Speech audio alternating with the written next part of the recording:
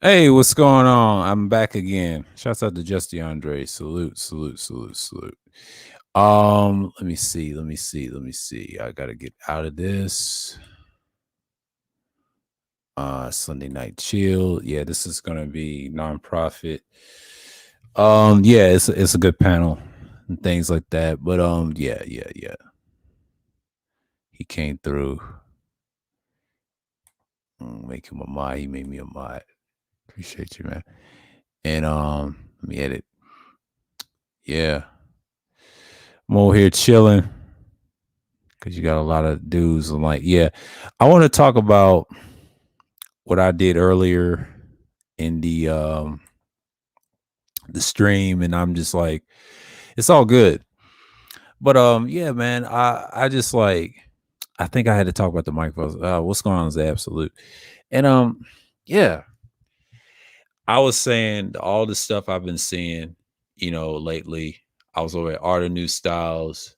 I was watching a little bit of everybody, but it's just like I think this is going to be pretty good, and I appreciate Antisocial. Like, we was talking about the history of microphones, right? And I'm learning about my stuff over here, but it was a good topic and everything. It was a short stream and it wasn't much. It was just something I scheduled. And then 9 out of 10, I'm just like, I got my stream schedules for like, I think for Hannibal and things like that coming up, and it's all good. Hey, what's going on, Tampa? Salute, man. Salute. Mark of the Beast. Oh, I already didn't cover that. Yeah, man. What's going on? Yeah. Yeah. I shouted you out, Just Yonder. Salute again. And yeah, it's just one of those things you just gotta build on and whatever. So, and hold on. I'm gonna drop the link and pin it because if y'all want to discuss anything and because I'm about to be here all night. Oh, you did? Yeah, I did, man. I'm gonna pin this shit and just if anyone wants to come up, but yeah, man, it's been busy with the drama I've been seeing lately. Taz is on this little streak. Um, it's like a little, because the pink pill and that Civil War divestment. Someone mentioned in Kuda's chat, and I'm gonna break that down.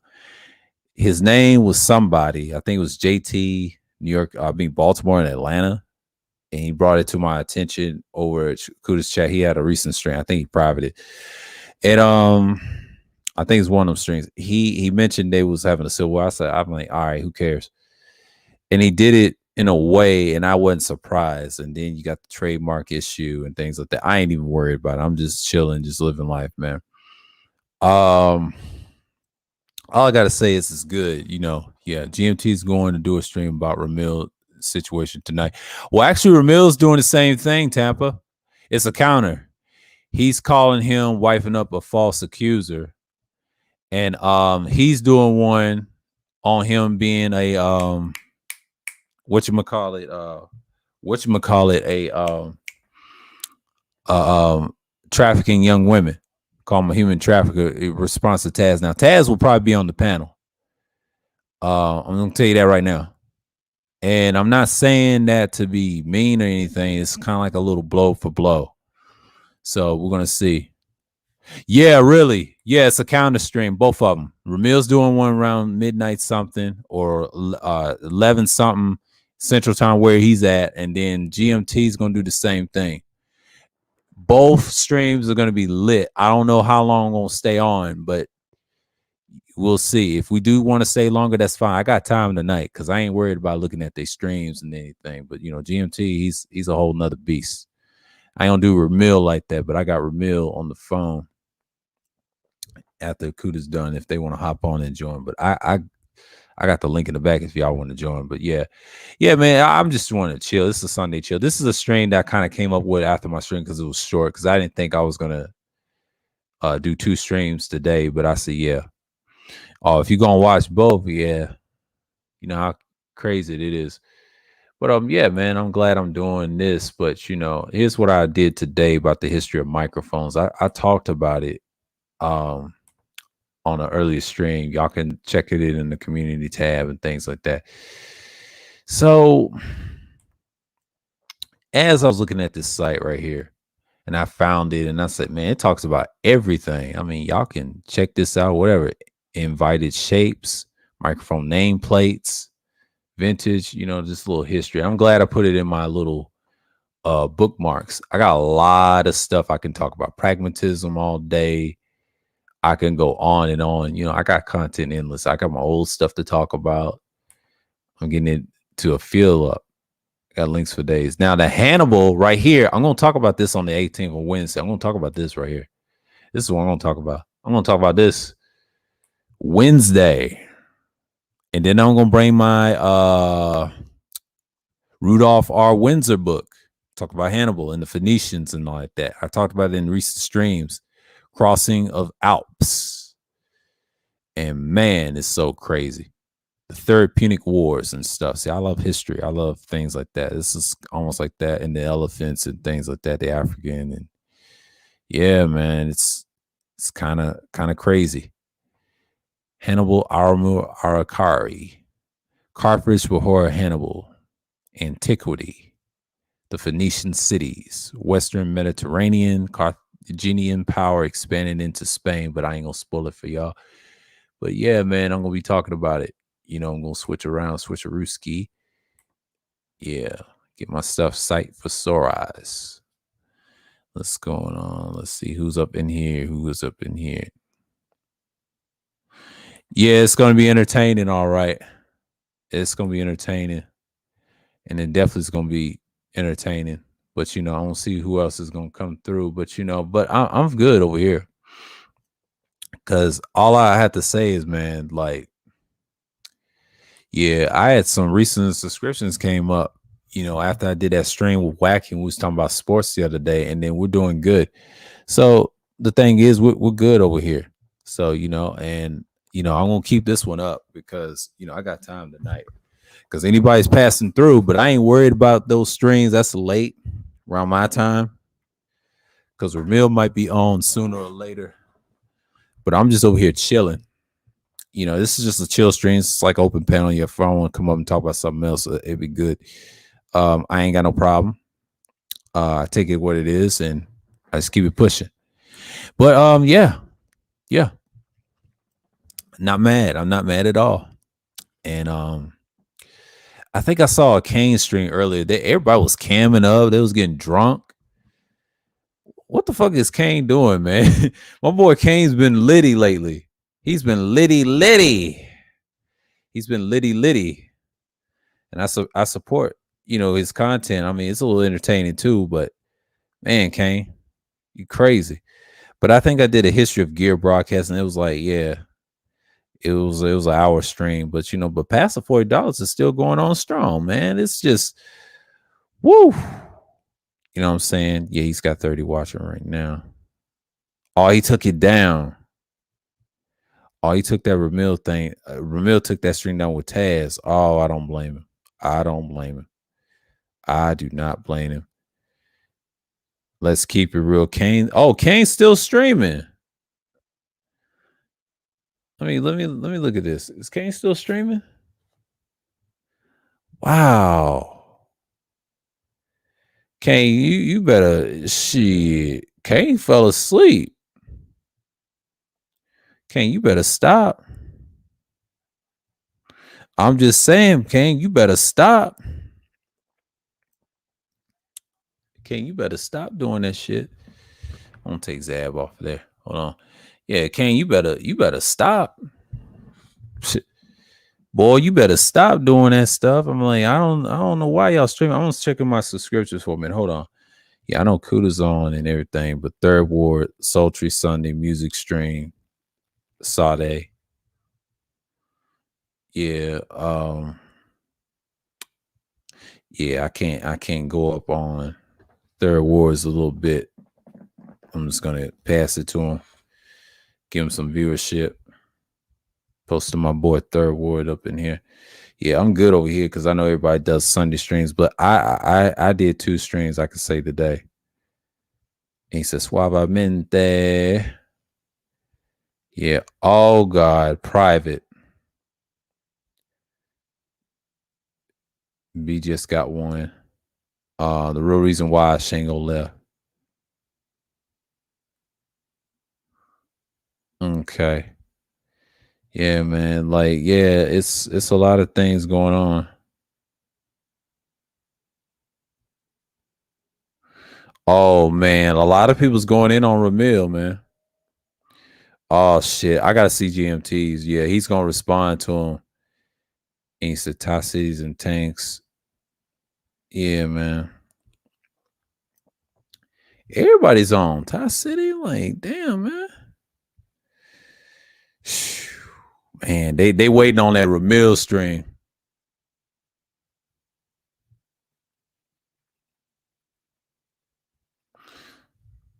Yeah, man. It's one of those things, man. Like, yeah.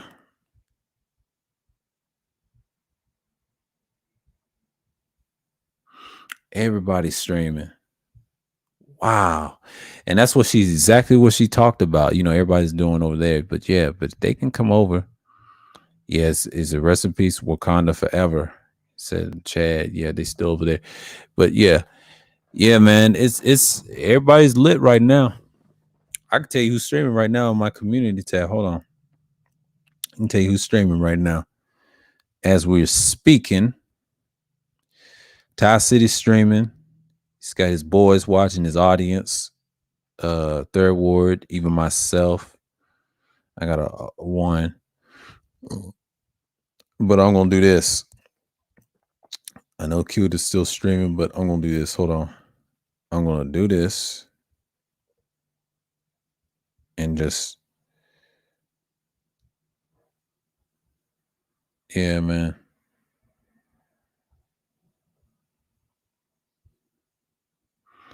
Yeah. Get me up out in there. So as what I was saying, think I said earlier on the panel, like why there's beefs like this. Well, this is around the time the summer is getting hot. I know people's waiting for winter, getting gear and all this other stuff. What Kuda was saying, and I've seen this stuff for years. A lot of people's going back and forth. I think Taz, I think he took that down for specific reasons because he didn't want to get flagged or anything by the B1 sector, and he didn't want to do that, but he had to get back at him. And he probably put it on Patreon. And I think he kept the Black Conservative up. Wow. So he kept that one up. But he didn't keep the Taz one up. That's interesting. Yeah, Ramil wasn't playing. He was going to do GMT and everything else. That should be interesting. That should be interesting because both of them, GMT's regurgitate what Taz is saying. And Ramil is going after the female. Boy, this is going to be funny. Because I don't know how long I'm going to stay up here because if people come through, yeah, I will. But, I got other devices to look at it and get it charged up. You know what I'm saying? I'm not even worried. I'm just doing me because I done seen it with EA and oh boy, the 3-syllable guy. And Edward had to put his foot down, man. This is going to be funny. This coming up this week. I will say about Monday through Friday, you're going to see a lot of debates on panels and things like that. You're going to see a lot of strife. But Kuda said earlier in the stream, he said a lot of these dudes are going to jail. He said they're going to jail for the tricking talk and the legal prostitution and things like that. And the reason I mentioned Aaron Fountain AF is because he's putting a mirror on these guys for acting silly, man. And the reason he exists is because a lot of dudes be telling on themselves. And in case y'all don't notice, you got the police on your side. Like, I won't say police on your side, but you just gotta be careful. You can't say stuff incriminating. 9 out of 10, they're gonna come at you and hurt you and things like that. I've seen a lot of dudes try to have movements and stuff. They're already taking out people from the right and white and black. I know Kuda will probably disagree with that, but I'm just saying, no, it's true. That's why you got guys like Aaron Fountain exist. They don't need the guys step in. They got snitches out here, man. That's why you got to look at that interview with Whack 100 and Tekashi 69, man. It's ridiculous. You just cannot say that that's not a problem, but it is a problem. You have a lot of problems going in into the sphere, and you just like looking at it. And I think Justin Andre said it best. Yeah, the beef, and they come see you physically, it goes farther when people start doxing, start mentioning people's names and personal lives. It becomes a problem. You know, I've seen this before, but it's a lane for it. A lot of people make a lot of money exposing people. Was that I was trying to say, but I was trying to explain to him that's not going to stop. You just got to have some content behind it, because if you don't, you'll be obsolete. I've seen this a lot in every YouTuber that comes through, and they think they got the shit right until they start getting jammed up. And the thing is, don't even worry. They will jam up. And that's just the only thing. And the reason I'm saying this is just like you gotta make it. And I'm not even bothered by it. That's the funny thing about it. You know what I'm saying? Like, I'm not even worried. It's just like when Taz came in Art of New Style, I'm shocked. And he was acting like he was talking to me when I was mentioning American Negro, who was cool. And then he mentioned somebody's wife. And then he started talking randomly. I know he didn't at me and everything and things like that, but he was typing in all caps and shit. But I knew he was gonna hit the link with Ramil, and it's just I see what was coming to, and I'm not even surprised. You know, like I'm trying to tell y'all, man, this dude is up out of there, man, and yeah. So yeah, I'm just here. You know, I'm just here, man, because I know people is gonna come through later, but you know, because I know everybody's in the stream mode because I had an idea of the stream in the afternoon. I said, you know, because I usually do it in the afternoon around 3 something. And I said, you know what, because I knew Kuda was on. I said, well, damn, you know, I could have pushed my stream back. And I said, you know what, I'm good. Because I got a channel too, because I'll see how long he'll go and things like that. But, and people will come through and things like that. But I'm just saying, like, I'm not even worried about it at this point. But he said, do the one with the mark of the beast. I already did that before. It's not even about the chip. It's about the religion, Christianity. That's really the mark of the beast itself. Because they still a driving force. They don't care about no microchips and stuff like that. They just want you to die. There's plenty of ways to die. It's just you got an empire. You know what I'm saying? Like, they all fall over time. But War Master said something deep about guns and stuff. The nukes and that argument. I mean, man, that stuff is gonna that's a whole nother subject. I was looking at guys talking like that, and I'm like, yeah, you can go debates for hours. And some people just go in there and just do their thing. But for me, I'm not even worried about debates like that. And that's just it. But yeah. So I'm gonna look at my channel and tell you who's all live streaming right now. But let's see here, because I'm not even worried about it at this point. Ike streaming, wow. I'm surprised Kane's streaming that long though. Like, Kane should be just, and Beasley streaming too. Ghetto Intellect, please stop simping for the crazy. Oh man, he's crazy. May Stir Ward, yeah, everybody's streaming tonight. I know it ain't gonna last long, like they stuff. I mean, it does, but I'm here. I'm consistent with my shit. Hold on, let's look at the community tab. I'm gonna share the link with I'm gonna share my screen. See, I'm on the Let's check my stuff out here. Yeah, I don't want to do a poll. Yeah, I'm streaming. That was a 2 hour shit. Oh, Ty City shut down? Good. He may come through. I don't know. He may come through. Third Ward, yeah. All this stuff. Yeah, Ty City probably did a stream while I was on the panel. You know how he does. And then Pastor's on. Mace is on. Mace is consistent. He'll stay on for hours. Kuda's consistent. He gotta get his numbers, and I get it. I get it now. But that's the whole point. But yeah. But I'm just saying for me, for right now, I'm just like, up in here and doing my thing. But yeah. but I had to get this going. But I know people are coming through and things like that. But shouts out to everybody that come through. But yeah.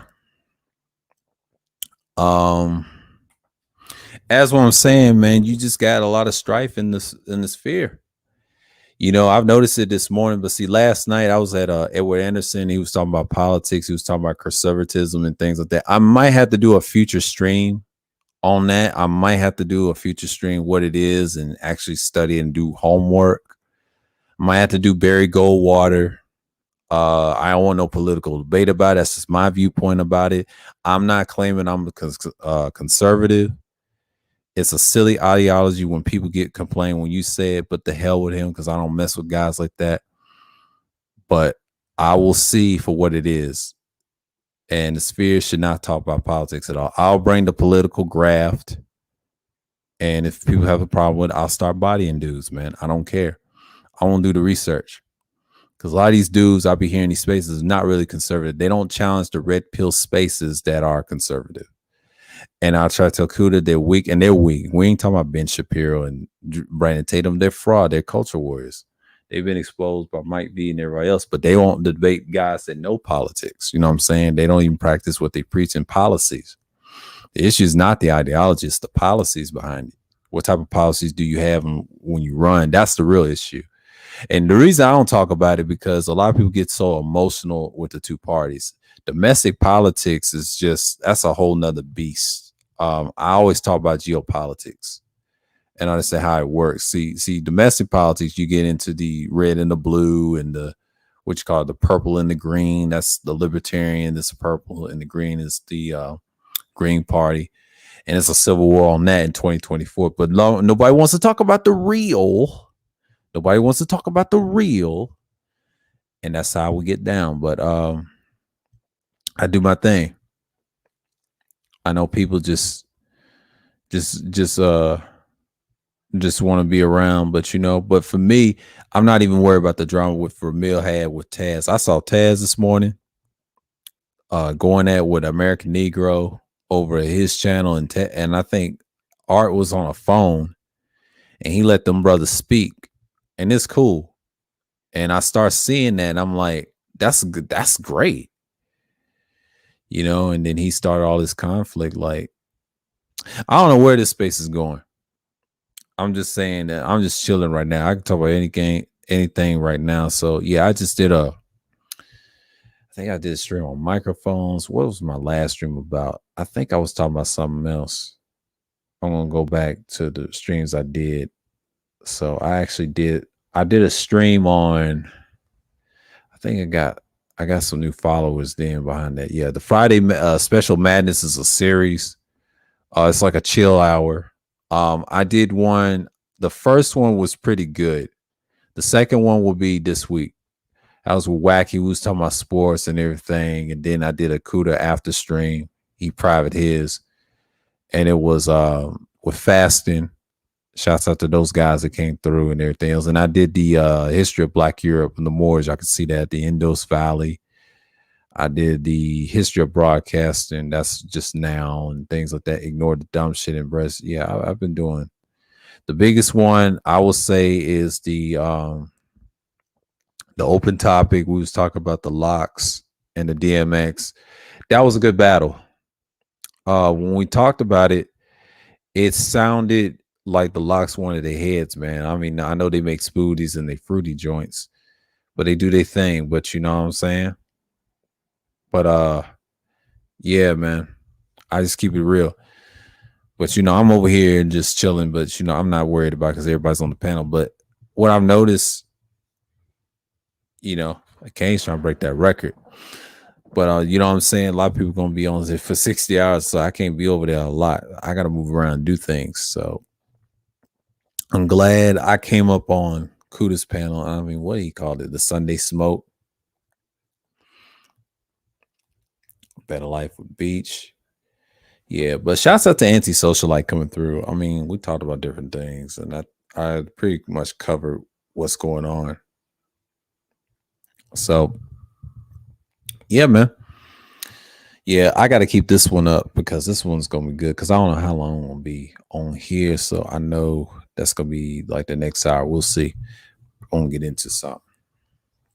I'm getting into some of my content I'm about to do. Hold on. Yeah, I gotta get into this. Hold on. Cause I know everything is like, I'm just looking at the G track. I eventually gonna get the G track. Um yeah, I want to give me another condenser. I want to give me a G track. I want to experiment it. I want to watch some more videos.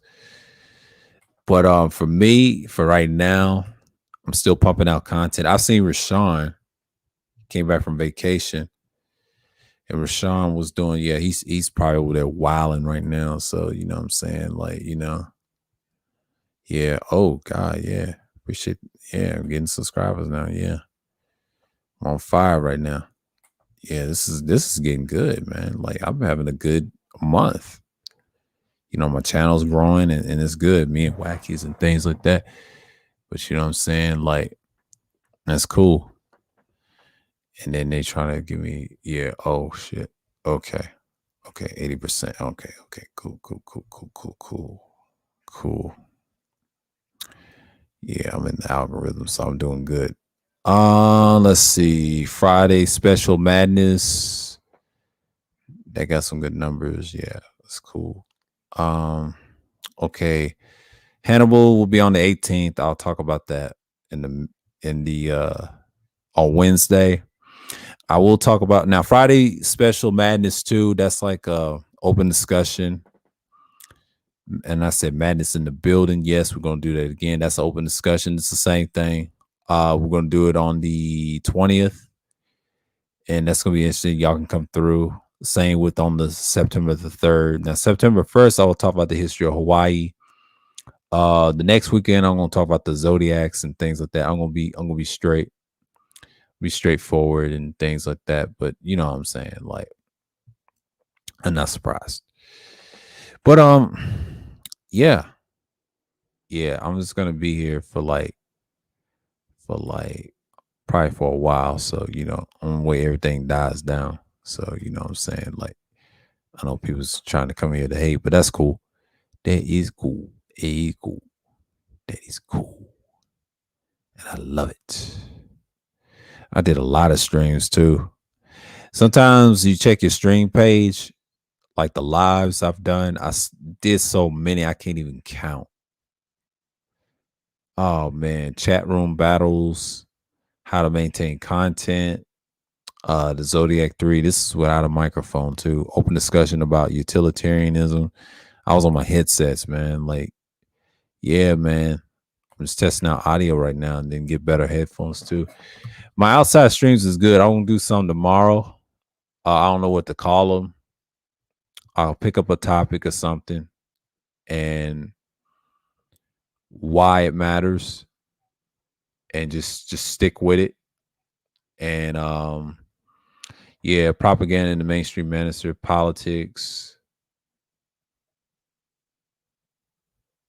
and more problems. And I talked about a lot of stuff. I've been into it. My earliest streams, I started out with the Assassin's Creed banner, things like that to redo my thoughts on Kwame Brown, Manosphere style. I was really, yeah, after stream with the Mr. Pump and Dump and all this other stuff. Toxic going through the Pfizer effect. Yeah, I was talking about my situation right there. The bullshit in the spaces with pathetic relationships and talking points. Yeah, Bernard's weekend. Upgrading. Yeah, upgrade my stream yards. Yeah, I was doing lesser streams then. I was doing, yeah, so I was really just being myself then. I'm not really out here tripping like that. But yeah, I like the black background. I'm not even tripping. So like that. So yeah, I'm not even worried. Yeah, everybody's streaming like crazy now. But Kane's been on a long time. So let's look at here for a minute. I've been looking at this stream I said earlier about the dynamic microphones and things like that. I'm just gonna look at this. I want y'all to see something. I was talking about the history of the microphone, and they talk about the lavalier. I'm talking about this crystal microphone right here. This is a crystal, the diagram. I mean, the diaphragm, the protective grill, the dampener element, and the bimorph element. So I'm gonna show you some pictures of them. Here you go, right here. That's your crystal, or is it piezo? Yeah, the piezo electric microphone. And then I talk about the carbon, the classic. You know what I'm saying? And I was looking at all this stuff. I was talking about that early stream. I couldn't go forward because I knew my boy was on and doing that stream, but you know what I'm saying? But I ain't even tripping. Yeah, I get the numbers of people ain't coming in, so but people's in other streams, so most of my audience is up in the sphere. But yeah, I'm just looking at this stuff right now. But let's look at dynamic. See the dynamic stuff. They tell you, yeah, the protective grid and the diaphragm or diagram or something like that. Section view. And let's look at, okay, here's the Shure model. Here's a Shure model. The Shure model 720A. That's 1937. That's the original Shure, y'all. That's what it looks like. And then they ended up changing the models. The Western Electric model, 1936, 1935. The CBS, these old microphones, they've been used and been upgraded over the years. At the time, this is what microphones was on stands before they put them on the machines and things like that. That's just a microphone. Yeah. The cardioid polar response microphones. That's what these are. These are cardioid microphones, ones you see. And it's just one of those things that you can see what's going on. So, yeah. I'm not even worried about it. So, that's cool. That's cool. Yeah. Hyper supercardioid. Yeah. And a gallery of dynamic microphones with the unknown polar responses.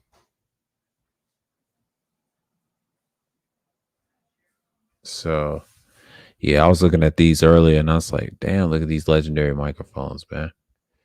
But that's the dynamic stuff I'm showing you. That's what they look like. So let's go with condenser. Yeah. Yeah, cardioid polar response. That's the condenser mics. Omnidirectional response. And they got the unknown polar responses.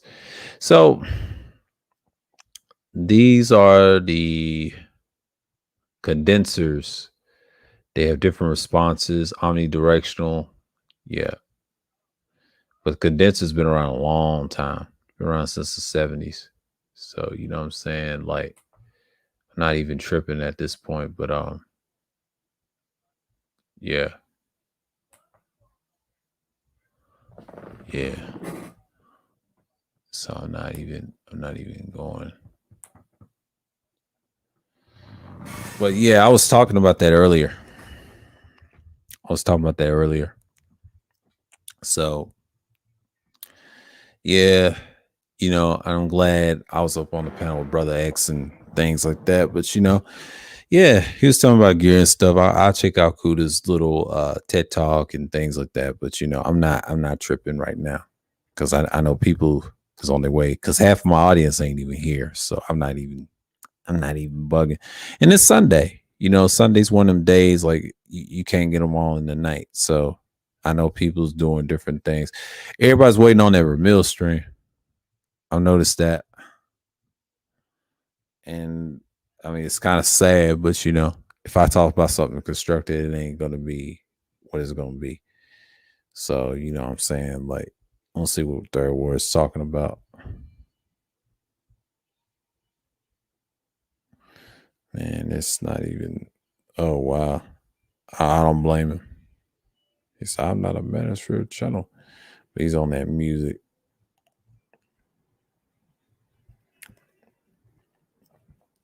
Yeah,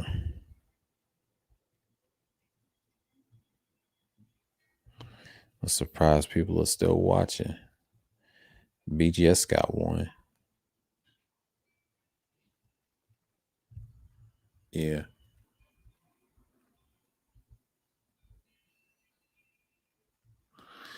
yeah,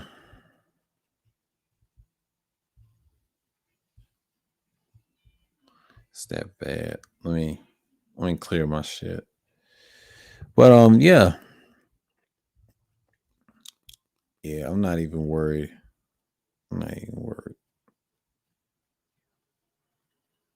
I'm not even worried. Yeah, I wish Rashawn was up here. We can talk about something else. But yeah, yeah, I know people is bouncing around and things like that. But yeah, I'm here. Yeah, I talked about this earlier, and I was looking at all the gear, the old stuff, the history of microphones and things like that. I'm not even bugged out by it. But I say it like this: I'm standing strong. I'm standing on it, and just like, hey, I'm not even worried about either string right now. But yeah, the folks on this channel, I'm trying to be evergreen with it. But I can say this: picking this information out, I appreciate the information I found, and yeah, but the Hannibal series, I don't think it's a series. I want to do a piece on Hannibal this coming Wednesday, and also gonna do a piece on who else on the Hawaii one on the same website. But yeah, that's what my channel is based off on. But this right here, I'm showing you, that's just a piece, and that talks about gear and stuff, and I think it's a good thing. But let me see. Let me stop this real quick and I'll share the screen. Hold on.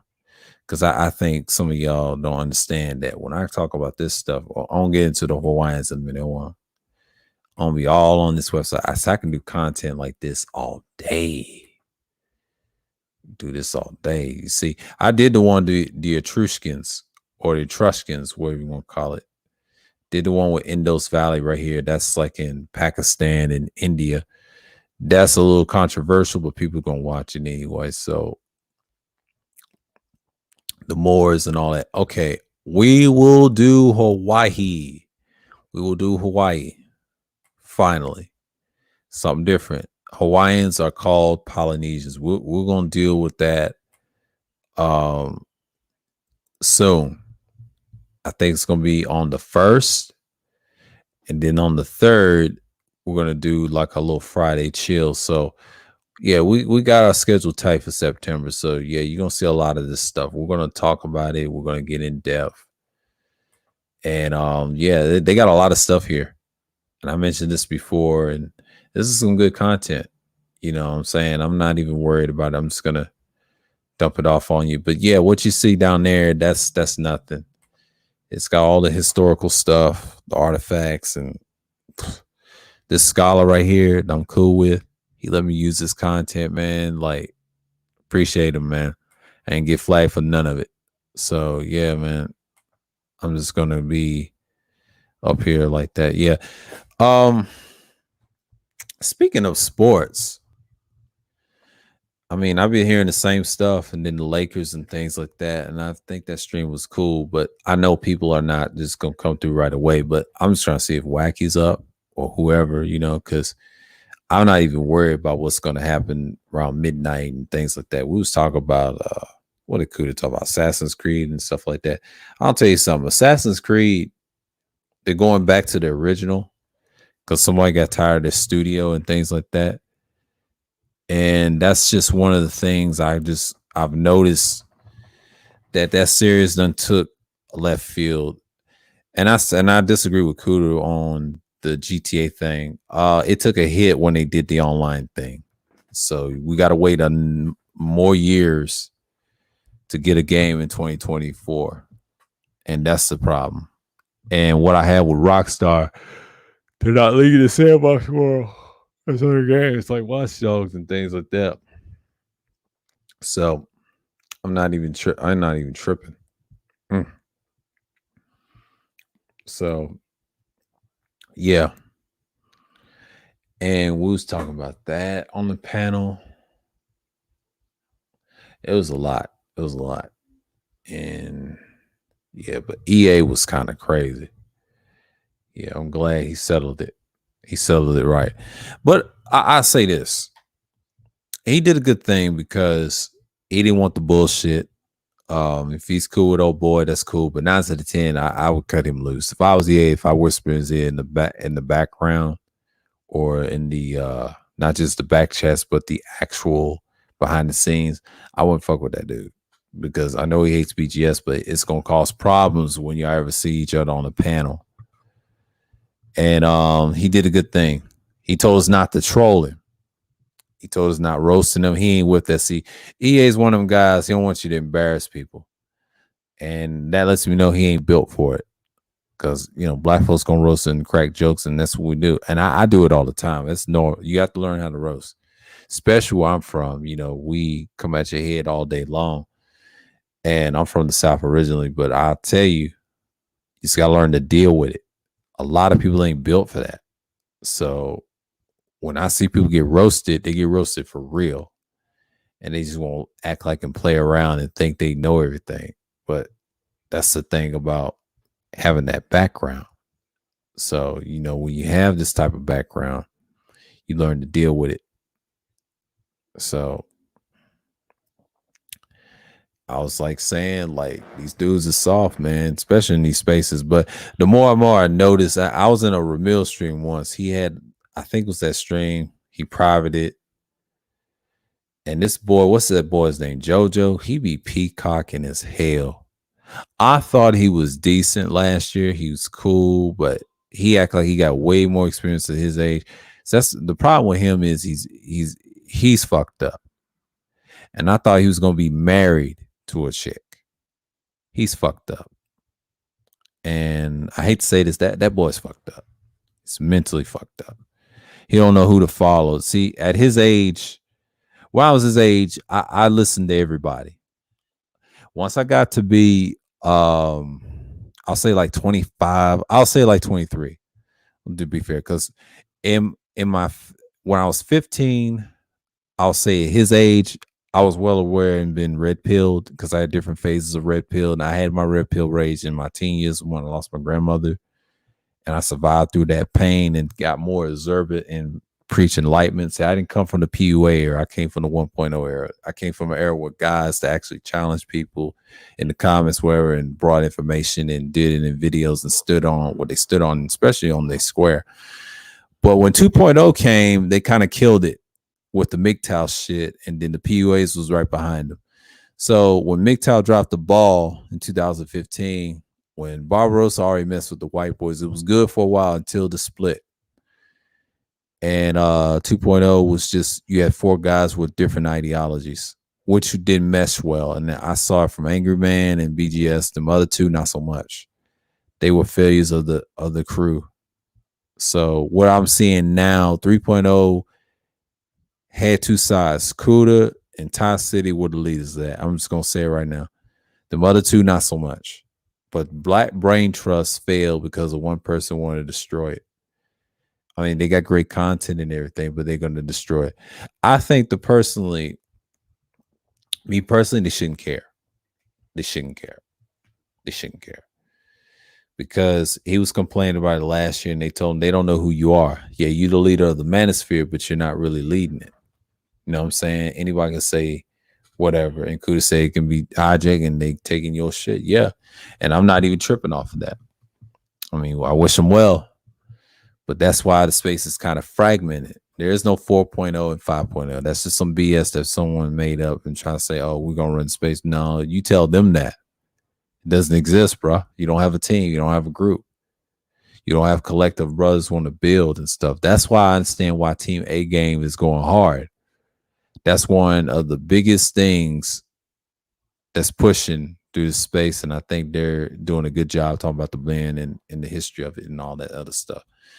But yeah, it's kind of fragmented right now because you got a lot of dudes going at each other, like typically Ramil and GMT, man. That's gonna be a barn, bro. They both doing counter strings on each other. Yeah. Yeah. Oh, yeah, I know it isn't, but in a way, but the boys y'all rolling with, one of them thinks so, but but they don't know Complex like that. Like they said this last year. I saw this last year. I'm like, God damn, man. Man, they've been bodied, man. Like I've yet to see some unity, but I understand what EA did, but the politics. So I just leave that alone because these dudes have no clue about politics. Yeah, it's grifters, but you can't call somebody grifter. You do the main ones acting. Stop it, bro. Ain't nobody messing with you like that. Y'all ain't serious about that. If y'all serious, it's all I'm gonna say. I hate to say this. It's two heads on the same snake. I'm gonna say it like that, and it's controlled by both sides, and it's damn near done. I don't care for neither party. The problem is you got guys buy into the right and left, but it's really circular. The problem is when you talk about policies, you gotta bring a lot of information. I got the chart of the election, how people voted and things like that. That's why I don't do domestic politics too much, because I go in depth with it. I ain't gonna argue for hours about it, because you got a lot of dudes who want to butt in and think they know, but they really don't know. That's why you need certain people on your team, and you got to really study. And I wish I had a political book, but I don't. But there's research out there, so this stuff is not hard to find. So it's like, then I was on a panel with Kuda again with War Master and Raven. We was talking about video games and things like that. But I don't know what happened last night. But then Ty City had guns. He was showing gun videos, and I know he has a Patreon, but shouts out to him for that. But he said, man, and they was trying to tell him to do a gun stream. He can't do a gun stream. He can't do a gun stream. If he does a gun stream, they taking channels down. I said, yep. Then I saw Taz at Art of New Style. So that's just one of the things I saw. And he was going at American Negro, but Ramil and GMT, man, that's gonna be a barn burner. Hey, what's going on? What's going on, man? Yeah. There's a lot of drama over at Ramil's, man. Him and GMT. Yeah, he went at it with Taz. Taz doxed him. He got him back in a stream. He privated. Oh, okay. Yeah. But what I came here to ask is that I would like you to elaborate more on why you believe the Black Brain Trust is destroyed or has been destroyed.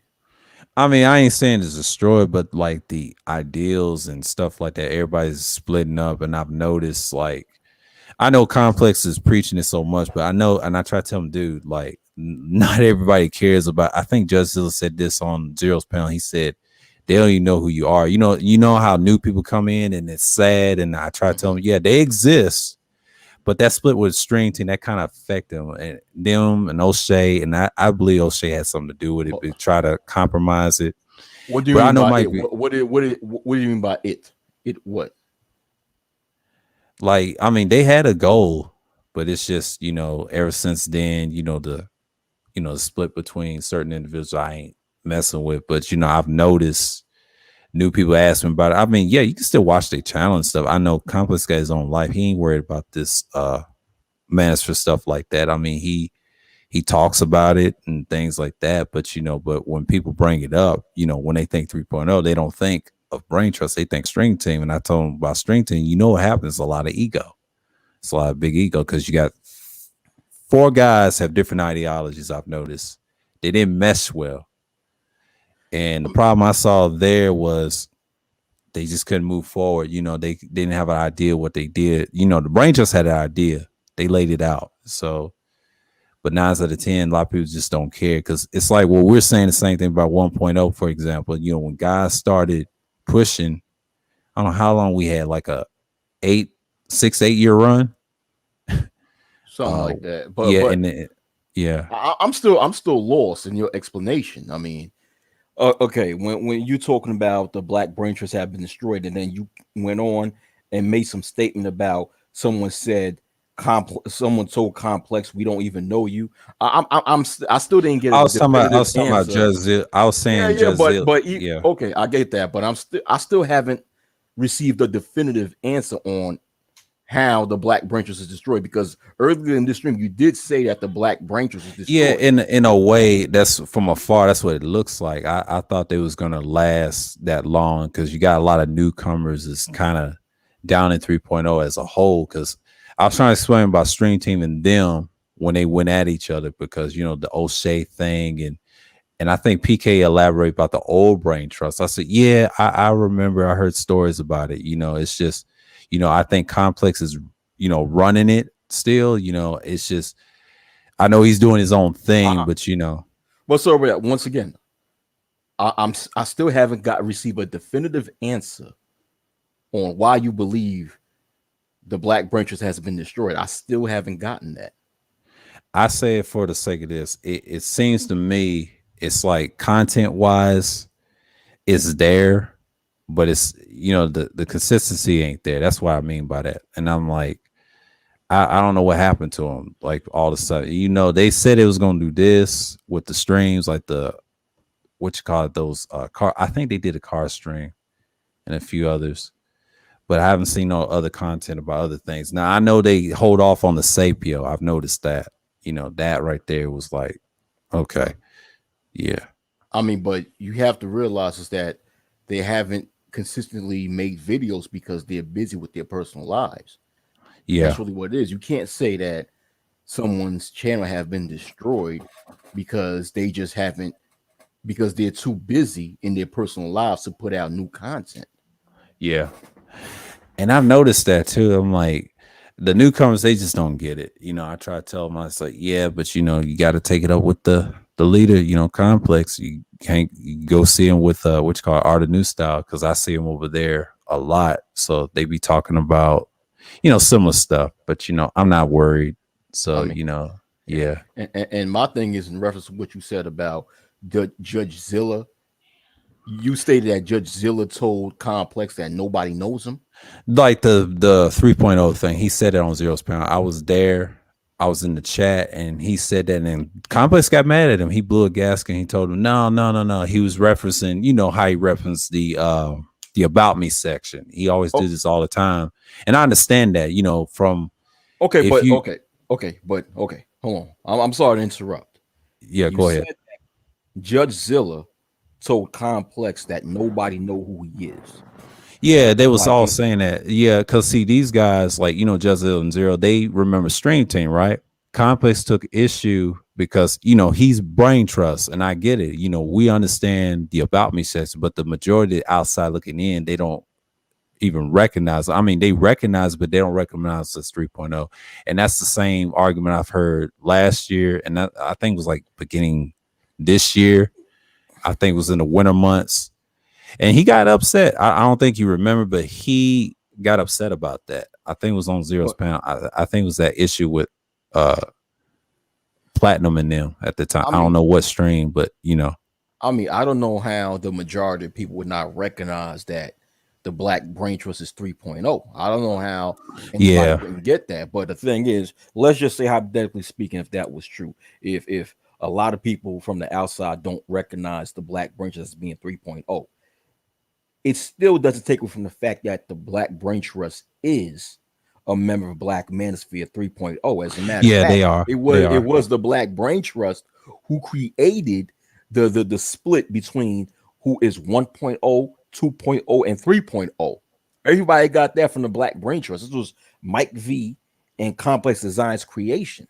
Yeah. Nobody ever used the label 1.0, 2.0, and 3.0 until the Black Brain Trust created that. I mean, I mean, they're recognizable.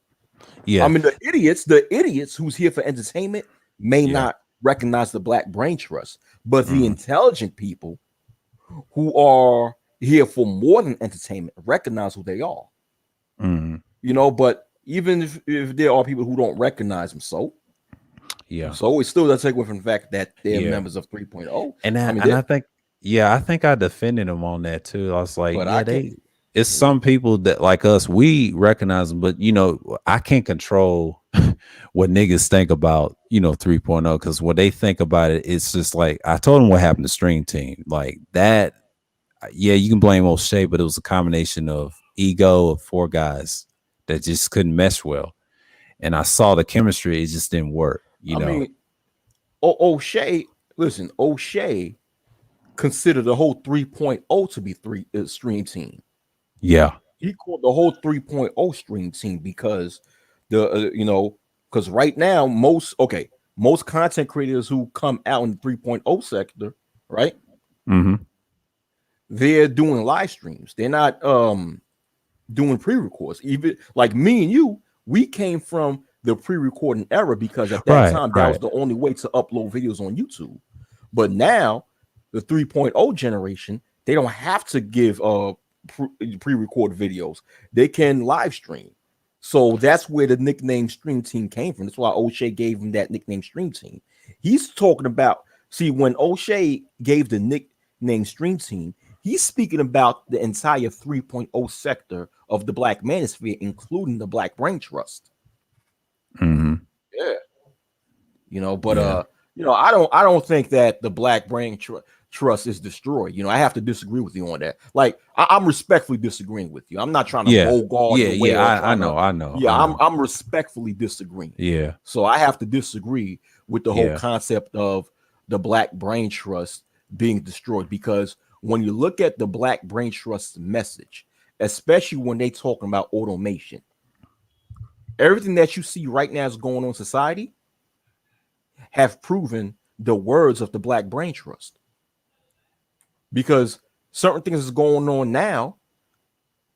Mike V and Complex Design of the Black Brain Trust was talking about things 3 years ago, like three and a half years ago, that's now taking place in today's time, especially when it comes to automation. So due to that, I can't say that the Black Brain Trust have been destroyed, because like I said before, sorry to repeat myself, because what you see right now going on in the world have proven that the things that the Black Brain Trust has predicted is true. Yeah. I give them the automation and things like that, but it's just, it's kind of weird. I understand they don't do content because they got personalized. I think Complex told me, he said, yeah, I got a daughter to raise, and that's tough. It's hard to, I say like this, it's hard to live stream. I would say about 23 hours. I ain't gonna say 8 hours, because some people go over 23, and Auntie say he did 6. I said, really? I couldn't even do that. I can't do that, and I don't even have any children. Yeah, that's crazy. But Complex Design, remember, Complex Design, he created a new business. Yeah. So throughout the majority of this year, he's been working on this business. Yeah. So what he's doing now, he's getting out of, Complex have always been a businessman, because he's worked in different industries. He worked in the music industry and had his own record label. He done other things. He worked in other industries, but now he started his own micro transport company. So the thing is that, okay, when it comes to Mike V and Complex Design, their mindset is, okay, we've spent about 3 to 4 years speaking online. Now it's time for us to actually go out in the real world and put what we say into reality. Mm-hmm. That's their mindset. So when it comes to that, I can't say that they've been destroyed, because they taking what they saying and they applying it in their real lives. Mm-hmm. So people like that who practice what they preach in their real lives are never destroyed, because that's consistency. It's consistent when you preach a certain thing, right? When you preach something, and you live by what you preach out in the real world. Mm-hmm. So that person is not destroyed. They're too consistent. But that's just my opinion. Okay. Yeah. That's what it looked like to me at first, and then I see what they're doing now, because everybody's doing different things. I think I was over at Ed's.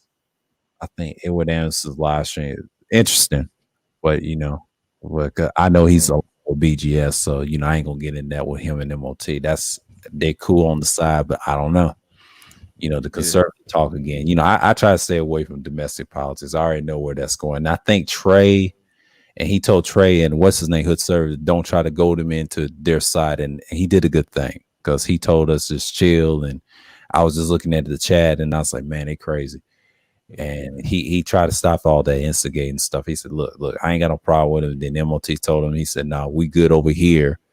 It's just you know how people get triggered by that word, and it's tough, but if I did a stream on and did it correctly, I explained, and then yes, you got grifters, but it's been hijacked. But to me, it's on two heads and one stake. I know people are going to disagree with that, but that's what I see. I don't see it as one. You know what I'm saying? Because the reason they don't have policies, it's a lot of I'll say like this, a lot of them can't apply, and they don't even challenge the ones red pill conservatives too, the white ones. I would love to see that, but 9 out of 10 they just act just like the niggas too deep down. I try to tell Kuda, there's the people like Ben Shapiro, we knew they frauds. They may be smart, but they can't go against the guys that have real power. Like I can name a lot of conservatives that will destroy them with ease. They're just them as in what? Them who? What do you mean? Who do you mean by them? I'm talking about like the whole manosphere that thinking they're really conservative, but they're not, because I can name names of actual conservatives I've seen and probably work will destroy them, especially in politics. They'll destroy these guys. Yeah. Yeah. Oh yeah. Well, actual facts. And they don't have to be just links, but books. I mean, you can go Barry Goldwater all day. What's going on, degenerate? But that's the whole thing about it online. I agree with Mike V on this. It wasn't regularly talked about. I mean, it was talked about in other circles, but not no manosphere. Like I've never heard of a person call himself conservative like that. I mean, if you want to start a group, what's the name? Hood Conservative and Trey, I get it, but they was trying to tell Edward, like, join them. Like, nah, it wouldn't work. You know what I'm saying? You got problems with the white conservatives. They'll tell you what you are. You know what I mean? Because that's a whole another worms. They ain't ready for that. They ain't ready for that. Hello, can you hear me? Yeah, I can hear you. Yeah. Okay. Prior to 2016, I never heard not one person in this space call themselves a conservative. If you remember during the 1.0 days, nobody considered themselves to be conservative or liberal or moderate or progressive or what have you. Maybe some people in their personal lives were conservatives. Maybe some people in their personal lives were moderates or liberals or fundamentalists or whatever, right? But the thing is, how people looked at politics during the 1.0 day. Because remember, the Black Manosphere 1.0 was pro-black. So how we viewed politics from a different lens. We looked at the bigger picture on all sides and the true agenda on all sides. We was not partisan. We looked at politics from an independent lens, in which we recognized that both the Republican and the Democratic Party are full of shit. Yeah, we looked at it at a non-partisan lens. Yeah, non-partisan lens. Yeah, exactly. Yeah. Because I tell you something. I started the Black Spaces probably around 08. 07, I was like neutral at the time when I first came on YouTube. There was political groups I joined. Usually they were conservative because I used to be a Christian. I left that shit in 09. I was back a long time ago. And back then it wasn't as aggressive I've seen over the years and since probably 2012. And you had guys like I think what's his name, Gavin McInnes and I didn't know him back then, but they was around. Ben Shapiro, they came later. Yeah. It was different layers. Now Alex Jones, he supported that shit. Yeah. He was control opposition. That was it. Now Gerald Celente could be on that lens. Yeah. But he was more of a political atheist, so I can't really count him. It's a handful, but conservatives wasn't big like that. They was like in the real world on TV. But when they came on the internet, I would say somewhere around, I'll say like 2015, the white ones. I mean, they was around, but not as big as like that. But 16, the Trump, the fake ones, what you call the culture wars, what someone would say, They are the worst ones. They come from areas like, I think, from the alternative sector of YouTube and Twitter. Yeah. I'd say Facebook and all other places. But the problem is they probably voted for Obama or whoever, and that's how it was. But the old conservatives, they'd be like the Bushes. You know what I'm saying? That's it. Outside of that, not so much. But you already know that the majority of people on the internet, both in the black manosphere and the mainstream manosphere, who claim to be conservatives are not truly conservatives. Right. They're not true conservatives because they cannot name you not one damn policy. They Mm. cannot have a single conversation about policy, maybe with the exception of a guy like Mr. Research or a guy like Sub Zero 3639, Yeah. or possibly a guy like BMT. You know, Yeah. these are like the only so-called black conservatives in the black manosphere that I could say are true conservatives because they know what they know about certain policies. They know politics. Like they really know about where they stand when it comes to being a conservative. And you know what's so funny? All three of them are pro-black as hell. Yeah. They're I noticed pro-black as that. hell. So Yeah. when you got these other fake conservatives in the sphere, right, who hide behind the conservative label, but make all these so-called anti-black statements, it's like, dude, you're just doing the same thing that undercover racists are doing. That Yeah. they make so much derogatory statements towards so-called black people, but hide it underneath the umbrella of conservatism when they're really just racist. These fake black conservatives in the black mainstream don't realize they just found the footsteps of so-called black racists. I mean so-called white racists. You know, Yeah. like the neocons. They call them the neocons. Those are Yeah. just racists hiding underneath the conservative label. Yeah. I will say neocons. What did my boys say? Yuri 66 said they're neoliberal. Yeah, all that. They're neoliberals. Yeah, I would say fascists, because Yeah, right-wing fascists. fascists, I would call them, what I call them? Canards. Yeah, Canardism. Unardism. Yeah. Yeah. And not only that, I'm sorry to interrupt, but Go ahead. and it's like these individuals, these fake conservatives, they they support Trump so much when in reality, Donald Trump was never a true conservative. He was never a true conservative. You know, it's like I agree with what Big J Triple X says, is that Donald Trump is more so of a populist. Yeah. He was never a conservative. Well, actually, he was a liberal. He was, Yeah. I'd say he was more decent, but the problem is they probably, it's that aura, it's that white hope aura. And I've noticed when he first came in, he kind of, I don't want to say he decimated the left. He kind of exposed the left, but he went too far with the COVID. That's what got him. To see, they could have impeached him, but they didn't want to. Now, if that was like somebody on the Democrat side or whatever, yeah, they would have got him. Yeah. But, it's a little biased. I've noticed that. See, Republicans, they don't want to help you if you get money. They expect you to do everything. Now, Democrats will make you work. I do know that, because when I used to work, they do pay you, but you got to work for it. Right. It ain't easy. It ain't easy, because I know how they roll. But the Republicans, on the other hand, they just don't care. It's like, fuck it. You go out there and and die for, Right. But that's the thing. But yeah. It's like as far as conservatives is concerned, one of the main things about conservatism is that they believe in smaller government and having less government control and having more control upon the individual, that the individual have to have enough self-determination to do for self and to improve themselves, and being less reliant on the government's help. But on the other side, the liberal side, the liberal believes in the opposite. They believe in bigger government, and that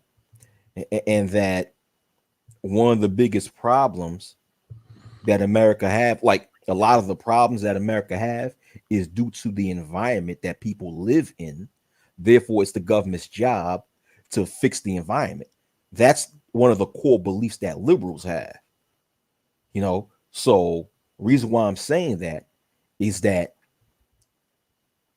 in essence, the core of those two belief systems have nothing to do with race.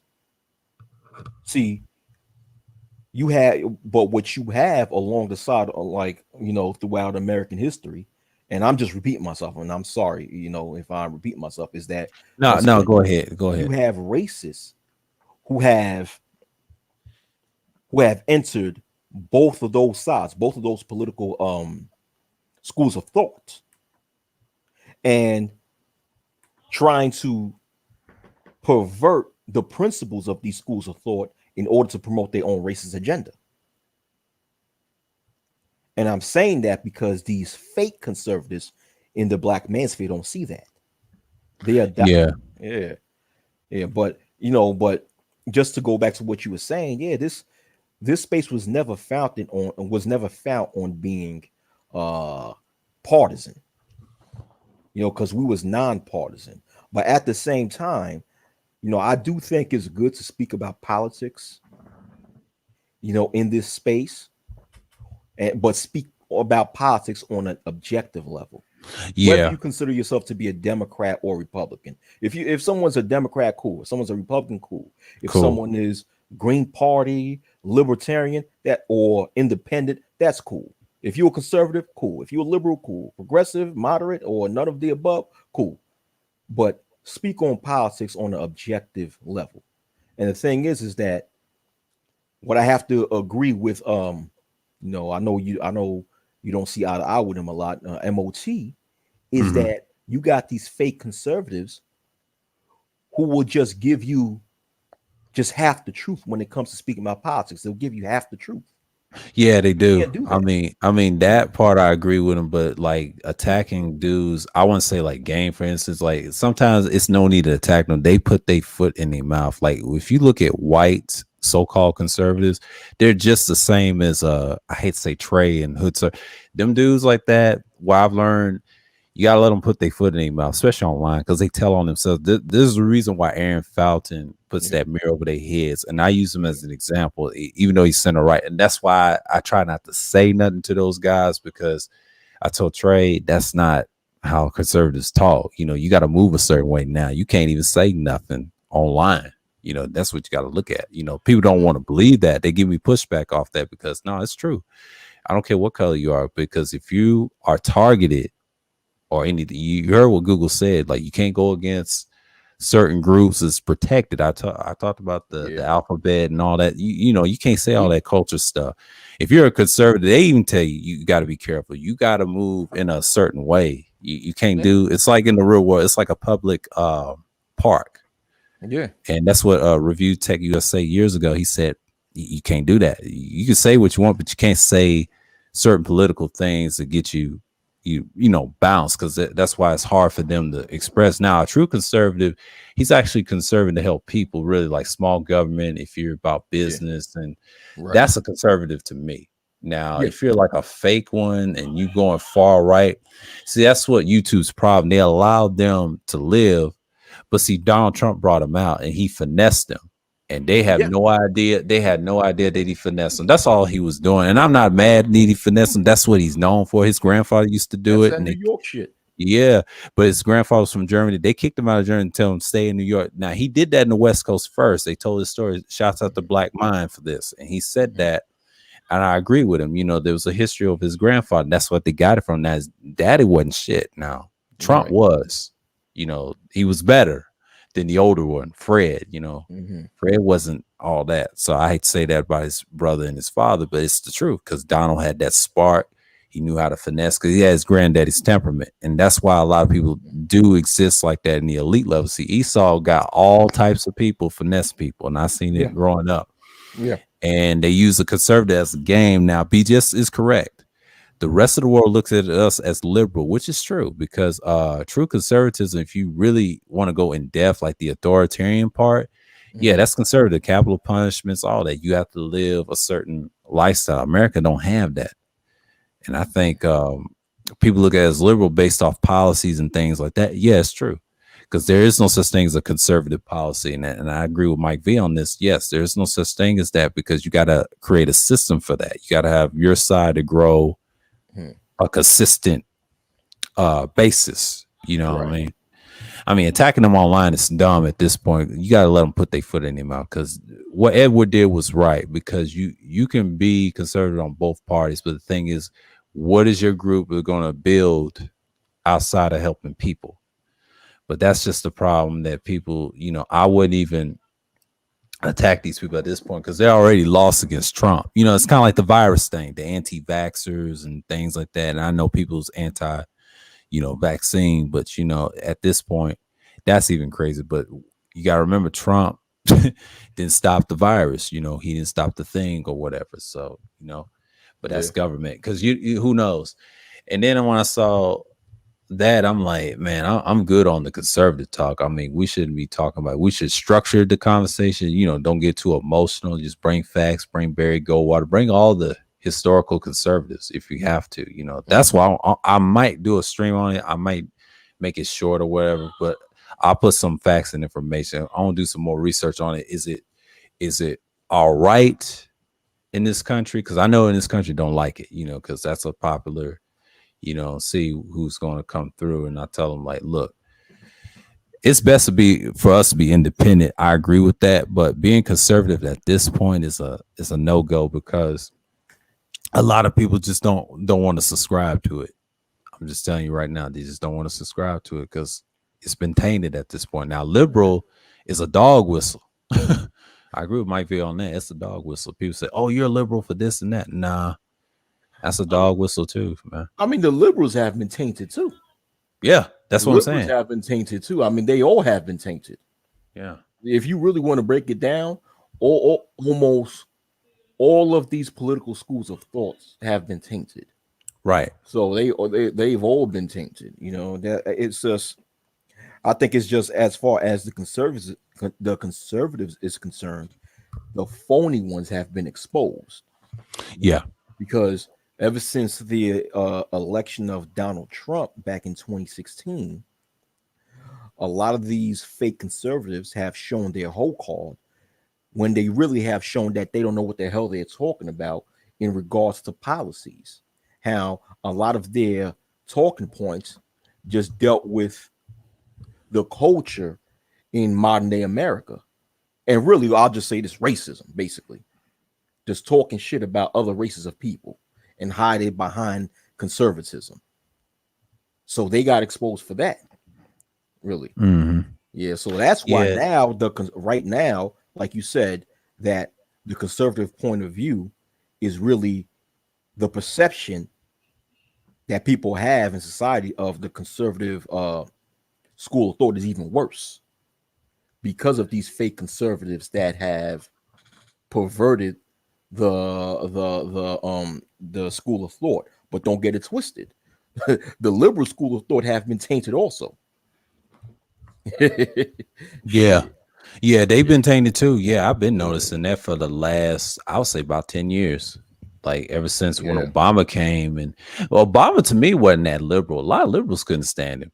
He knew. I think he was more conservative than anything, even though he's related to Bush on his mom's side. I'm like, wow. I think he was moderate. I view him. Yeah, he's moderate to a T, but he had a lot of conservative policies, man. And when I was looking at that, I was like, why is this guy on the? But see, I just studied the Democratic history. Yes, they had conservatives in the past. I mean, you call them Dixiecrats, whatever, and the history of Democrats, Republicans, they're really one and the same. A lot of people try to say they separate. No, it was two Republican parties. The one died with the Democrats. The Democrats had to create their own party, and the other one. So they tell this lie all the time. In Tennessee, if you study Andrew Jackson, he created both parties, and he was a racist. He killed a lot of people. People big him up because he was the biggest and nay hero, but what they don't find out, he was like Nathan Bedford Forrest before even Nathan Bedford Forrest. And a lot of people forget my dad went to that school, MTSU, the Blue Raiders. I mean, that school itself had a statue, and they took that down in the early 70s. And he told me that story every time. That MTSU. Oh, sorry to interrupt. Yeah, MTSU. Does that stand for Middle Tennessee State University? Yes, the Blue Raiders, but Okay, I've that's seen a him play basketball before. I seen yeah, like a few basketball yeah. games from him But too. they had a Blue Raider clan guy named Nathan Bedford Forrest. He was a Oh clan yeah. guy. He ruled Okay. a chapter out there, but he's originally from Memphis, but it's spread across that region in Murfreesboro. And it's in Rutherford County. It's under, I think, under Davidson. It's like in between the middle of the South almost. But when you go there, that statue, I forget the spot they took it down, and my dad was saying it used to be him. He saw all the Klan museums and stuff like that in Tennessee where they used to road and kill slaves and runaways and things like that. But that statue was symbolic, you know. Mhm. I don't know where they put it. I think they put it in the museum, but it was at that campus. And then that President Walker guy took it down. He wasn't having it. I think it was like early 70s when he told me that. I said, wow, you Hmm. know. That Klan stuff, yeah, it's birthplace. They're from Tennessee and they spread all across the Georgia and everywhere else. They had chapters and Yeah. beheadings, and I told you about Macon County, and Yeah. it's called Red Bowling Springs, and how they got the name. It was eating runaway slaves and killing them. Yeah. Sad, sad. Okay. Okay. I'm looking at the statue on Google. Is it where this guy is sitting on a golden horse? I believe so. It Oh, had to okay. be that. It had to be that or something. My dad was telling me that story, and I was like, "Yeah, it was at MTSU one time. I think they moved it, and they had the same similar situation. What you saw in Virginia a couple years back, Mm-hmm. they did the same thing, and that's not new to us because we're used to racism like that. And a lot of people forget Tennessee is still racist as hell in the middle versus the West and the East because the West and East been gentrified and integrated. Even though you still got racism underneath the integrated, but the middle is still racist. There's still white folks believe in that old, I would say like a Lindsey Graham racism. He said something about reparation that Mike posted in a what's it called, a premiere on a progressive podcast, and he said they didn't want him to have reparations. He said that's bad for the, for the country. Trying to say ain't no, ain't nothing wrong with color and all that. And I'm like, all right, but that's the attitude they have, but Yeah. that's Yeah. like the whole South. They still believe it. Just like in Boston, and I Mhm. get it. I get it. Yeah. Yeah. So. Oh yeah. Yeah. I forgot the Klan started in Tennessee. Am I Yeah. correct? Yeah. Yeah. And they I read spread that. out across the South, but the Yeah. ideology is so strong, and I get it. Okay. Then your politics too. I Oh yeah. mean, on Always. both parties. Yeah. Yeah. Always have. I mean, they've been deep in the Democratic Party ever since Andrew Johnson, ever since the Andrew Johnson administration. That was an administration that came into power after the assassination of Abraham Lincoln. So ever since the Andrew Johnson administration, the Klan have been in political power for a long time. State, local, and federal politics. Yeah. I believe I've read somewhere that during the early 1900s, a large part of the U.S. Congress comprised of members of the Klan. Oh yeah, yeah, yeah. I Wow. mean, That even was, goes yeah. to all the way up to the 1980s, where David Duke Yeah. wasn't David Duke a member of Congress at one point in time? Yeah, he was, I believe. Yeah, David Duke. Yeah, Yeah. yeah, yeah. Oh I yeah. mean, the stuff's out here with the ideology, liberal and conservative. I mean, you can look this stuff on Google if you want to. You just got to do more research. There's more searches out there about them. I ain't gonna go too in depth on both. It's just it ain't what it is. Now on the internet, it's a safe haven. People can be who they want, and people forget that's how they vote in droves. I tell my dad the reason you got 74 million people voted for Trump, it was that popularity contest. They saw that aura he had. Now he did finesse his way 4 years to become president, and Yeah. I didn't like that. But Hillary was just the hate with Bill. They didn't want that either. So it was like a lesser two evils thing. And that's why a lot of people was upset about it. Same with Biden. But Biden was going to win because he saw that healthcare thing and Mhm. Trump had to get up out of there. Now Biden, I know he ain't going to run again. He's too old because it's already a civil war with two parties. And then the third one, like Trump done messed that up. So we're going to see what's going to happen in 2024. Now, 2022 in Georgia, there will be an election run for governor. We're gonna see if what's her name is gonna run for governor, which she is, and that's gonna be the factor. But the problem is it's gonna be pushback, you know, Yeah. Yeah. because we already got a black mayor, female, Yeah. not black mayor female, but black senator, Warnock. My fault. But if we have a black governor, yeah, I don't know about the mayor. Yeah. Yeah. Oh, okay. Yeah. Yeah. You talking about okay, who's going to run from governor? The so-called black female, right? Damn. Yeah, Forget her name. Yeah, she's going to get some pushback, but I Stacey believe Abrams. Stacey Abrams. Yeah. Yeah, she's going to get. Oh yeah, of course she's going to get some pushback, but I believe she's going to eventually become governor of Georgia. Yeah. Yeah, because she just has, because her reputation has just increased over time, you know. But yeah, but in here, up here in New York, we're dealing with this guy Cuomo resigning, Yeah. Yeah. and then and eventually this female who's the lieutenant governor of the state of New York is supposed to take his place. Mm. So I'm reading. Okay, I'm reading the investigation when it comes to the 11 different females who accused Andrew Cuomo of sexual harassment. And I haven't finished reading the actual investigation paper, but so far what I'm reading just compromise of allegations that these 11 females have said about Cuomo and the supposed interactions between them and Cuomo, how Cuomo sexually harassed them and touched their body parts and forcefully kissed them and what have you. Like I said, I haven't finished reading the actual investigation because the findings of the investigation is public record. I haven't finished reading it, but so far what I'm reading is just the allegations.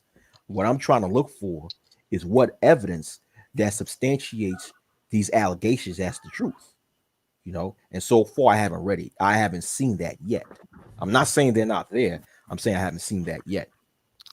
Oh, but that woman, that black woman the young one, is it Cuomo? It's 11 different females who accuse Cuomo of Oh man, sexual harassment. One ran for Manhattan Borough President. Her name is Lindsey Graham. Mm-hmm. Lindsey Graham. That's one of the first cases that I've seen, that I've known about when it comes to this, right? But then 10 other females came out. Yeah. 10 other females came out. Yeah. So yeah, he's done. Yeah, he's done. Yeah. I don't think he's gonna. He's well, done. he stated that he's gonna he agreed to resign. Last time I heard, he agreed to resign. So they gonna Harvey Weinstein him. Yeah. But yeah, that Me Too ain't no joke. That's why I don't say nothing about it. It's bad enough in the sphere. We got the divestment in them. That's why I don't talk about them on my channel, because I ain't trying to argue with them for hours like that. That's worse than the Alphabet. The Alphabet's bad enough, and they suffering from them too. It's the males. It's deep. Yeah, I mean the divestment people, they don't have any power. No, they don't. But the Me Too movement have power, and of course the Alphabet have power. The divestment, they have no power, man. They're under them. I meant to say they're under them in a way. They always had that influence. I was like, why do they praise feminists? That shocked me. The ones that the black women, they always want to praise white feminists, and they ain't really that much feminists. I mean, we call them gynocrats in this space, but it's funny that these guys don't mention that the white men allow them to be that. Yeah. And it's getting bad overseas too, man. Yeah, I mean, I mean, this is just the result of stupid people that don't know what the hell, that don't research nothing. That's all it is. Yeah. But divestment people, I don't even know why people demand to waste their time with the divestment people. I know. It's a waste of time. I truly, right? So with Yahoo, I truly don't give a damn if a so-called black female don't want to be with the so-called black male.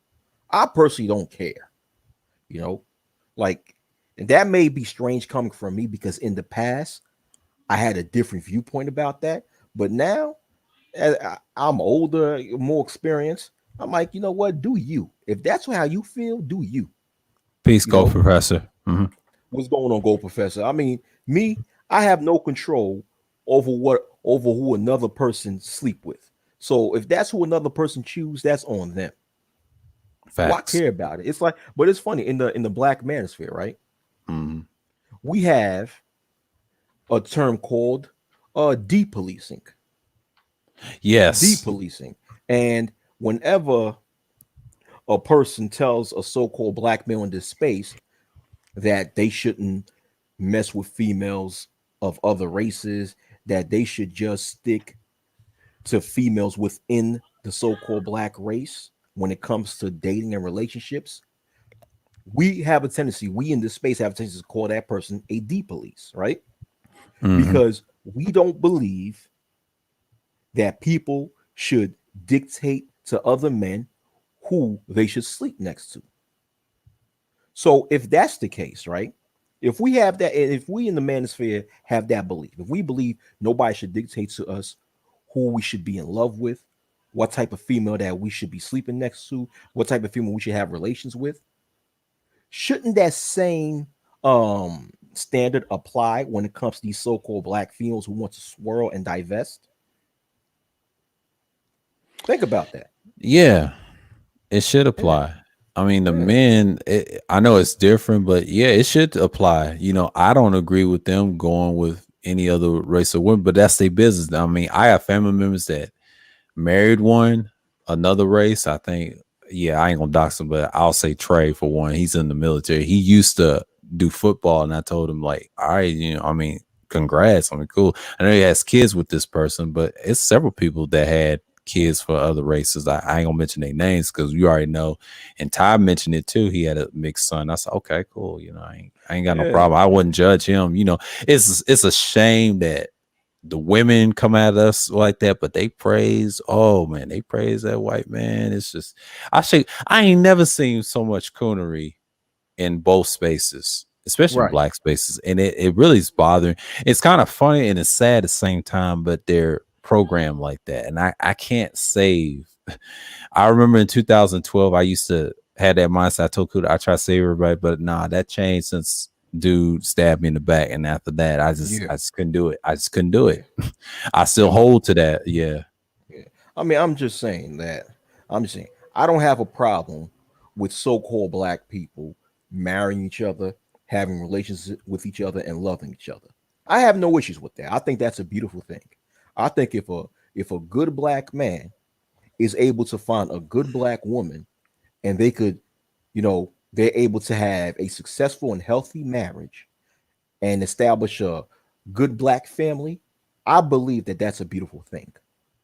You know, but I also believe that people do not have to limit themselves to just staying within their own race. If they find a person of another race or a different ethnicity that makes them happy, that treats them like a king or a queen, and that they could establish a healthy family with, that's also a beautiful thing. That's the way I look at it. Like I Mhm. said, in years past, I had a different mindset. I had the black only mindset. You know what I'm saying? But Yeah. now that you remember that I had the black only mindset, but Yeah. I now, remember. yeah, Yeah. now my mindset changed because I realized that there's too many black devils in this world. Okay, Yes, See, brother. Yeah, he said that. I yes, agree with him. At the time, I yeah, didn't, but then I realized, oh my god, yeah. yeah, At the time, I did not recognize how many black devils exist because Sir Yahoo, I got stabbed in the back many times by these yes, so-called black people. Okay, I got yeah, stabbed in the back so many times. So once I realized that there are so many black devils exist amongst black males and females, I'm like, listen, I'm to a point where I'm like, listen, if someone can find anybody that's suitable, that's going to treat them right, regardless of color, then so be it. You know? yeah. Yeah. I mean, I'm glad that people have that mindset, but but I got away from that. I would say pro black stuff. That's a long time ago, and I had to change that. It took me a while, but see, since I've left, But I have a little bit of it. But what the thing is, I don't use it as much. I don't really care because if he wants to be the C word, I already know where his judgment is. Other people take care of it. I can't do that no more. In my 20s, I took that seriously as a teenager. Once I got in my 30s, I said, man, what the fuck I'm doing? I can't talk to these people like that, because everybody's on a different mindset, but they're programmed. You know what I mean? You Yeah, can't yeah, save people that's programmed. yeah, yeah. A lot of people are programmed, and it's up to each and every individual to break away from their programming. What's going on, Irv? Yeah, Salute. like Yeah. we can't break another person from their programming. What we can do is plant certain seeds in that person's mind to hopefully get that person to sit down and think for so they can become wiser to the point that they can break away from their programming. But at the end of the day, we don't have any control over that. That's up to each and every individual to break away from their programming. But like you said, yeah, a lot of people are just programmed, man. They just programmed to think and act a certain way. Yeah. Yeah. I try to understand them at first, and then when I look back, I said, man, these dudes believe in their conviction. I try to tell Art, oh boy, it's like that, man. He can't help. And to me, I don't judge people. I just let them be who they are. I mean, when I pick on him and troll on him for his actions about the George Floyd case, that wasn't personal. It's just a joke. But I realized he believes in that stuff. And now I ain't saying Ramil does, but it's funny how they're gonna do a stream on a troll. And then Taz kind of came at him with the human trafficking stuff, and I kind of shook my head. And I don't know if he was trolling or is he serious. And Ramil got extremely upset about that. But I said, hey, you play fire with fire. Hey, you want to play the doxing game? See, I don't believe in the doxing game. It's sad. I know white folks love to do that, but see, when black folks do it, it's already bad. I already know it's like, all right. And then you find a troll that has lawyers, man. I'm like, Angerman tried that. No, he ain't going to jail. You know where he's from? He's from California. They flip you with them lawsuits, man. I just couldn't do it. You can't do that. It's like enjoy. He's protected, man. Yeah, yeah. But you do know, okay, but you do know with Ramil, right? Yeah. Ramil been admitted that he went to that he Yeah. got arrested and went to jail for trafficking for trafficking. Yeah. So he been admit that. Even I remember last year when he was when he was being interviewed on Teapot's channel, right? And Sir Ism came on there and he was acting a fool. Oh yeah. Ism's a fool. Yeah. Even then, Ramil openly admitted that he got arrested. I think he went to prison and did some time for trafficking. Human trafficking? I think that's the charge that. Well, that's what he admitted. He admitted that he did some time behind bars for human trafficking. But I don't think that. See, the only thing what sets this different is because I don't think that he admitted to being found guilty for child trafficking. Yeah, he said those charges were dropped. Now the human trafficking, he said that against Taz. Now he addressed both things. He said that was dropped, and Taz tried to lie and call him the human trafficking. He was messing with him about his past. See, Taz did some time too. Now he got Taz's real name. He said his name is Shannon, and now GMT's got his real name. Is not really Ramil. It's something else, and I already know his real name, but I ain't gonna put his name out on the channel. It's a shame, but Ramil's playing this troll game. This is what happens. This is why Beasley picks dudes apart, because the cult following, which is kind of sad, but he said that about Angry and everybody else. It ain't just him. It's a lot of time. It's the black spaces. When you have cult following, a lot of people don't think. Remember, you say they don't think for themselves, don't do research, and I notice they don't. It's sad. But but hold on. What I was saying about Ramil, the reason why I stated all that about Ramil is that, technically speaking, you can't really use something against someone if they've already admit to it. You know what I'm saying? Like, for example, sir, if you've admitted that, let's say if you've admitted a long time ago, I'm just being hypothetically speaking. Let's say, Sir Yahoo, if you admitted a long time ago that, you went to jail for shoplifting, right? And you admitted that. Now I come afterwards. I come out and make a video. It's like, sir, but Yahoo, yeah, I've got your information. You went to jail for shoplifting. Why would you shoplift a damn bottle of milk? You broke. You must be broke. But the thing is that hold on for a minute. You've already admitted that you went to jail for shoplifting. So how could I use that against you and try to roast you?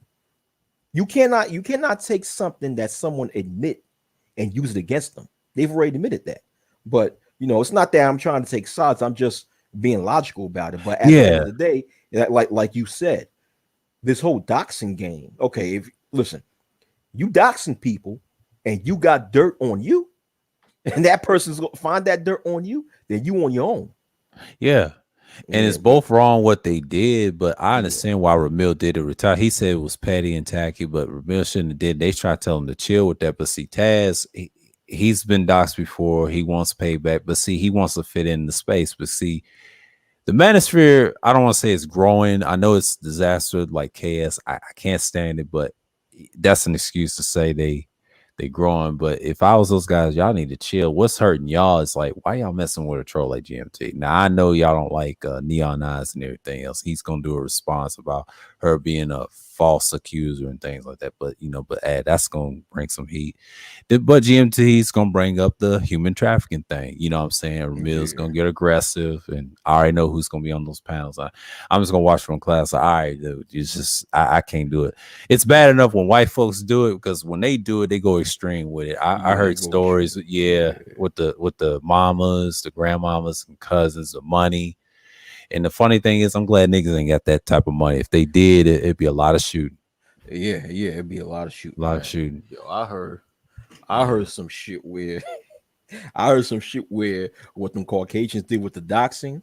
Yeah, they would have a pizza delivery guy, and they would pretend to be a certain somebody that they doxing, right? And they'll have a pizza delivery guy order like 50 boxes of pizza on that person's name that they doxing, and have that person go to their house. Yeah. So now I guess the bill will come to like a few hundreds of dollars, and that person that they dox would have to pay for it. Right. I heard stories where people will call the SWAT team. These are Caucasians that's doing this, right? Swatting. Yeah, they call that swatting. Team. They will call the SWAT. Oh, they call it swatting? Yeah, on video games, like if you play Call of Duty, that's another form of doxing. If you know his phone number or email address, they'll come to your house. And if you didn't do anything, they usually get shot. And 9 out of 10, they don't shoot the person. They save his life, and they say, "Oh, you've been swatting?" Yeah, the SWAT team stops them and say, "Damn, they done pranked us again," but they get that person for lying too. It's a double-edged sword. Yeah. And white folks get them back, the double-edged sword. It's funny too, and they get the person that actually try to dox that person that's innocent, and you go to jail. You do 20 years for that. Yeah, you could do 20. Yeah, because that's serious, man. The only reason they ain't doing no niggas, it's a little bias. It's a little bias. I've heard stories where these Caucasians will call a coroner on other people, and they will call a coroner, lying to him, saying so-and-so has died, and he lives in this address, and the coroner and a whole bunch of police will come to the house, knock down the door, come to find out the person was alive, just chilling, watching TV in his house. I'm laughing, but I know I'm laughing. But at the same time, it's terrible to do some shit like that. I mean, when it comes to doxing, it's like, listen, if you have to go as far as to pull out private information on a complete stranger that you don't know in real life, you only encounter them on the internet, and you putting that much energy to find dirt about their personal life so you could put out on the internet. If you got all that time and energy to do that dumb shit, that means you got nothing to do in your real life. Yeah, they got too much time on their hands. They got too much time on their hands. Yeah, they ain't got no hobbies. Yeah, they ain't got no hobbies. Because me, I got bigger things to worry about in my life, man. Shoot, yeah, bro, I got bills to pay. Yeah, I got right.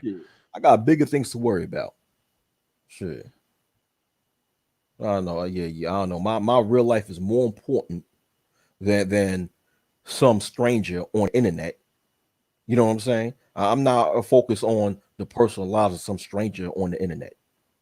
What you do with your life, that's on you. You know, as long as you're not hurting nobody. Right. You know what I'm saying? I'm not so concerned about these strangers to the point that I'm gonna pull some dirt out on them. I got too much things in my personal life to focus on than to focus on a damn stranger.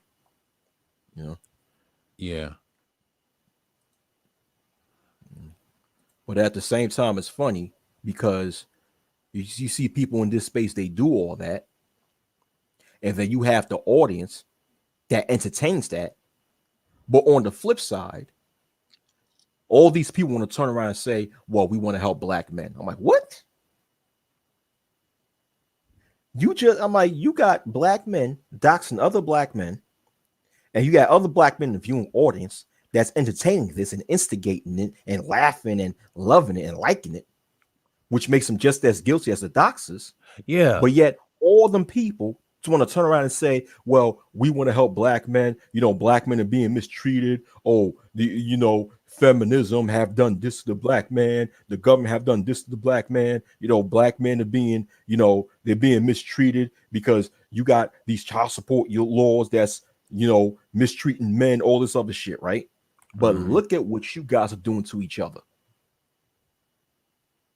Yeah. That's what I don't get, man. And then they talk about gynocracy this and that. Gynocracy ain't got nothing to do with it. That's just y'all. And it's sad. That's why I step away from that trolling aspect of doxing, because I've seen people, white folks, get destroyed behind it, kill themselves, gone to jail. That stuff that right there is so damning. You can't do that. Like, now the reason why black folks ain't got caught with it, because we ain't that smart enough to do that stuff. We ain't that intelligent enough to do what white folks do. Now, if we are, that's even bad. You know, they got files on us. It's bad enough that we're on the bottom and everything. But dude, you cannot do that stuff. That's a downfall. It's bad enough the women's laughing at us and we talk about them every day. You just get making them stronger. And the sad part, that's why you're gonna have a lot of what did Big J say? Deities with those degrees. I call her Pinji, her, and I don't say no light say whatever, but these women, they ran throughs and down the hill. But I told this to Auntie Sosa, yeah, it's a mess, but don't worry about it. They ain't gonna last long. But if men keep talking about it, that's how they get their numbers, that's how they get their subscriptions, and that's how they get them. Not because of KS. It's a combination of a lot of things how they get. Now, Taz, yes, it's a woman built channel. You can say that, but he has some content. He's not a damn fool. He knows how you niggas is weak. See, he's the type like Suge. They pick at guys, but they will never mess with Beezus because they ain't really built like that either. The only difference is you can't play the nigga game so long. Now, you could pretend you're smart, but you have his mindset. That's why I see in this space. And it's too many people that act like that. And they're trying to say, I ain't the nigga. I see you act just like him. You can't play the game. That's why never play with fire. Just especially with GMT or anybody. I said leave Angry Man alone because he's got millions that think like him. I learned that from BGS's panels and his chat that agree with him. Leave these cult people alone. You know what I mean? I just watch them in the clouds and let them kill each other because he drops everybody down. He's inaccessible. I said, Kuda, he's inaccessible. You can't go on panels like he did. And then Zero explained this to him on his old stream. He said, once upon a time, he didn't have those followers until he started messing with those white MGTOWs he was cool with. That's how he got his followers. And then he got different people. And once he got those PhDs, that's how he got those subscribers. And then it's, oh, I love BGS and this and that. And they all got channels and things like that, But don't think for themselves. But see, and like my dad says, most PhDs can't learn from shit. And I always butt heads with them. They think they know everything, but they ain't got no common sense to help people. And that's the problem. Now, some of them are decent. They know they're wrong and they admit it. But the ones that always think they're right, I just can't. I can't. I can't. I can't. It's bad enough white folks tell you they right. I can tolerate that because they ain't gonna change. But black folks, that mindset is bad. You got to think differently.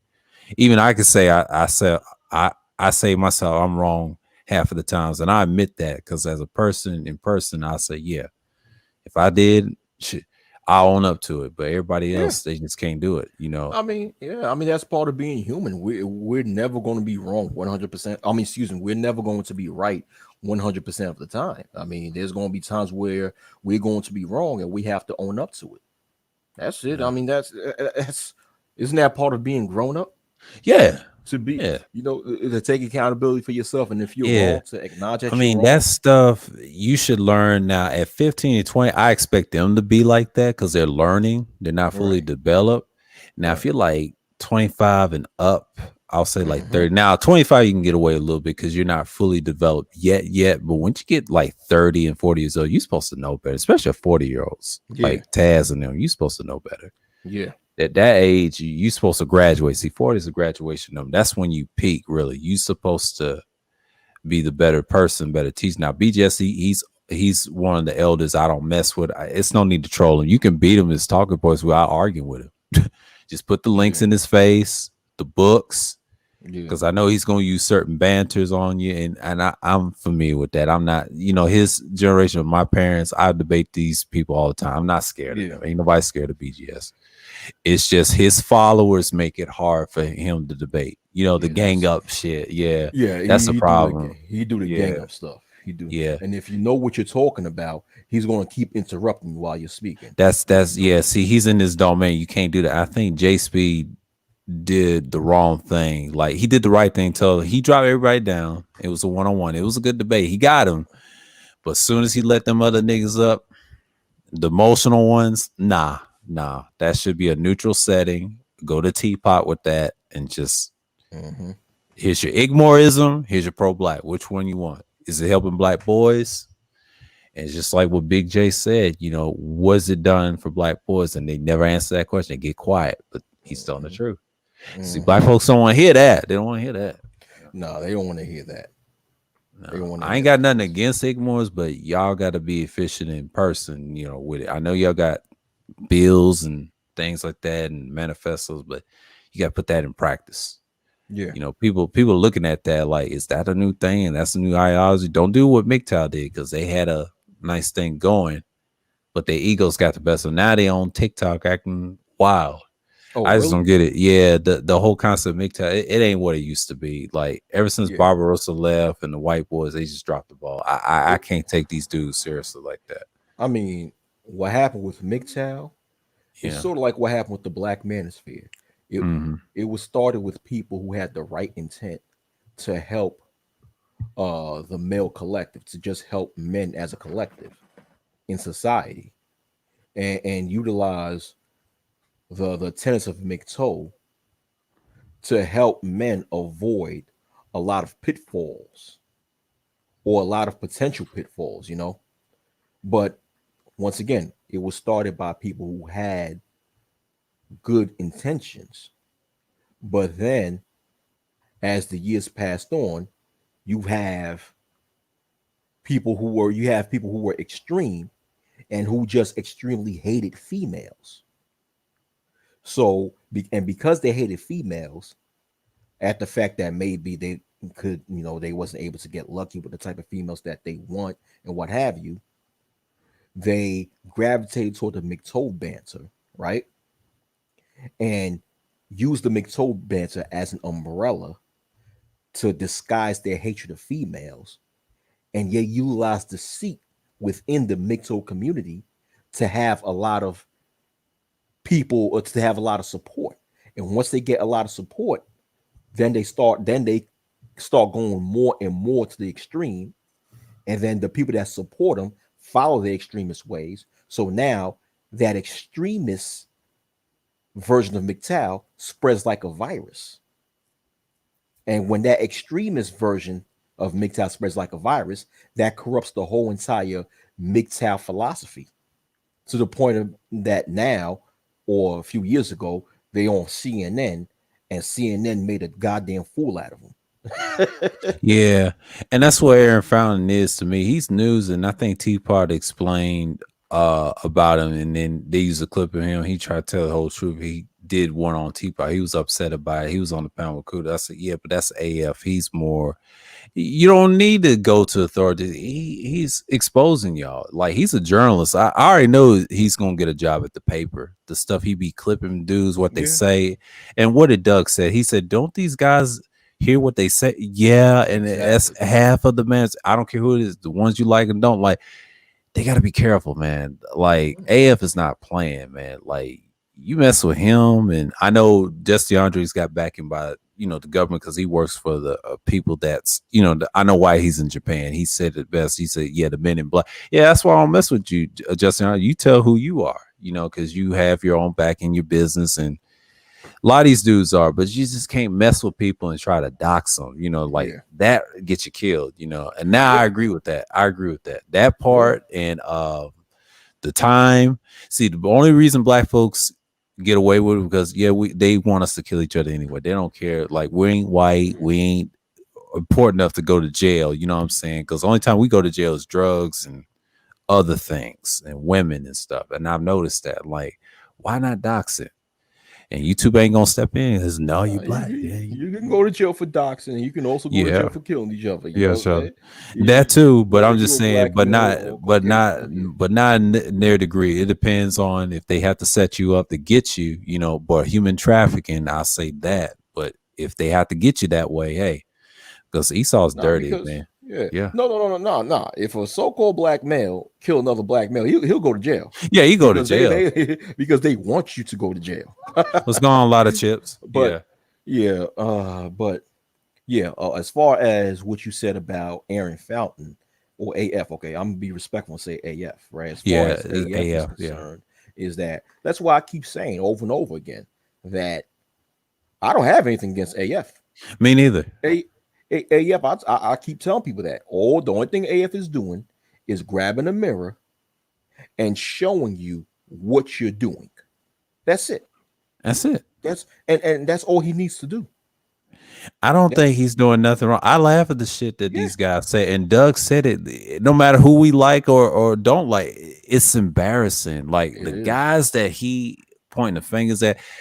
I try to be quiet, and I said, "Man, I'm not beefing with these dudes." And when I realized that, I said, "I'm done. Yeah, yeah. Like, you And niggas are gonna get exposed by this guy, and then you let JX run amok trying to disrespect." I lost respect for her trying to instigate shit. I'm like, no, you just with Jerome and them. No, and this is why I respect Edward Anderson, what he did. He said he ain't having it. He ain't having it because he's trying to grow his channel. I said, Edward, do your thing. I mean, apologize to MOT, whatever. If y'all cool, y'all cool. It's just it's sad that Ramil's going at Taz and GMT. It's just going to be a disaster, man. That's what they want, but so that's gonna be a lot of clipping.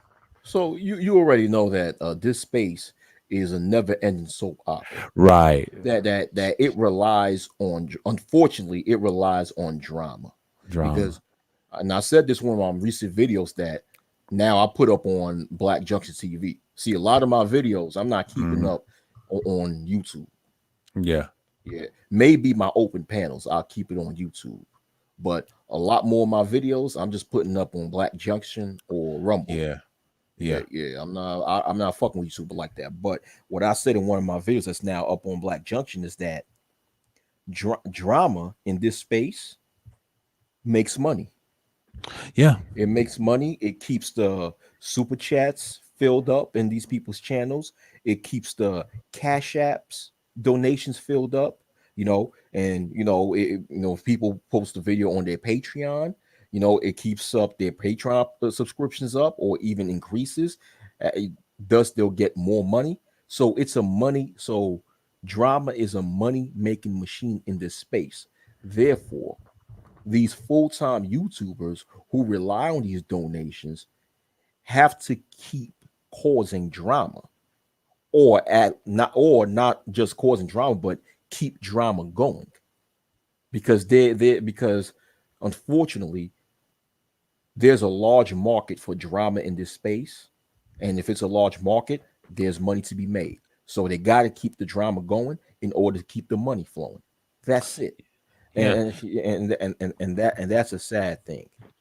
Yeah, it's just like the female stuff. Like you talk about Cynthia G, that's drama. Like whatever she's doing and the divestment, that is just sad, you know. But that Yeah, just shows you the mindset of men, you know. And I'm not saying that if they want to do that content, go ahead. Like I said it's stagnation content or stagnating content. yeah, You it know what I is. mean? It is stagnating. It is. You know, it's like I've literally sat back and watched as Cynthia G, excuse me, I'll say CG. Okay, I'm sorry. Yeah, CG. Yeah.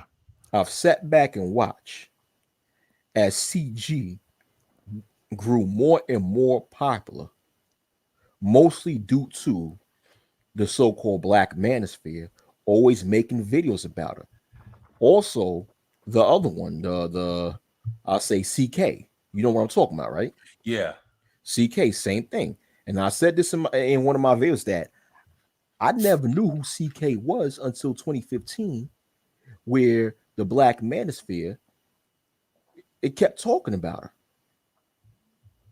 and all throughout the years it kept talking about it. Now, CG, like I knew a CG way back when she first came on YouTube when Boyce Watkins would have her on his channel called your world my views or my views your world, whatever way he had. Because I remember when Boyce Watkins first came on YouTube, the name of the channel was called, I think, Your World My Views, something like that. Yeah, Your World My Views, right?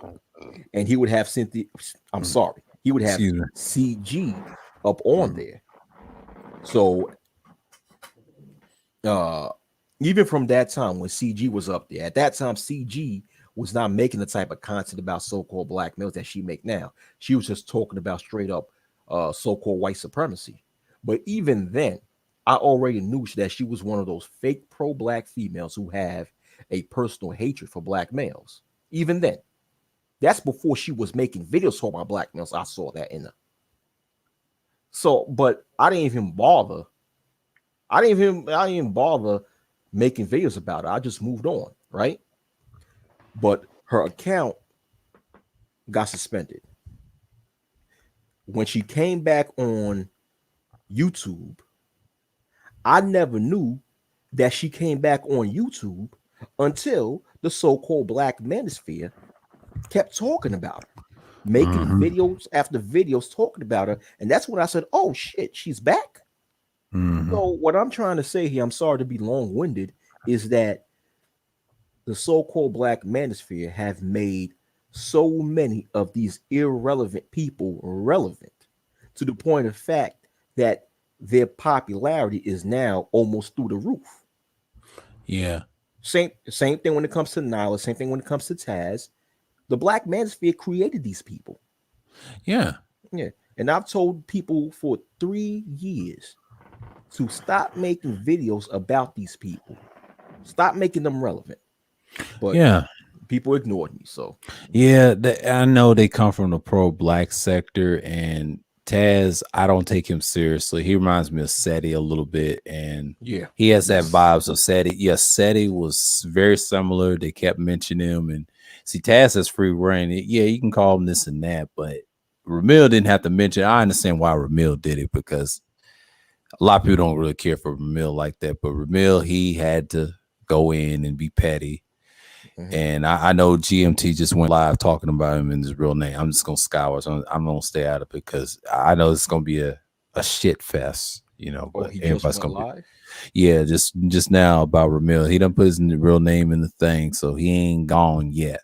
You know how he plays his music and go in. Now Ramil ain't gone yet. I'm curious about Ramil because Ramil's about to go off. And I already know he's gonna have an open panel, but I ain't gonna mess with that either. I'm just gonna skywatch. I said, all right, good. No, don't mess with that. Yeah. I ain't gonna mess with neither one. I'm just gonna watch and observe from a distance. I'm like, all right, this is ridiculous, but this is what they wanted ever since that trademark thing. And Angry Man said, I ain't got nothing to do. The doctor knows about the 1.0 space. He almost let it slip on the stream. He held his tongue. See, he knows So in Black. That's why he's quiet. You know what I mean? He ain't bothering nobody. And a lot of people said, why is Angry Man quiet? Well, he knows that he gave him his blessing. You know, the guy knows the space. He knows Solon Black, you and others, and that built this, not the white manosphere. See, that's why the white manosphere is tripping. I call them mainstream manosphere. They're tripping right now. Ever since that Sandman stuff, they forced their hand. And then the doctor wanted to step in and said, look, let's bring the 10 life value system. But a lot of black men don't want to hear that. But it's some good stuff. I mean, it's their own little thing. They brought it to BGS first, and he didn't want to do it. O'Shea didn't want to do it. A lot of them didn't want to do it. Anger Mankind agreed to it. He said, no, go ahead and do it. Now, if he had his own system, he would have got rid of all them niggas in his own, I would say his own sector, not 1.0, but the 2.0 sector that always agree a lot. Yeah, they wouldn't even last. They wouldn't even last. Right. And I think they came correct. I think DS1 and Kendra said, nah, we just want to help everybody. You know, this is for us and we ain't in it for no money. And then they didn't want to hear that. They wanted the drama. See, that's that KS stuff, you know, and this is why Ty City went away. Kuda did his own thing. And of course, Fantastic wanted to be in the fuckery, but GC, him too. See, they better stop talking about this wild stuff. That's why Taz be on your heads a lot. That's why AF be on your heads pointing the mirror. See, all you're doing is giving them ammo. Giving them ammo. Yeah. Giving them ammo. That's all. You know, that's all, man. That's all.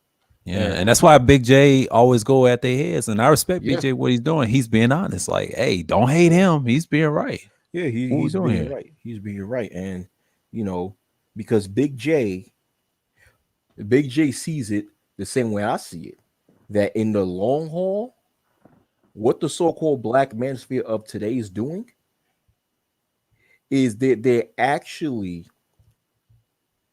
giving legitimacy to the negative stereotypes that society have of so-called black males. It's sad. Yeah, it's sad. Yeah. That's what they're doing. They're giving a lot of these stereotypes legitimacy by going on a public platform like YouTube and acting the fool. Yeah. I mean, are people aware that YouTube is the #1 most popular website in the world? Yeah, it's mainstream. Yeah, it's mainstream. And once again, YouTube is the most popular website in the world. Amongst all websites, YouTube is the most popular, which means that the whole world have access to YouTube, which means the whole world potentially have access to see how stupid so-called black males in this space act. So when they see how so-called black males, right, who for the most part are just regular everyday people out in the real world, come on the internet, act stupid, they are giving credence to the stereotypes that society have made against black males. They give, and they don't realize that. Big J sees it, and I see it. So that's why Big J and even myself and other people, we giving that shit pushback. Yeah, because it's not helping black boys. It's actually further destroying black boys. Because I try to give several people pushback. You know, I ain't trying to, either one, the ones that people like, who you like, and even the ones I don't agree with every time. I try to be neutral to the situation. Look, this ain't right. I don't talk about women 95% of my content because I already know where that gets you. That don't get you nowhere.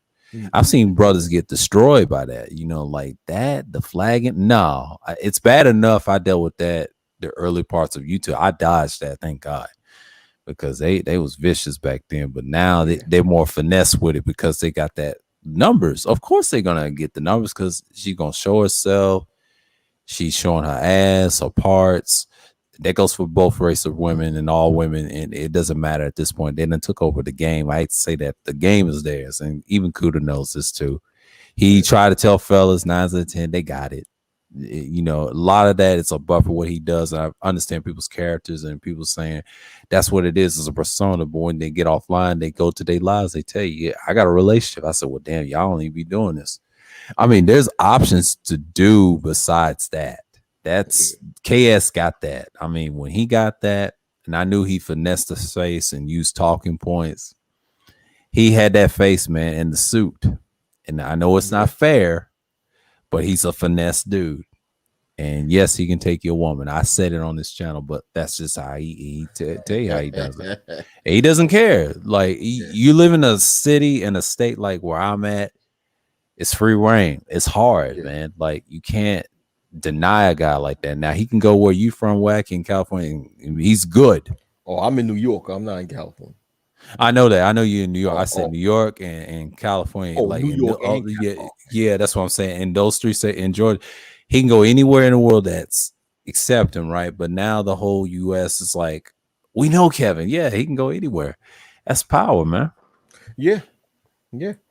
What's going on, G? Salute. Yeah. You're right. A guy like Kevin Samuels, say, listen, dang. KS, I'm sorry. KS, my fault. Yeah. No, that's my fault. That's my fault. Okay. People don't understand KS, right? Mm-hmm. Is that people want to talk about or make allegations about KS's sexual orientation, right? Right. But like you said, he'll take your bitch. Excuse my language. Yeah. He'll grab your bitch. People don't understand that in modern times, a guy like KS, yes, he has feminine. Okay, he has a feminine vibe about him. He has feminine mannerisms. But you got to realize in today's world, that's considered attractive to a lot of females. Right. And I was on Aegon's stream like a month ago, right? Because Marco, right? Yeah, I know Marco. Marco was making those same. Yeah. Marco, it was me, Marco, Aegon, JX, and a few other people. And Marco, we was talking about KS, and then Marco was making those same typical comments about KS, him being, making allegations about his sexual orientation and what have you, because of how he dressed and of his mannerisms, that this guy's this and that. I told Marco, I said, listen. I was like, listen. I was like, you never know. People like Kevin said, I'm sorry. People like KS. People like KS, as feminine as his mannerisms are, you never know. He could be bagging some of the most attractive looking females. And I gave an example. I said, look at Prince. Rest in peace. Look at Prince. Yeah, facts. Great. Prince, I'm glad you mentioned that. Mm-hmm. Yeah, rest in peace. I said KS could be another Prince. He could have that. He could have that sort of Prince effect. Where, because of course, you remember Prince, once again, rest in peace to him. Yeah. That this dude was 20 times more feminine than KS. The way he dressed, the way his mannerisms are, the way he did his hair. I mean, this guy was like a million times more feminine than KS, but you saw nothing but Prince bagging some of the most attractive looking females that you ever seen in God's green earth. And I said, you never know, KS could have that effect. And then when I said that, now it's obvious what I'm saying. I'm not saying that KS is Prince. I'm just saying he could have that same vibe, that although he has feminine tendencies, but still have the ability to attract a lot of females. The response I got was, oh, you can't compare him to Prince, or no, he's not no Prince. I don't know if you could say that he's another Prince. I'm like, no, I'm not. I'm not comparing him to Prince on as far as a level of popularity and stardom. I'm comparing him to Prince on, I'm comparing him to Prince in the sense of his mannerisms. No matter how feminine his mannerisms are, he still have the ability to attract a lot of good looking females. I mean, it's not that hard to comprehend,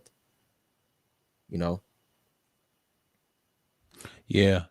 And it's not that hard, period. Unlike, I think Prince was cool with a lot of people, even with DMX told him to get his LLC, and he asked him what that was. I think Namer said this on the Art of New Style, and I'm glad he did. And that's how DMX got that money and all that other stuff. But yeah, man, that's just wild, man. Like, but people have to understand. My mom was a big Prince fan. Yeah, he always had feminine tendencies as a metrosexual, but that's part of that culture in the 80s. But it's popularized now because Yeah. that's that finesse, man. They don't want no burly masculine man now. That's Nah. suicide. That's Yeah. suicide, man. Yeah. And remember, I said this a long time ago. I said because because of KS's vibe, or because of KS's vibe and his mannerisms, how he's dressed, he'll be more accepted into the mainstream. Because this is what the mainstream like, especially when it comes to black male entertainers. The mainstream want black male entertainers to have that same vibe of KS. They want that. I mean, if you look at the music industry right now, it's full of that. When I mean that, I'm talking about that metrosexual slash feminine mannerisms. It's full of that. This is what accept. That's why the algorithm love him so much. Let me tell you something. If KS came out making videos wearing like a white t-shirt, put a Yankee hat on and some Tim boots and some baggy jeans, you think the algorithm would be fucking with him like that? Hell no. No, hell no. Hell no. And then and you know what I'm saying? And if he had that rugged hood swag about him, the algorithm wouldn't be fucking with him. But yeah. Yeah. It's just that's the way you look at it nowadays. But it's not that hard, man. Like you gotta be that person. You can't be crying about why the suit matters. And I think Kuda mentioned this on his channel. He said it's that suit. Yep. And see, everybody knows, man. We can't act like I don't hate the guy, but I understand where he's coming from, even though he comes from the South. But him dressing like that, but see, he picked the right state to get that bread. Atlanta's got that money. They all they do is go to work. They don't get no vacation days like that. That city's always working. Yes, people get off days. Don't get me wrong. They That's do like take New some. York. Yeah. See, it's a lot of that infiltrated, and it's a combination of other places. But see, the Georgia Godson, that's kind of like the tech future. And I hate to say that Austin, the whole, that right there. And then I heard people going to Puerto Rico, white folks going to Puerto Rico because of the LA stuff. I'm like, yeah, they're trying to spread out, and it's going to get to a point other countries going to be freely to travel instead of the planes because of the tech and the infrastructure. And Mike V said it best. We don't have the tech infrastructure. No, we don't, but we have it. It's hidden. The government's just hiding stuff. You know what I mean? And I told War Master, yeah, we got a lot of nukes, but we ain't got much, but we do somewhere underneath. We're still building them. Because if China or Russia mess up them nukes, it's over. Yeah. You can't trust Russia and China because, yes, those nukes probably ain't there. It's probably ours by the CIA because we don't know what's going on over there because 9 to 10, that's your enemy. No, it's not. That's an ally. You're going to find out that's an ally. And France already know the truth that we're dirty. We're the most dirtiest country in, other countries. Let them tell you, yeah, we're violent. I know we, in our minds, we're a great country, but in reality, nah. Listen, yeah. I mean, it's public record when it comes to extremely violent history of the United States of America, especially the U.S. government and the dehumanizing things that America have done to other countries. I mean, it's public record. And not only that, but we even support and befriend other countries who have done extremely dehumanizing things to other people.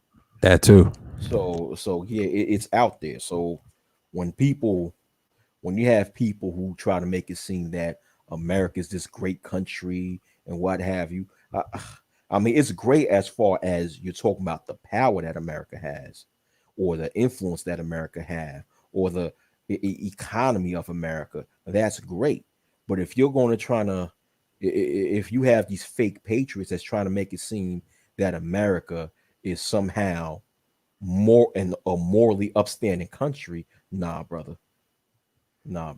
We're great at in other aspects of life, but when you talk about being morally upstanding, nah, we poor in that. And Oh the yeah, we history proves liking that. we We lacking that. liking History that. Yeah. proves it. Yeah. Yeah. Even I'm not saying to the military brothers like War Master, and I know was they said Platt was, yeah, he was a veteran, but he ain't gonna mention his whole background. You know, a lot of people done served, and that's cool, and the Yeah. general and all that. But they got to be honest, it's fucked up. But I know they don't want to mention they Yeah. background and just yonder. Yeah, it's tough. It's tough because even with I have problems with oh boy, Mr. M2 A24, and like, yeah, he can't say nothing incriminating about his company because they'll come after and hit his door like, dude, what you're saying, you know what I mean? You can't say Hmm. this stuff Right. against them. That's anti, you know, in their minds. But you know, Yeah. America's dirty like that. Yes, the CIA controls everything, like the feds and the Home Depot and the people talk. See, Esau's got a whole group of them dudes, man. Yeah. When he mentioned the Men in Black to me, like just yonder, yeah, I know they can't dox you because they get shot on sight. Them niggas Yeah. is crazy, man. You gotta leave Yeah. military people alone. They got protection, man. It's just like 6ix9ine. Yeah. He is the police. Yeah. And just because he Yeah. snitched and they let him go, they gonna watch him. They got his number. They tap his head like, come here. Yeah. You gonna work for us? Bah, bah, bah. He said, hung, hung, hung, hung. How he shoots like that boy crazy. Yeah. He's protected. Yeah. He's Yeah, protected. man. And Ty Yeah. City said it on Kudos Brown. He told them other brothers just to stop it. He's protected. And AC, you know, start trying to be emotional. They said they worry about him. Like, shit, nigga, if you touch that boy, you gonna get shot in the back of your head. Yeah. Them white boys is not playing with you, man. Like, they tapped my phone years ago, so I know what I'm talking about. Thank God for Ty City for telling them, you niggas don't know what you're talking about, man. They run this shit. Yeah. Yeah. Yeah. You know what I find so funny, right, is that I'm going back to last year. Last year, when I think it was last summer when Takashi 6ix9ine was free from prison, right? Yeah, I remember. Yeah, he was free. He was free from prison due to COVID because so many people. I think he wasn't locked up in Rikers Island. Yeah. I think he was locked in Rikers. Ooh, he ain't built for no Rikers Island, boy. Yeah. Rikers Island is wild, But yeah. But I think he was able to. He was able to get out because of the COVID. Because there was so much COVID infections inside the prisons. Mhm. So a lot of people who was doing time for like nonviolent crimes was released early in order for so they won't or in order for so they could potentially avoid being infected with COVID because a lot of prisons had a high rate of COVID-19 infections. So that's how Takashi got out. He made a plea to I think the state and the state let him out. Whatever. Okay. Right.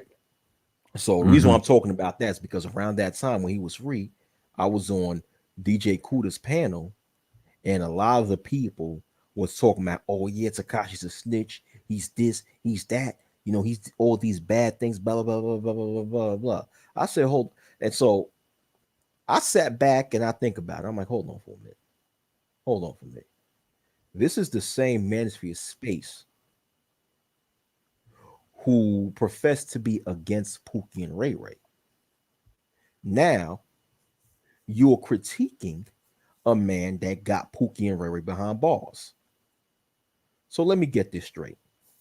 If you claim to be against Pookie and Ray Ray, wouldn't you stand behind 6ix9ine putting Pookie and Ray Ray behind bars? I'm just saying. You got to practice what you preach. Yeah, it's a lot of hypocrisy. Yeah. It's a lot of hypocrisy. And my thing is this. The thing is with 6ix9ine, that's some Pookie and Ray Ray shit.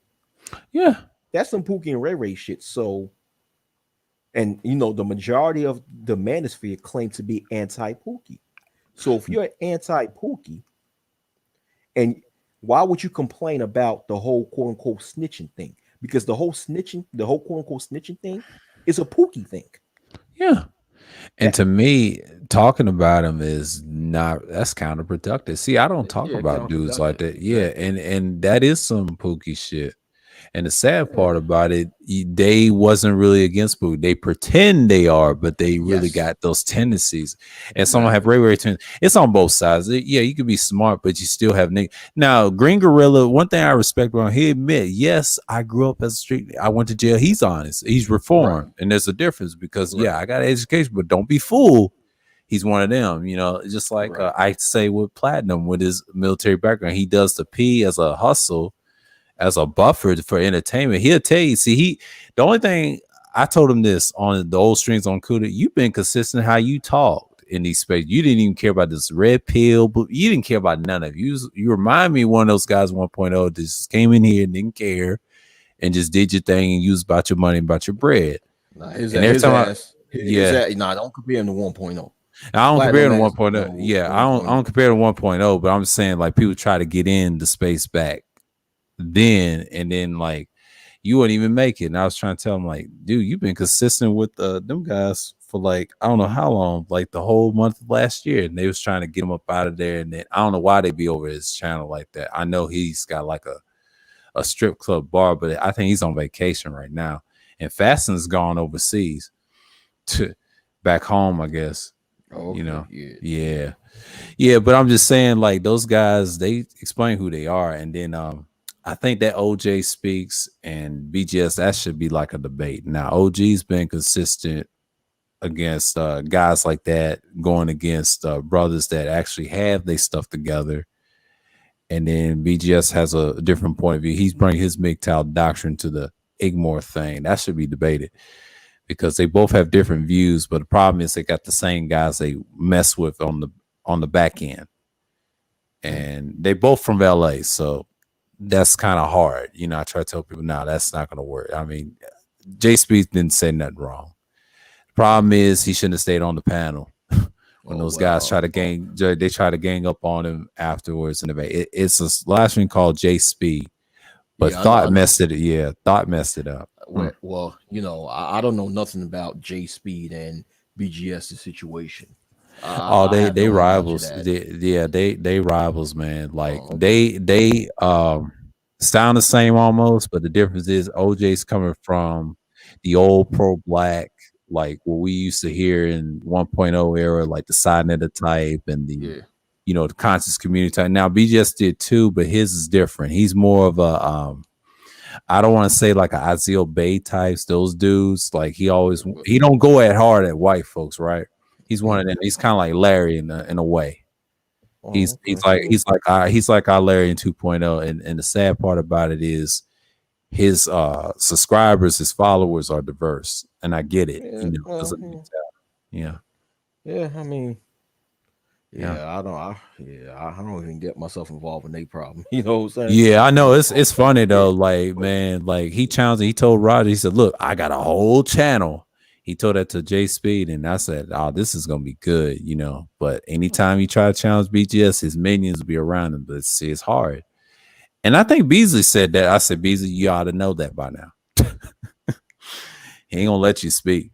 I'm gonna tell you that right now. You can't have a debate with BGS. You got to get him in a neutral setting, man. That's the only way you can get him. I think yeah. how many people that try to trip him? It's probably about 15 people on Art of New Styles panel came at him. But Plenty on Rogers, but not on his panel. Nah. but this is the thing though. In my personal opinion, I don't even think Art New Style and Rogers panel are even neutral territory because Yeah. they are heavily cool with BGS. And Yeah, they cool with him. It's no disrespect from the Roger Yeah. Report or Art of New Star. That's just my Yeah. opinion. Yeah, they cool with him. But But 9 out of 10, they kind of let it go off the handle because sometimes it ain't even. I mean, it's structured, but it ain't structured enough when someone they know they cool with that person.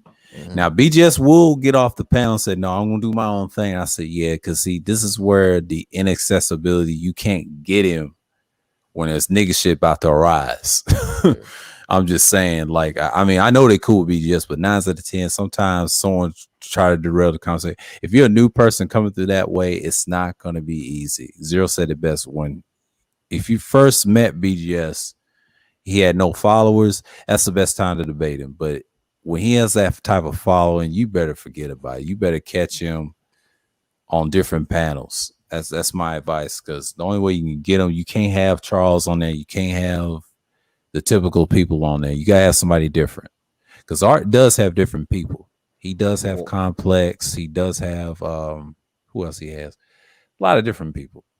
my thing is this: if you want to debate BGS, just make a video.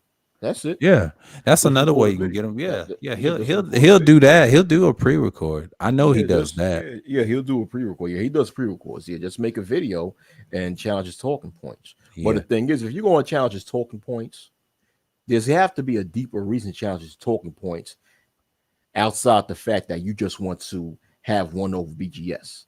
yeah, You know what I'm and saying? my It, yeah, it seems like because okay, a lot of people in this space they want to debate other people just to get clout. So they try to yes, debate popular people just to get clout. And some people who try to debate BGS will just debate them just to get clout because you know BGS has clout. BGS has a level of popularity, a large level of popularity, right? hmm, So the strategy that a lot of clout chasers use is to okay, let me debate this guy who's already popular, and if I destroy his points on front of his audience, then a lot of his audience will go to me, then my popularity will grow. A lot of people do that, you know. And to me, I think that's some bitch ass shit. If you're going to debate anybody, debate them over the fact that you sincerely believe that someone's talking point is having a negative impact amongst so-called black males. You know, in the case of BGS, you know, you know, if you believe that certain things that BGS is saying is is counterproductive and it's actually deceiving a lot of other or misleading a lot of black males, then you have a legitimate reason to debate him or come up against BGS and confront him on certain things, right? But if you just want to debate BGS just based on getting clout or anybody, if you want to debate anybody just to get clout, I think that's some bitch ass shit. Because we yeah, should be because if we're going to debate and disagree with each other, debate on things that we sincerely disagree on. Because hmm, or we sincerely believe that someone is promoting an argument that is counterproductive to uplifting black males. If we're not debating on those principles, then whatever you debate, whatever reason you're debating on, whatever hmm, reason you debate somebody means nothing. yeah. Yeah. Yeah, Yeah. and the best not to debate him on his own platform, because he will drop you down and try to bring you up. And I've noticed that, like, yeah, there's a reason for that. He controls that platform. He did that with Jay Speed, and Jay Speed made a mistake. Like, thought the guy messed with him on the Roger Report. He was another panelist. He shouldn't have went there. He should just stayed out of it and let it be Jay Speed and him. But no, his minions want to see the blood, and they smell blood Yeah. in the water, and that's a dumb move right there. Now, if I was J Speed, take it to Teapot or somewhere, or have a pre-record and challenge him. It's But not but fun. but It's my not thing is fun when yeah. but my thing is this. For what reason J Speed was debating BGS? Oh, he had plenty of reasons. The lifestyle of black men, and the kids, the lifestyle, that MGTOW stuff. He had a legitimate reasons, but see, they have the same people they work for and they cool Hold with. on. I'm sorry to interrupt. So J Speed was debating was debating BGS because of the lifestyle of MGTOW slash Ibra. All that, like the concept, what's it doing to help black boys, is basically BGS is tired of the B1 stuff, but he has to understand your way is going to work for most young men. That's the issue with most of these men in the spaces, because how he does with his content and stuff, and they debate his talking points and everything, but JSP was really going at him because, see, what B just don't realize, y'all around the same generation of boomers. Y'all argue a lot. So I have parents around that age, and of course, when So boomers do fight, I. Yep. yeah, they fight and they argue a certain way. They'll say some words that's colorful and stuff like that. See, BGS will debate a younger guy, a zillennial. That's his thing.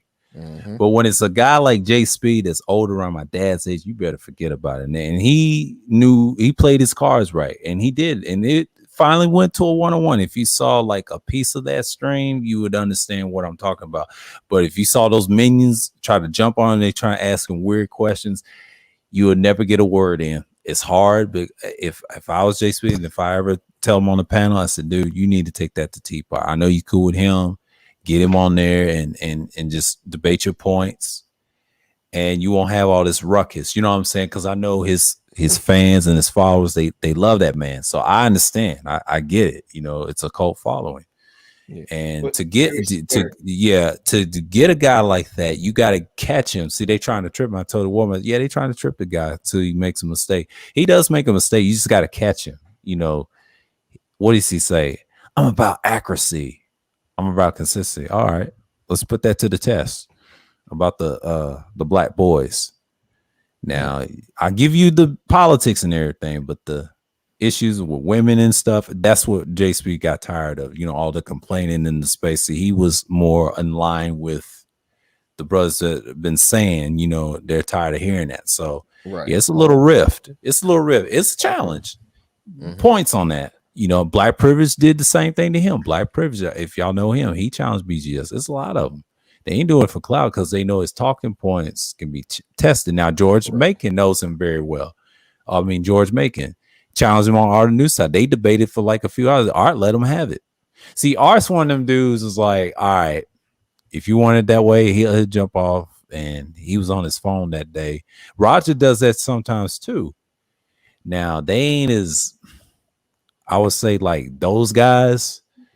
But the ones usually on panels, that's what you got to look at. And I'm like, yeah, they don't do their own research. Yeah, I can tell who's who. And I just laugh, you know, it's funny. And then you got your boy Rael getting emotional. You let a white boy punk y'all like that, like what happened to Fantastic with Mazunga.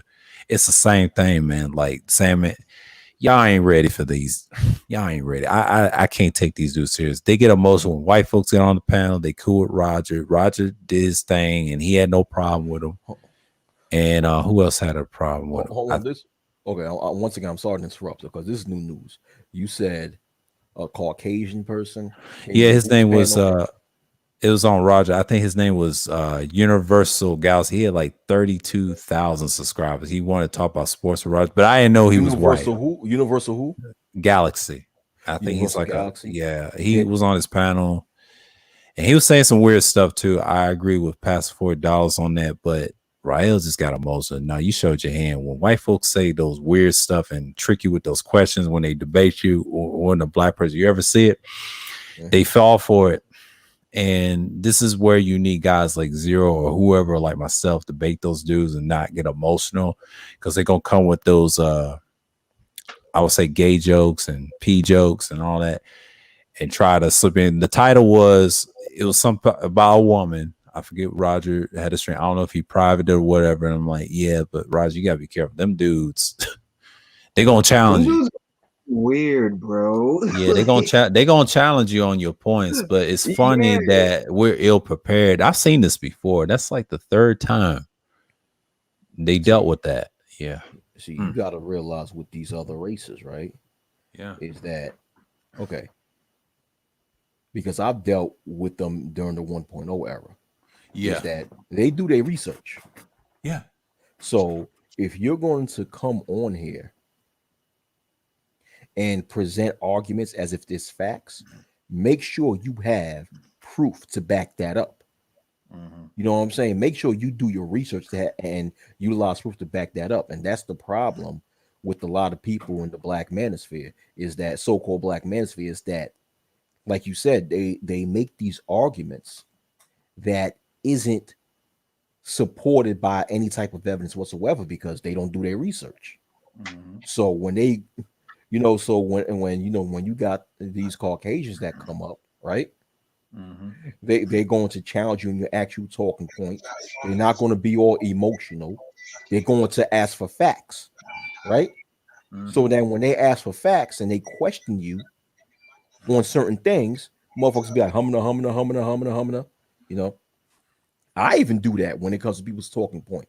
Like if you hear me, whenever you hear, like if you hear me challenge somebody's talking point, I go straight to I get straight to it. I say, okay, where's your evidence to back this up? Once I ask that question, you see how people end up folding. Where's your evidence?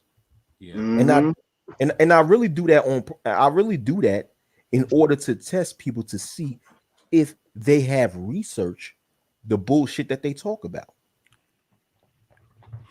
Yeah. And a lot of them don't, you know. Yeah, and I observe how they act against white folks, and I'm really interested. They have these wild points about women and stuff, and then they say the same stuff, and they don't get challenged enough. They don't do the research, and I think BJ Strap forces subscribers to do the same. Sometimes he don't do it all the time because he's worrying about his subscribers, how he gains where because of his numbers.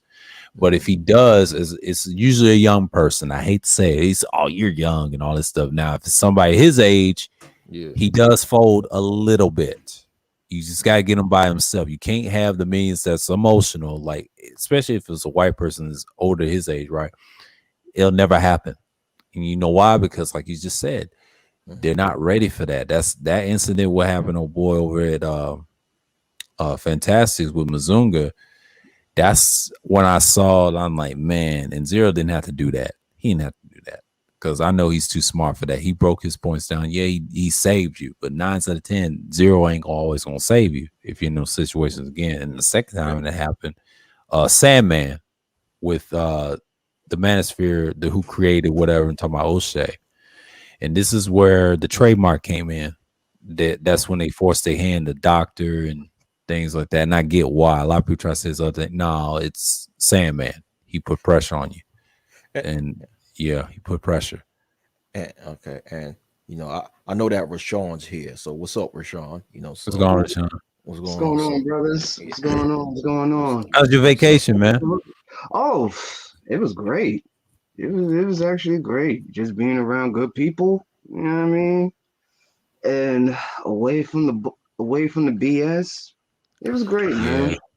You ain't miss nothing. I mean, Ramil went at it with Taz, and now he's going at it with GMT, and you know, it's same old. Oh, I'm not really surprised because I actually saw one of his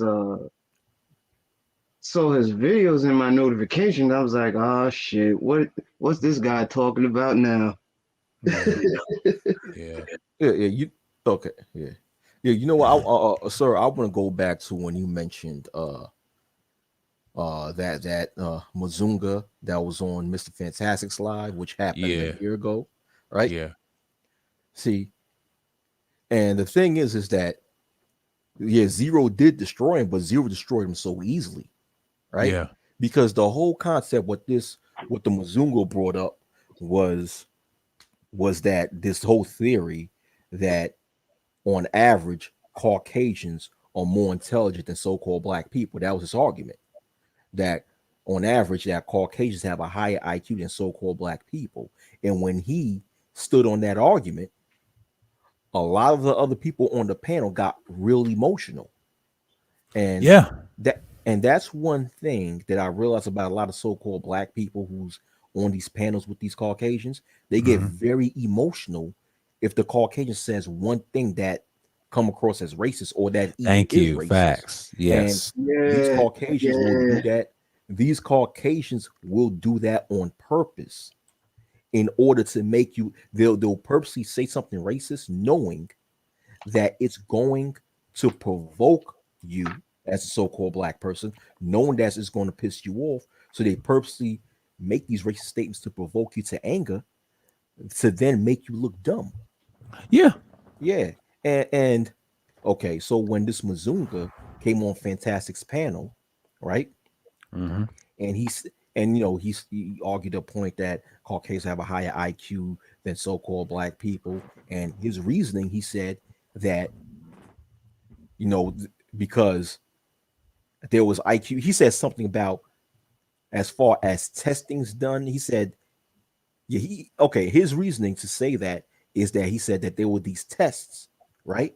Or intelligence tests that both so-called blacks and whites took, and so-called whites scored higher on these intelligence tests, right? And then I'm sitting back, I'm watching it live. I'm like, dude, and I'm hearing all these motherfuckers getting all emotional over it, right? And I'm sitting back listening. I'm like, dude, I'm waiting for someone to talk about. I'm waiting for someone to bring up how these intelligence tests are culturally biased, which is why, on average, these so-called black people score lower on these intelligence tests. And finally, Zero brought that up. Finally, Zero came up and he brought that up, and he says, "Listen, a lot of these intelligence tests you're talking about are culturally biased, okay, against so-called black people. So therefore, so-called black people score low on these intelligence tests." So therefore, you can't utilize that to say that Caucasians on average have a higher IQ than so-called black people because these IQ tests are culturally biased. Right. So Zero destroyed the Mazunga on that, and it made the Mazunga emotional. The Mazunga got emotional. So, but the thing is, what I'm trying to say is that it took so long for these other Negroes in that live to actually debunk his talking points because they got all emotional over it. Yeah, and I saw the same thing with Roger's panel with Universal Galaxy, similar to him. He was a white subscriber with a big following, but it's like 30 some thousand subscribers, but it wasn't big. It's a semi-small, but he asked Roger one time. He came on his panel. This is before the argument. He was cool with Roger, and they was doing it, and Roger thought he was going to join his channel. The problem is, salute Shango. So the problem is, it's just like, why do you let that guy get you all emotional? The next time it was on the panel, I was watching the stream. It was talking about women, of course. And then the sad part about it is he got under Rael's skin.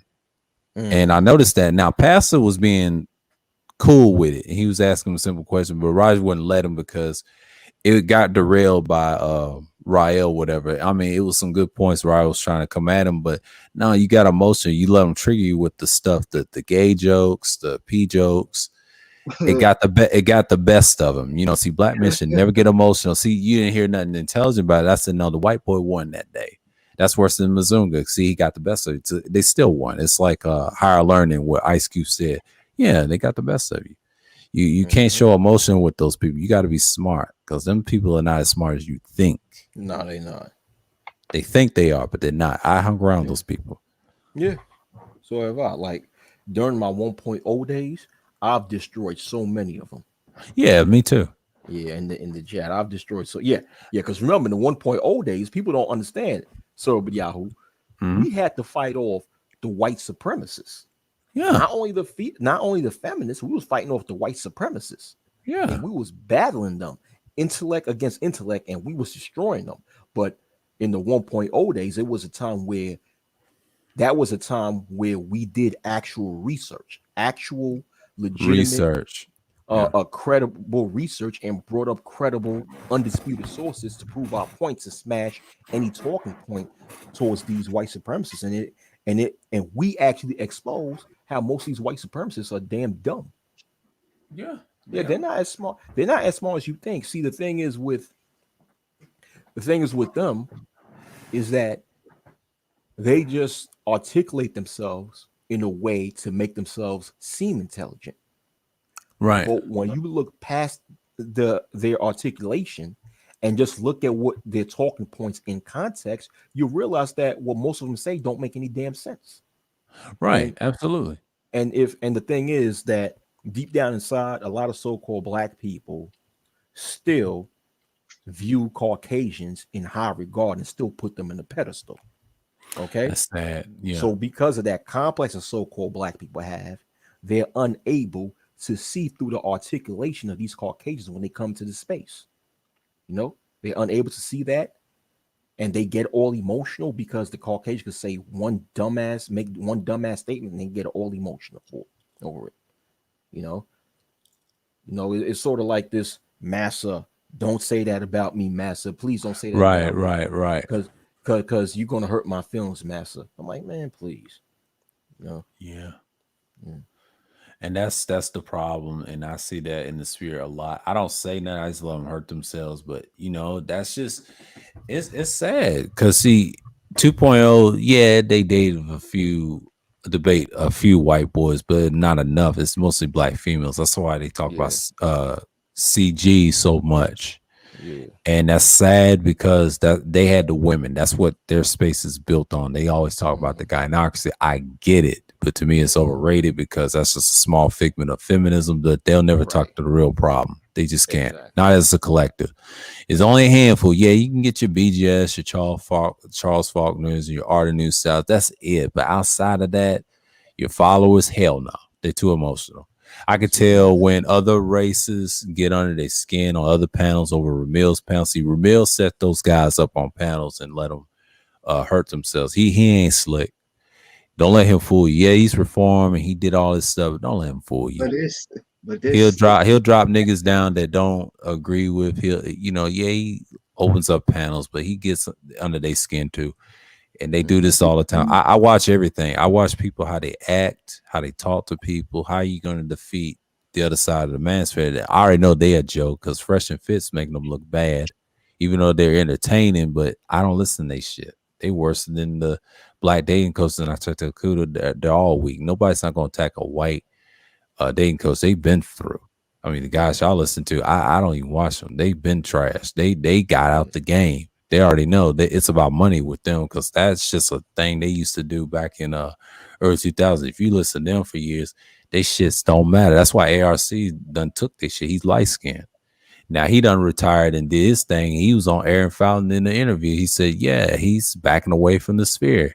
I knew he wasn't Manosphere because he was a dating coach and a PUA guy. That was him. He been denied that he was Manosphere. He been denied. Yeah. Even back he in hold 2017. I'm saying back in 2017, he denied. Yeah, he hold his hands up. He said, "Look," and he told Aaron Fowler, "Look, these guys need to get a life," and the stuff y'all was saying, and yeah, he knew. Yeah, it's ridiculous, but he ain't mad at this point because it's kind of sad that he got his books, but a lot of people like ARC stuff. That's just what he is, and not just him, but a lot of others. Now, AMS is another one. I wouldn't care for him as much. Who cares about Derek Jackson? See, this is why I hate Oblivion. Stop mentioning Derek Jackson. He's irrelevant. Yeah, he is not Manosphere. Yeah, you may have red pill points, but he's irrelevant. Yeah, he's irrelevant. Yeah, it's like, okay, yeah, it's like my thing when it comes to Derek Jackson and all these other dating coaches is that why the fuck did the sphere embrace these guys and welcome them in? It's like that's the problem. It's like that's that that's that PUA shit. That's that pickup artist shit. They did that. The white ones did it, not the black ones. The white ones did it. They said, "Oh, we need help because they have women problems." The same with the black ones. Yeah, but the so-called black ones followed suit. Yeah, with the white ones that did it. They followed suit and brought them into the manosphere because it's like, oh, it's like, dude, it's like, dude, it's like, I'm like, dog, how is that helping the future generations of black males when you're trying to bring these PUAs along and to trying to teach you how to attract females that are of bad quality anyway? It's like, damn, it's like dudes are so thirsty to get some pussy that's not hard to get anyway. You know what I'm saying? I don't even get niggas are so thirsty to get some pussy that's not hard to get anyway, to the point of the fact that they'll get these quote unquote PUAs or these dating coaches, right? Who only lie to you and extort you for money to trying to teach you how to make yourself attractive towards these bad quality females. It's like, you know what I'm saying? It's like, does that make sense? It don't make sense. I try to stay away. Yeah, it's like during the 1.0 days, Sir Yahoo. Just DeAndre, I'll be up. You can just hit the link in the chat. Yeah. It's like during the 1.0 days, we was teaching brothers how to avoid certain females and how to be able to recognize the bad qualities of a female and recognize the good qualities of a female. So we was teaching brothers what type of females to avoid and what type of females. Oh, basically, we was teaching brothers how to be able to determine an evil female and how to be able to determine a good female that's of good quality. So we was teaching brothers how to stay the fuck away from these negative females. You know what I'm saying? Mhm. But now, what happened once the 2.0 era came into being? They're sitting there trying to get males to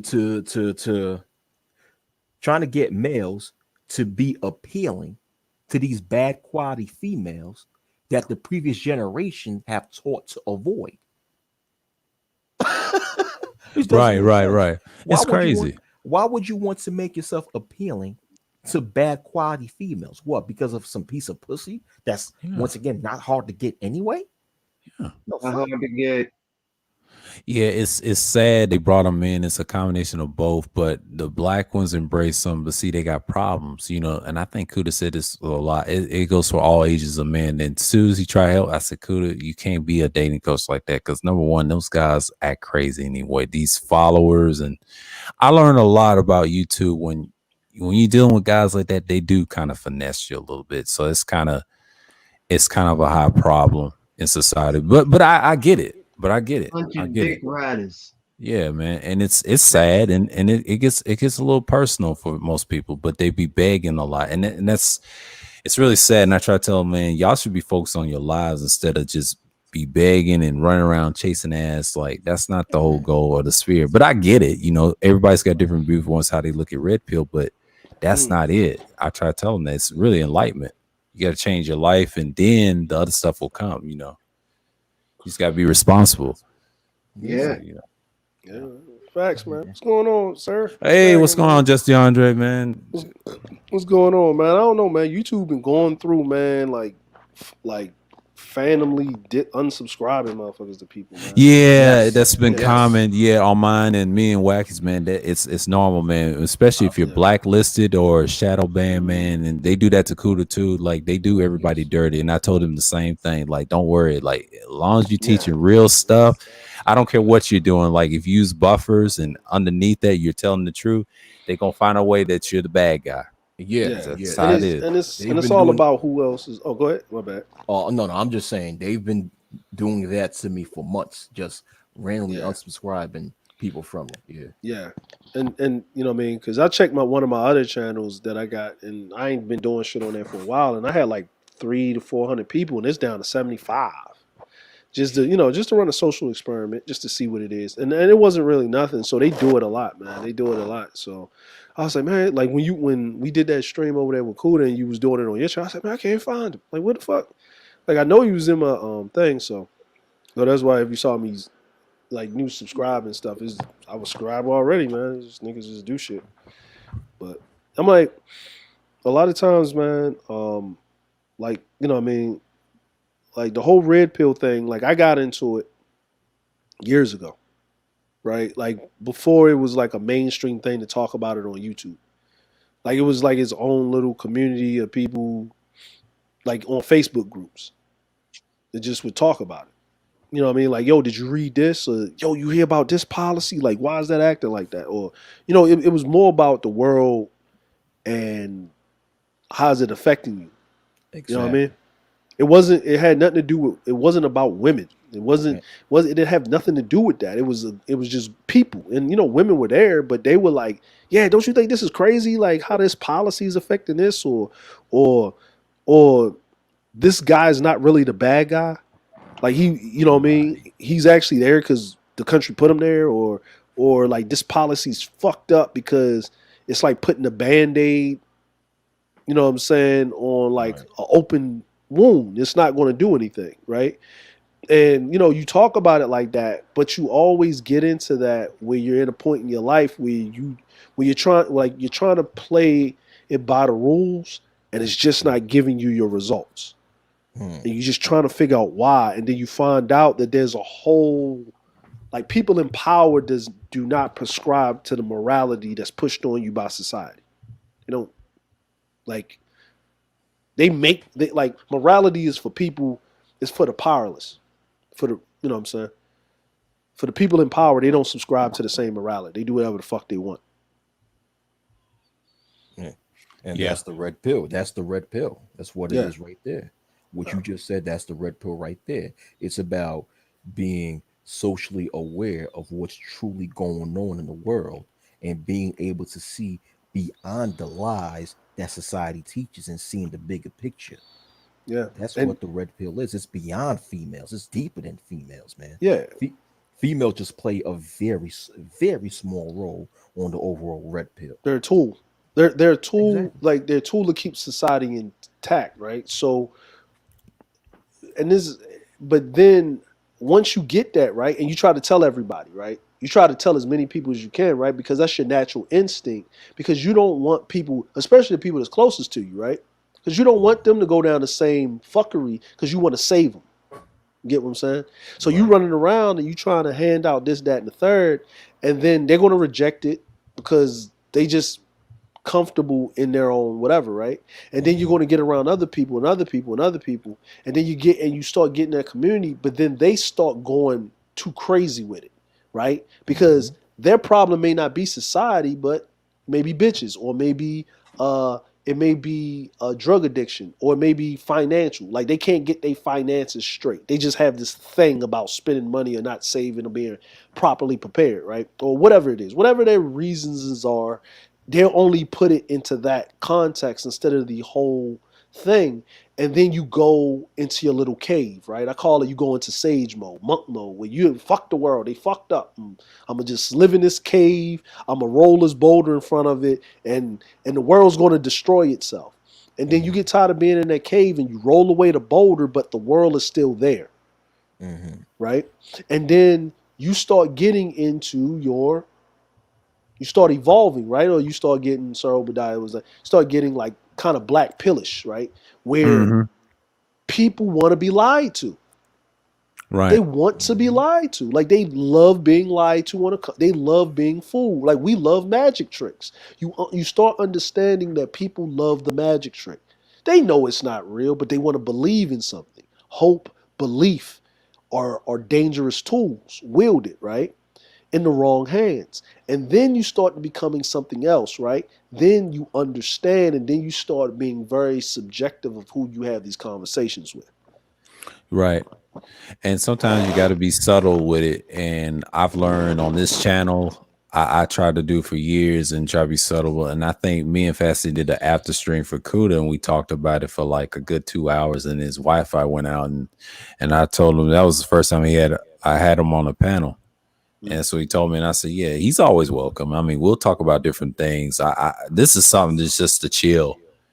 Off the dome and stuff, I talk about the situation in the sphere, but I'm more observing what they do. Mm-hmm. So, It's I more try of to keep it accountability. plain. Yeah, it is. It's accountability. You know what I mean? Like it used to be that way. Yeah. From my thing, like of course, you know what I'm saying, you get the backstory, the backdrop, you know what I mean, everybody's gonna have their different factions, you know what I'm saying? But for the most part, you know what I mean, for the most part, and when I came around, I noticed that BGS was like the neutral place. It was Amsterdam. It was Switzerland. It was neutral, right? You can come there, whatever. I remember I was there when what's the old dude that used to be with Cynthia G all the time? Oh, it ain't George. Taz. Is it George? No. Dude that used to be with Cynthia G all the time. He does the Great Liberators. What's his name? Boyce Watkins. No, No, not not Boyce Boyce, Watkins. He's talking No, about Amiri. Amiri Brown. Amiri. Yeah, Amiri. Yeah. I The remember first him. time I ran into Amiri, he was on the whole fucking Black Men Ain't Shit, Dominated, Dusty Beta Malcolms, all this other Yeah. stuff, right? I remember. And when whatever the reason they falling out was or whatever, right? Mm-hmm. Amiri or something, and I think something happened in his life. Amiri just he bit on that motherfucking pill and it bled all in his mouth and he got red pill poisoning. Mm. Because if you would listen to the Amiri back in 2018, the Amiri that you hear now and what he says, them two different people. Yeah. Yes. Two different Yeah, people. he is. Two- Yeah. Yes. I'm like, I don't, you know what I mean? Either way, I don't have a problem with him because it was all about the point. Like we just disagreed on a point. I don't know him personally. I'm not attacking the man personally, but what I'm basically saying is that what causes a change like that, right? And were you really up there with Cynthia because you believed in the talking points, or you subliminally, not even to yourself, you wanted to fuck her, and somehow you got rejected by the very dudes that she was talking against? Hmm. I mean, George Macon, I would say like this. I'm surprised that he's coming to these spaces now. I see him over at Big J's and Art of New Style, but I think him and Taz had like a fallout, Yeah, of and course. it was it was deep. Yeah. And him and BGS debate, it was a good debate. They cool offline, and he said it Yeah. yesterday, and he said they disagreed on the same thing what J Speed disagreed on, because him and J Speed, they got the same backers they cool with in LA. So I understand Yeah. why they don't go in depth. And I did a self live stream about that. Why is it like that? You know, because you have two ideologies I explained to you, the Igmore and the B1 pro black from the conscious community. And they both come from the conscious community. It makes sense. And then his is Nation of Islam, and the other one is dealing with conscious community. That's BGS. So it's kind of hard. They deal with the same people. It's just It's the same. they don't. They it's don't mess with the ideologies. That's it. You know. Yeah, and I'm gonna say this, right? Here's the crazy part. In the black manosphere, the divestment community, right? Let's just say that's it's the same coin, right? But it's just two different sides, right? Right. If you look at most of all the people that are the head content creators, their foundation came out of the conscious community. So what happened that your ideology changed that radically? Oh, I could tell you. I could You know what I tell you mean? that. Like, yeah, I'm like, I know, but go ahead. I want, you know what I'm saying? Yeah, Wacky, go ahead. Oh yeah, because the very beginning of the so-called Black Manosphere, I'm speaking about back in 2008 when it started. It was started by pro-blacks. Yes. So Yep. so the very root and foundation of this space was pro-black. But I'm gonna tell you what separated that though, because and there was even a time where the so-called conscious community and 1.0 space was all together. Yep. We was all together. But what started that division between the Black Manosphere and the conscious community was the Black woman is God doctrine. And you had people like I don't know if any of y'all remember, like Natural Tahuti. Yeah, I remember him. Like I remember him. Natural Tahuti and others. Young Pharaoh. Yeah, that's even before Young Pharaoh. Yeah. Yeah, that's even before Young Pharaoh. When So you're talking about we talking about SETI. We're talking about SETI. and they had that rapper guy back in 2000. I forget his name. That Side Netter brought. He was new, and I got in it with him. Yeah, I know who you talking about. You talking about the guy that was he be on these freestyle battles, right? He be yeah. You talking about Loaded Lux, right? Loaded Lux. Not Loaded Lux. It's Is it another the rapper dude wearing the before. suit? Was it the white dude wearing it the was suit? it was a with the bow tie? rapper, but he did the Hope Tep thing, and he went know at who me you're because talking he boy disagreed. The boy-headed brother. He's a boy-headed brother, right? Yeah. And then there was another one. It was another one with Braids too. He went at me because I disagree with him on a concept on the Hotep thing, and then Side Netter kind of blocked me. But go ahead, Wacky. Explain. Oh, I'm going before that. I'm going prior to that. See, what you talking about, Sobe? I like what 2013, 2014. Yeah, you talking about like Facebook? 2012. I'm talking about 2012 when he went at me. You talking about like Facebook and all of that before, you know what I'm saying? Like before. Oh yeah. Go ahead. And then it's corny to you. Okay. What I'm saying goes before that. Okay. It happens before that. Natural Tahuti, who was deeply inside the conscious community, he came out with this Black woman, this God doctrine. And he went as far as to promote so many other pseudosciences. Like, for example, he doing the popularize the concept of Black females don't need a male sperm in order to have children, and the Black males don't really have a penis; they have an elongated vagina, so they have a mangina. All this other pseudosciences, right? Right. So what happened is that's caused a split within Black Manosphere 1.0 in the conscious community, because the conscious community was just coming out with too much pseudosciences, and the black manosphere was not having that. They was not, so they started splitting. They started making videos disagreeing with each other, and this just got further and further apart to the point of the fact that people left the conscious community. So the conscious community became their own sect, and the manosphere became their own sect. So that's what caused the manosphere and the conscious community to separate. Where before that they was one, they was united. It was mainly because of that black woman is God doctrine, and a lot of people in the manosphere did not want to go according to that doctrine, so they split. Yeah. That make and you know what? That makes sense, because it's just like, why did a lot of black men leave the church, right? And a lot of black men left the church is because every time you turn around, Pos is fucking some chick. He got a whole woman up there, and and you're not living, so you're not holding the women accountable, right? And it's the men's fault, because if a man did it in the church, he'll be sat down, kicked out of church, ostracized, kicked the fuck out, and everything. It's like this, right? And this is where I say the separation between church and state has to happen with any movement when it's policy driven, right? When it's talking about the betterment of a people, is that when the leaders get in front or whatever, they're going to look at the congregation, right? There's more women than men. They're going to see who's going to get their money. They know women are hyper consumers. Everything's marketed to women. I don't care who you are. You can debate me on that, but market and research shows. It's facts, right? And women will put their money where their mouth is. And these men are promoting to these women, but that's why I call it hotepping for pussy. You're pro-black for pussy.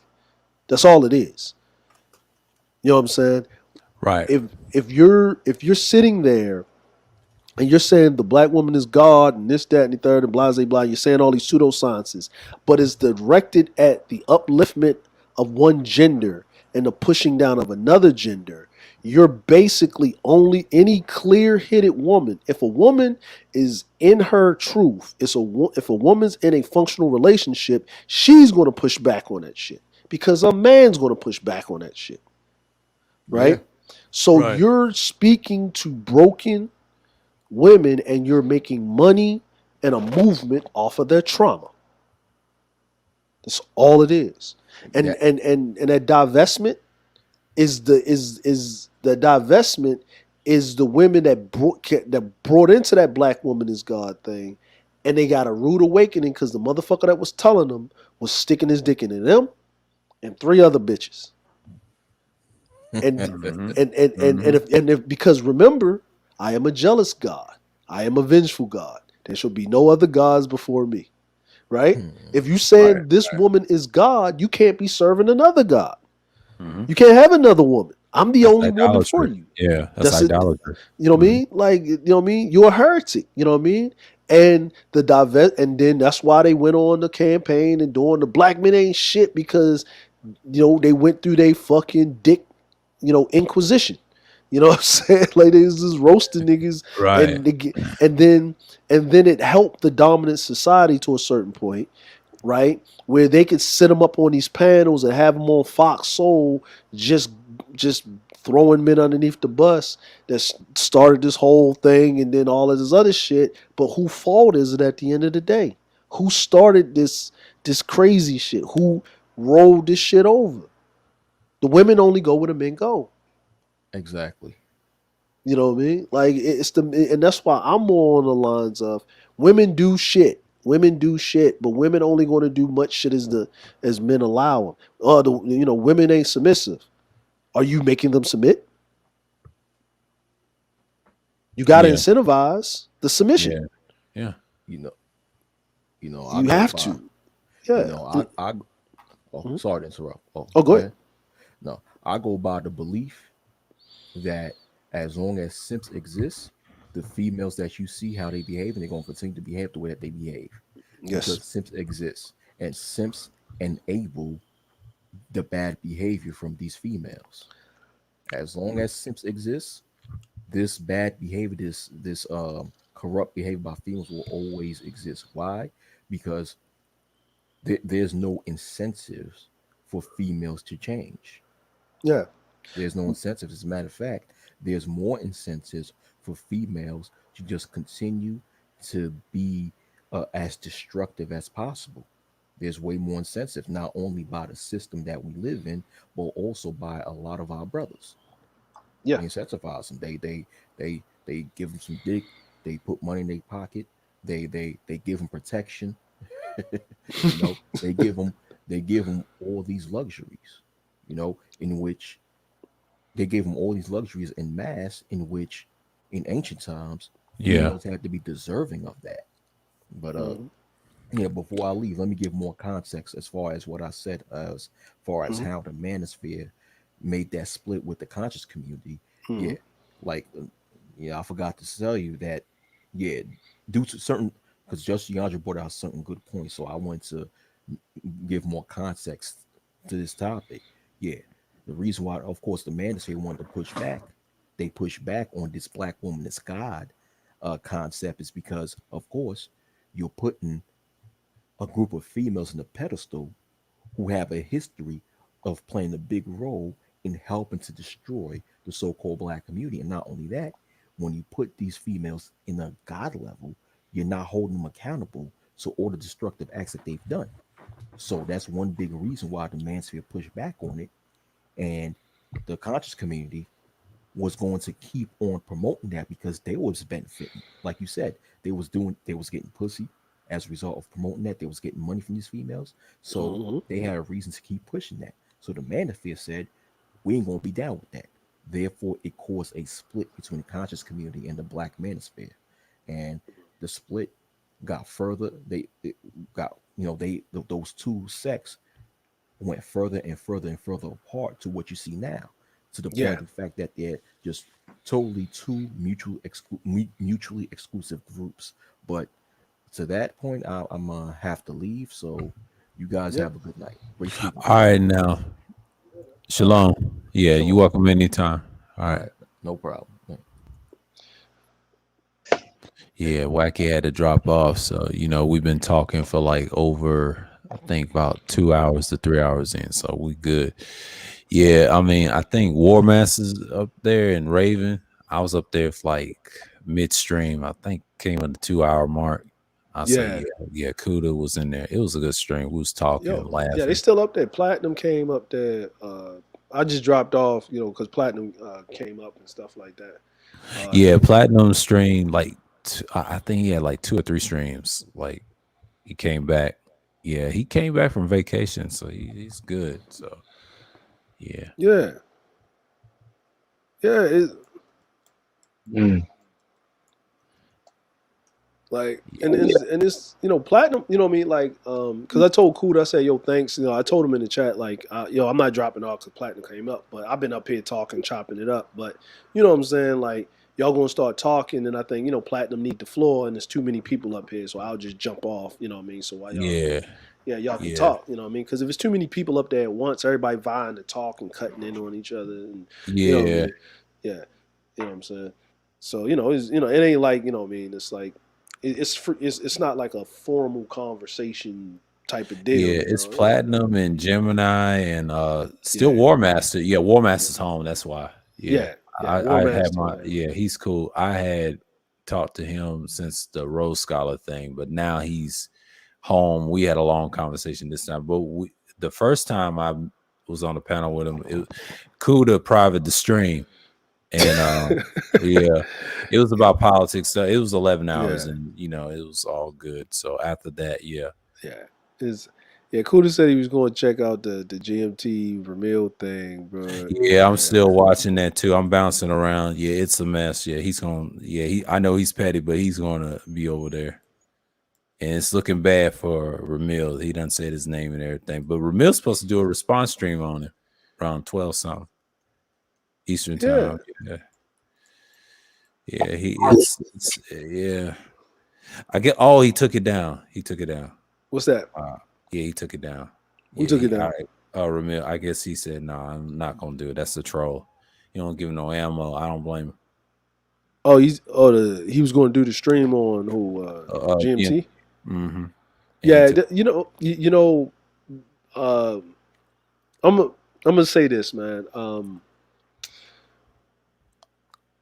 I know that you are very aware and observant of things that go on in the spaces. You know what I'm saying? So um, there's certain people that are proxies for whatever reason and do boys for certain other content creators. Mm-hmm. And if you actually, you look at the tea leaves, why is this person suddenly talking about this person? And Yeah. then that person, offer this thing to keep that going, and it's like a diversion tactic. I look at everything. I don't know. Maybe it's just me. I look at everything like a war strategy. You know what I'm saying? Yeah, Like, it is. It is. It is. I've noticed that in his spaces. Then he went at Taz. See, Taz called him I told this to Wack. He called him a human trafficker. I thought that was kind of wild on Taz, and I wouldn't even mention him. And everybody kept saying, "I thought he was dead," and I was like, "No, he ain't dead." Y'all kept messing with him, and I think Fantastic kept left him alone and whatever. And all of a sudden, well, Ramil just wanted to respond to him. This is the second time, but he roasted him with that T-shirt and that microphone. That's what got Taz. well, on I'm gonna it. tell you. I'm gonna tell you what kind of happened, right? Yeah. I was. They was running around kicking cans. They came after the THT dude, right? Uh-huh. That didn't go over well, right? Yeah. So they went and kicked the can at Cluster. Mm-hmm. That definitely didn't go over well, Yeah. right? Because she got receipts and Cluster don't give a fuck. She had 40 days, 40 nights. Yeah. Facts. Yeah. Facts. So I went up there to basically give some context to it, because I was trying to tell Cluster, I said, Cluster, your channel's growing, you're doing your true crime content, all that other stuff. Don't stay on this too long, and let this be the end of it. Because they're going to come back. And I told Cluster a long time ago, they're going to come back every 3 to 6 months. Because this is how they keep their name relevant, by keeping beef going, right? Mhm. I said, the best thing you can do for them is ignore them, but I know your archetype. You know what I mean? You got to fight. So drop all atom bombs, all receipts, and be done with it. Because there's new people coming to YouTube every goddamn, especially because of Kevin. Kevin's got so big that if you put his name, you're going to get in the algorithm, you're going to pull people. So I was talking about the other partner in crime. I'm not going to mention her name up here, but whatever, right? You're right. And the situation that came up with Game Changer and Neon and all of that, right? Yeah. So I explained, because she was talking about Super Sly put it out. I say, no, that's not the truth, Cluster. I know you don't know, but this is the truth. That thing that happened with Neon happened back in May, earlier that year. And it's the actually dude that's been playing in everybody's face. And I know Neon personally, and we told her not to go over there. And he spilled the beans, right? First. Mhm. Then Nyla came in our Discord server talking to us before it even got out. Super Sly, he put it there, because him and Neon is cool. Like, they cool. So that's like his sis or something. Like, they're really cool, right? And he did what any stand-up dude to do, but he didn't know the ramifications of that, right? Because they were going to come back and say that he didn't, blame the man. Like, it was a setup. We knew it was a trick bag. And I told Nyla, I said, and this is what I told Cluster, I said, this happened then. And Cluster's like, what? Because she told me that. I said, she came and told us in a voice chat, and she said,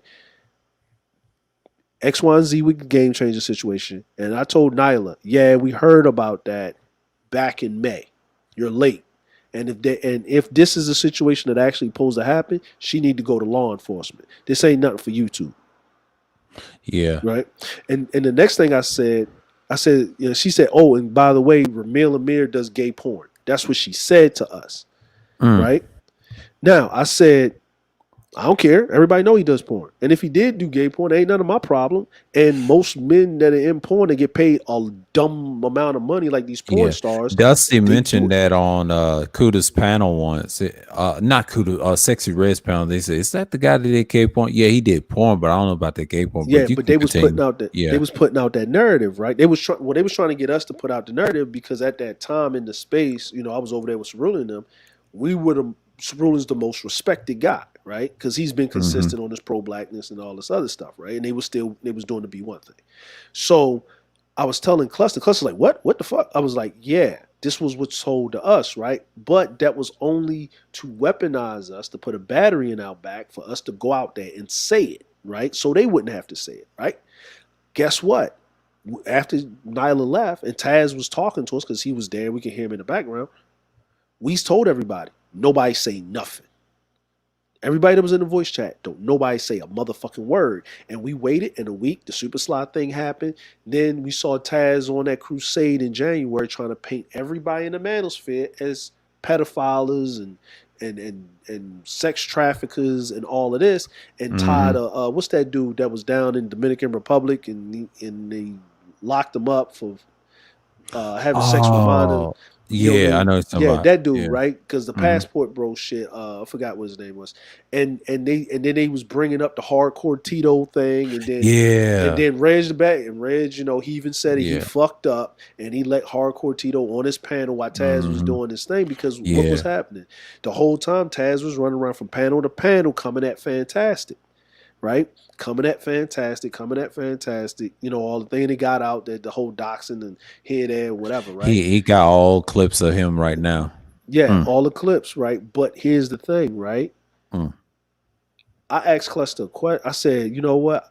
I said this, and I said this on BGS when this was the fall, after the little fallout that that AM had with his camp, right? Because I was in his camp, but I wasn't like tight in his camp. I was, General Pop, right? Yeah. But when they had their little fallout or whatever, and everybody was running over Nyla, and I went on BGS platform and I said, y'all need to stay the fuck from over there. Because the way I feel about this is that they already know who everybody is, and they're there to take everybody's channel down and build their own off of the ashes. And y'all keep going over there, y'all pumping the channel up. Facts. Right? And then when shit started happening and they start falling out with them, and I went up on BGS, I said, why are you complaining when you niggas built the fucking platform? Y'all made the goddamn problem because y'all kept taking your dumb asses over there. Y'all kept going over there and y'all kept arguing. Because remember, no one knew that Taz was Taz. His name was Shannon. And nobody knew that Nyla and Shannon was an item. Yeah, they were. Right? People kind of suspected, but the only person that confirmed it was Suge, because Nyla disrespected Suge it's her platform, but Suge was boxing Taz into a corner and she went into Mother Bear mode. Mm-hmm. When she would always do that when he would be losing a debate or with somebody or whatever, right? Because I already knew what they was playing. Nyla was the woman. Right, all these Manosphere guys jumping on a woman's platform, right? Because what? Who was the meat? Cynthia G. Cynthia G was the meat, and it came out about her little transgression, right? Yeah, right, and that was all orchestrated too. Yeah, you know what I'm saying? Like, you know what I mean? All of that was like, if you, I'm not going to say exactly what everything is because I know things, but I'm just going to say like this. You hurt them the most when you ignore them. Exactly. Right? Because why do they got to bring up and revise history? Because there's new people coming into space and they want those subs. That's what that is. Mm-hmm. And when they're living the high life, they just do other content. Like, I like when they do content and not going at content creators. I love it because it's very detailed, man. It's like very, like, yo, Taz really breaks shit down. He's like, yo, if he could just stay right here with it, yo, I can listen to the dude all day because he brings up some genuine points. I'll tell you this. He has good content, but he's so damn hard-headed. Like, a lot of dudes just don't. He reminds me of so much of SETI, it ain't even funny. Now, Ramil did say his name is Shannon. He been quiet about it since O'Shea, and he knows about it too. And the reason he been coming at him sideways, and he knows about that Cluster B thing. See, he's the only one out of that side is not afraid of Taz because Fantastic let it alone. He didn't want to be bothered with it. And then and Taz never learned. And Ramil, and once you piss off Ramil, he's gonna flip on you. And I try to tell them niggas, Ramil's not one of those dudes like the MOTs and everybody else in the world. No. They scared of Ramil. It's kind of like Angry Man. See, Angry Man respects Ramil. They close. They tight. Yeah. So I didn't think they was that tight until that magazine thing. That's why they put him in there, because they was cool with it. Yeah. Because see, I didn't know that. So he was cool with Obsidian O'Shea, but he's also cool with Mr. Research. Yeah. So I already knew that. Yeah. Yeah, I've been like, I think when I first was around the space, I met him I was on a lot of his panels. Like, you know, sometimes you forget who he is because he changes his shit like all the time. Alpha Wisdom. Yeah. Now the guy you talk to, Wacky, they go back from 1.0. Now I'm not a fan of Mr. Research, but he be on his panel. He'll tell you the history. They come from that cloth, and him and Soul in Black. Now Angry Man knows Soul in Black very well, because I think he came from the MRA type sector, the Wall of Silence. He know the history more than those white boys. And I try to tell it to Wacky. He's very careful slipping up 1.0 talking points, because he has his own talking points. That's when it starts spreading. You know, Sergeant Wilson Pete was the man. You know, people love that dude. And outside of that, everybody try to use the same thing. Now, BGS has his own talking points. He's another specimen.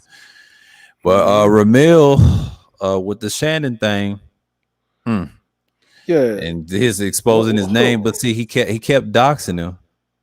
Yeah, man. He kept, but see, here's the thing, man, and this is my thing. Like this is that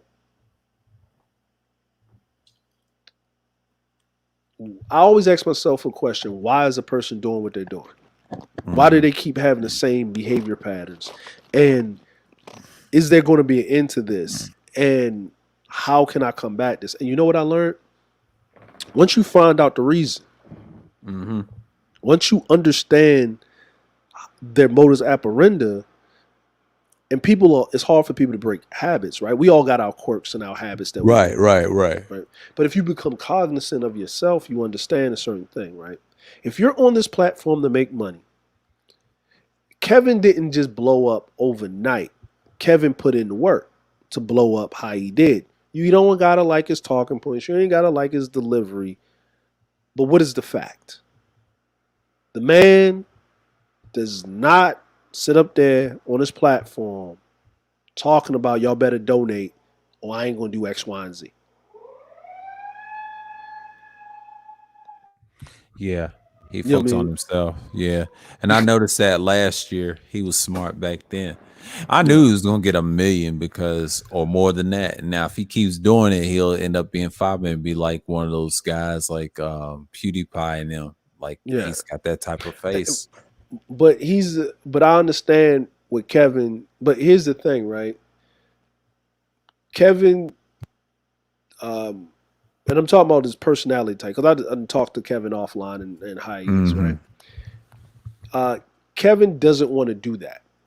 And the reason why he doesn't want to do it is he would rather have a dude younger than him in front of the camera while he's in the backdrop orchestrating everything.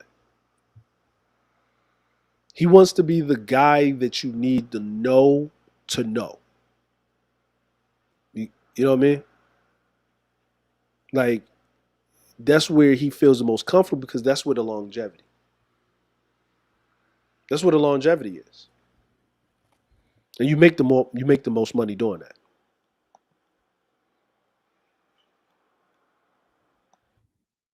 Yeah. You do. It's more long term, because if you think about it, like Kevin's how long can he be on YouTube, right? Because most of the women that talk to him are way younger than him, like 15 to 20 years as junior. Yeah. So how long can he keep it going like that before? And that takes up a lot of time. Doing a YouTube stream takes a lot of time, and then he's got to find time to do this, that, and the third. So it's better in his age that he finds a protege. He has a co-host and he turns it over. Kind of like Trevor Noah when he took over for old dude. It's kind of like that. So don't be surprised. And the other thing is he gets more money if he has his own talk show. Because then he ain't got to do everything. He's got a whole production crew and he's in a production meeting. Like Phil DeFranco. Like his shit is a whole production. It's a whole production. He's got a whole team, a squad. He's got a business. He's got a studio. He moved his stuff. You know, now he just does interviews with people that used to work with him and other people that he know in the industry. He doesn't even do all of that like he used to. Mm-hmm. Because it's very time consuming and he's getting older. You know, so a lot of times YouTube is not an end all or be all. It's a vehicle to make your shit brick and mortar, actually. Right. There's other platforms out there better than this. I mean, it's mainstream. Me and Wacky covered that early in the stream. I said, I think these people don't get it. And like you said on Kuda's panel, like they can, like Google can buy TikTok, you know, and I don't trust TikTok's future. I mean, you discriminate against big people, black women, whatever, or anything, overweight, it's over. The alphabet group, that's over. You can't do that stuff, especially the policies. You know, when I think the brother was on there, he was talking about there ain't that many women out here. I said they're actually getting people to learn. Like, okay, remember the Lizzo, Lizzo ruined it with this body positivity. I was like, no, actually, I said there's progress being made, but you're not going to like the progress. Because think about it like this. A woman that big knows unless she got Lizzo's money, she ain't getting Idris Elba.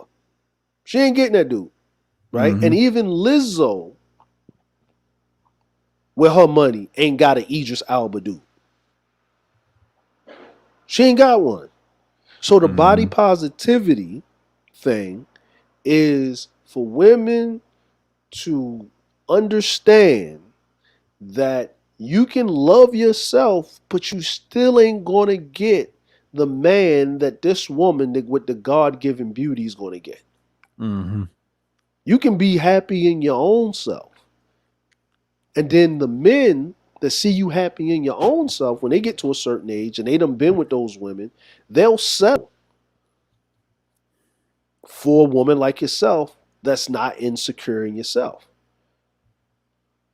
The toxic insecurities, and that's the reset society. That's, it gets out of hand. It gets too far with the this, that, and the third, and blah, blah. The chick that's 300 fucking pounds or 400 goddamn pounds running around with a goddamn fucking bikini on, talking about I'm a bad bitch. Well, is some dude? She'll find out real quick if she a bad bitch or not. If ain't no dude giving her no goddamn attention. Because in real life, a motherfucker's still gonna laugh at you. Oh yeah. Well, Yeah. Only a desperate fool would fuck them. I understand the fetishes and stuff, but Yeah. like you said, yeah, the real ones that have money, or no matter what size of man, he is not messing with that. He's not messing with that. Nah, is like women date up. Men date equal to a down. Yeah, that's just how and finances do not dictate this. We're talking about gene pool, right? You know what I'm saying? We talk about octane stuff. Yeah, that's what BGS be teaching him and Ron Wills. Yeah, a lot of people don't like them too for saying that. Well, actually, Ron Wills, because he actually teaches your tribe and stuff. Yeah, then the body game, and they can't stand that. They can't of course, because like you can lose all the like I remember Lizzo started trying to lose weight and shape up and stuff, and they fucking turned on her like rabid dogs. Why are you working out? Why are you eating smoothies? Why are you drinking smoothies? Why are you trying to be healthy? You're supposed to be happy in your dysfunctional health. Right. You know what I'm saying? Oh my God. You know what I'm saying? You can get a man. You told us you. What that really was is, bitch, you lied to us. You know what I'm saying? And when you get stuck, and somebody said it about the Lizzo thing, I think I was listening to Schultz, old dude that got the Brilliant Idiots podcast. Yeah. I was listening to what he was saying about a lot of stuff and whatever, right? And the only reason I used to watch it because Charlemagne used to be on that, and if I wanted the real Charlemagne, I had to watch that. You Right. know what I'm saying? And Schultz was talking, and he was talking about once you in that body positivity or that social SJW woke category, it's a whole cult. It's a religion. You can't go against the tenets, or they will take you out to the guillotine and cut your head off. Right. Yeah, you know what I mean. Like they will cut your head off. Like and it's everything, man. It's like a how should I say it? It's like okay. Let's say the baby, right? The baby was talking about the gay people and all that other stuff, right? Then he put out an apology because they start fucking with his money. And people talking about reaching out to him and whatever. How about they canceled the baby, right? And his Right. homeboy died, right? His homeboy died. It was the anniversary of his homeboy died, right? And he took down the apology and he put up a thing about miss you, man, blah, blah, blah, right?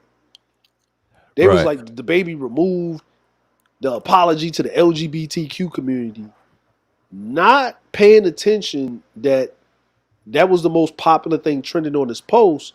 But if he's talking about his homeboy that passed that was real close to him, you're not, you know what I'm saying? Like, you get what I'm like, we get it, but they ran with that post, right? And had all Mm-hmm. these people going off, but then all of a sudden it stopped. It stopped. Why did it stop? Like, Yeah, she had to gain the weight back, huh? yeah, Mhm. but Yeah. but you know the thing with the baby, why did that stop? Why did it stop about him removing the post and whatever? Because they probably found out, oh, he removed the post because his friend died a while ago, and he didn't want that to overshadow what happened to him personally in his life, Mm-hmm. right?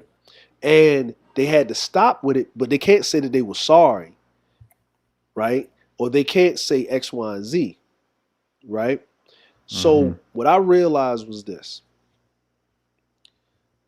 Nicki Minaj is married to a man that is a convicted molester. Like, it was statutory rape, but at the same time, it still Mhm. goes into the fucking child thing, right? Whatever, right? You gave the baby more flack for talking about some grown people with a choice to choose their lifestyle, that he had a problem with it, than a man that's going after innocent children.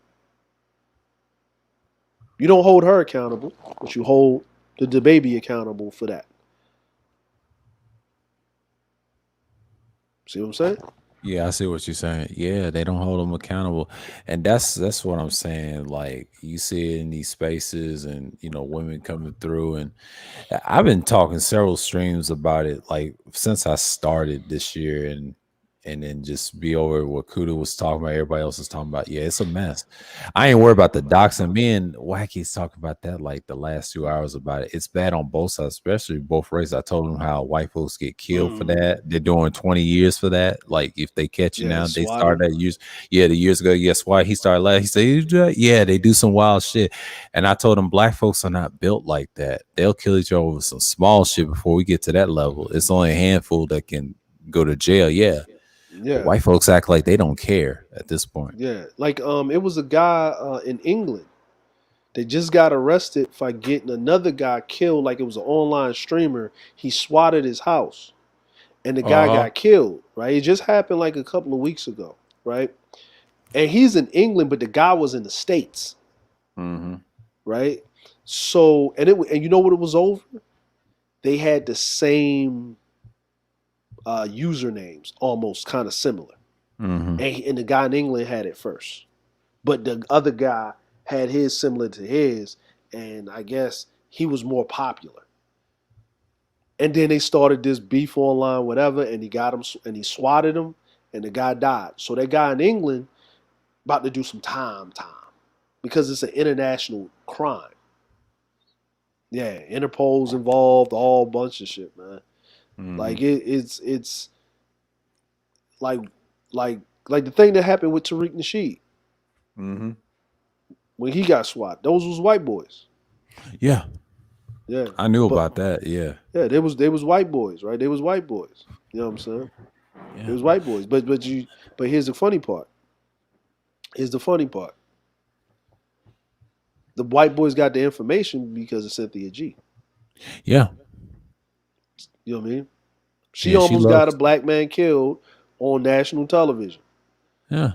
You know what I mean? And you know, because I was always asking when someone told me Cynthia G was in the conscious community, I was like, she was? What the fuck?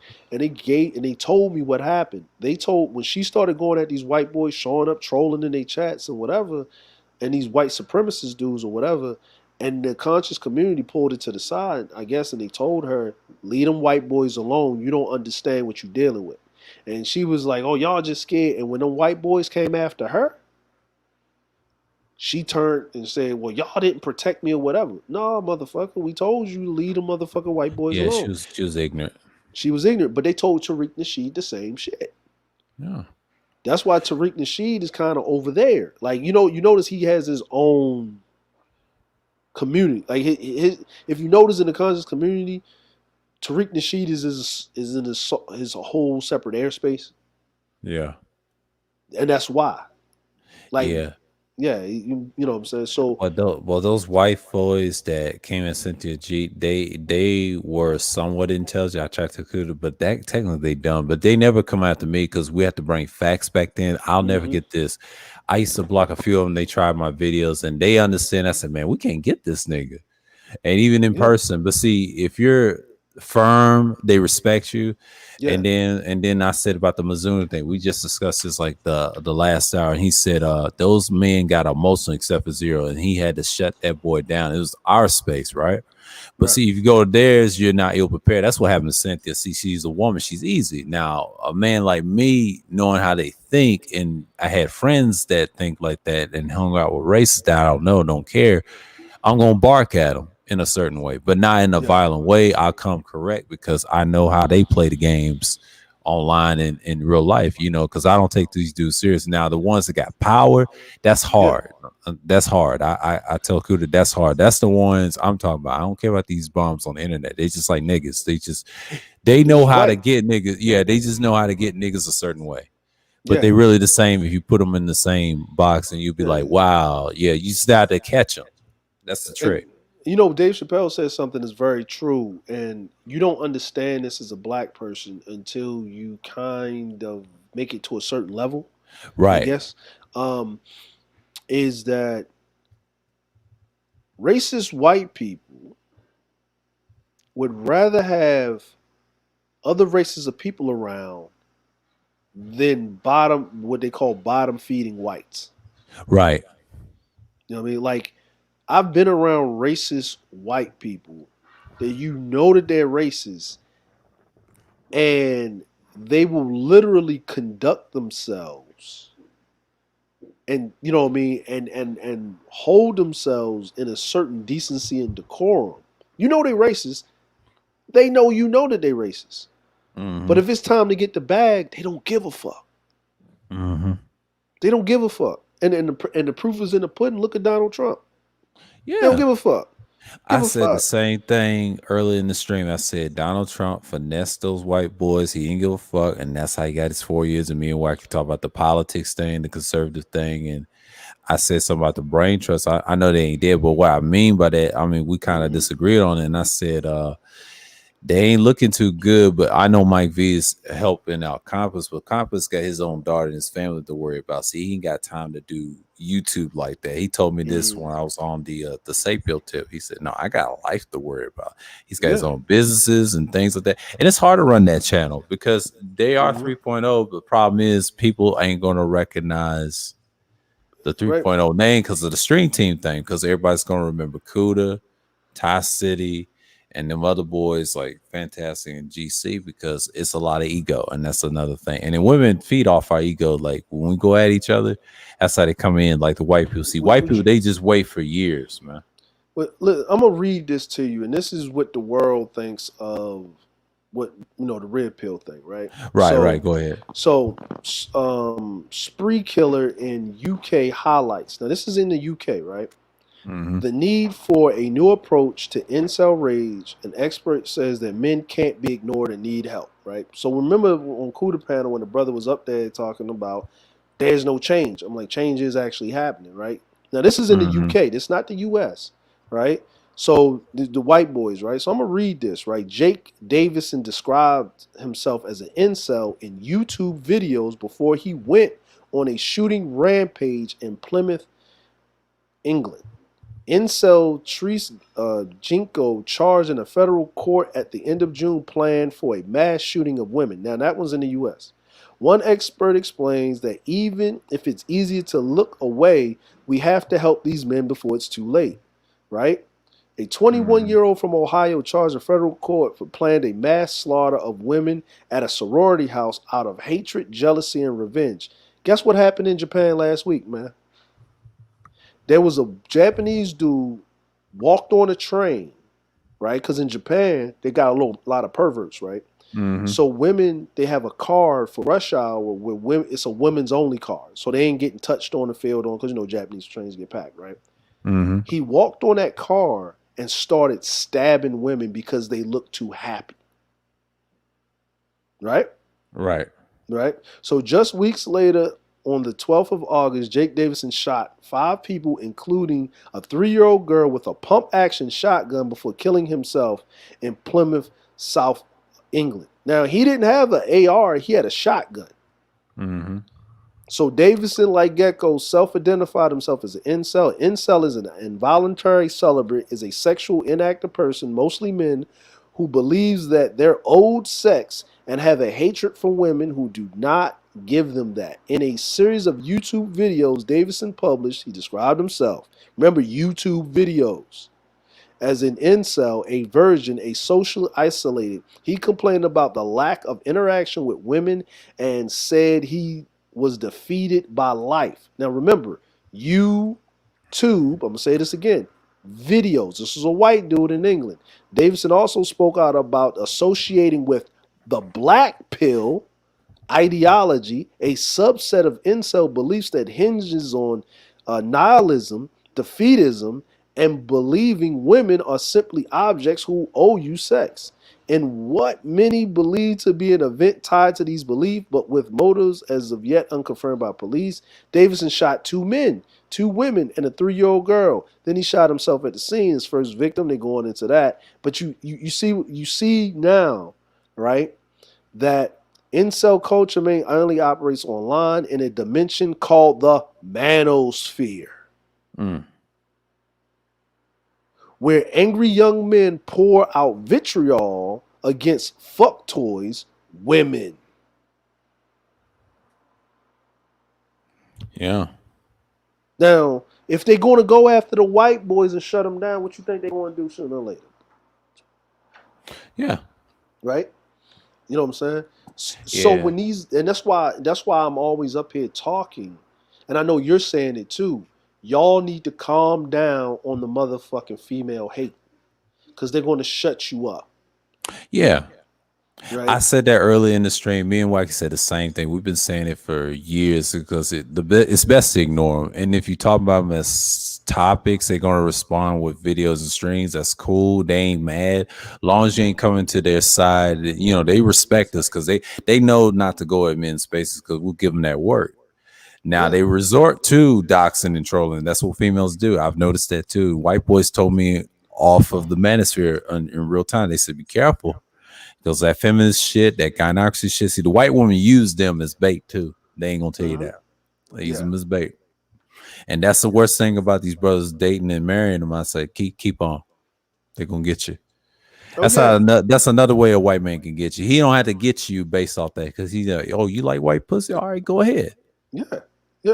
Listen, I told I'm gonna read this last part, right? Go ahead. It's clear from the police reports that Jinko, like Rogers, was unhappy and lonely.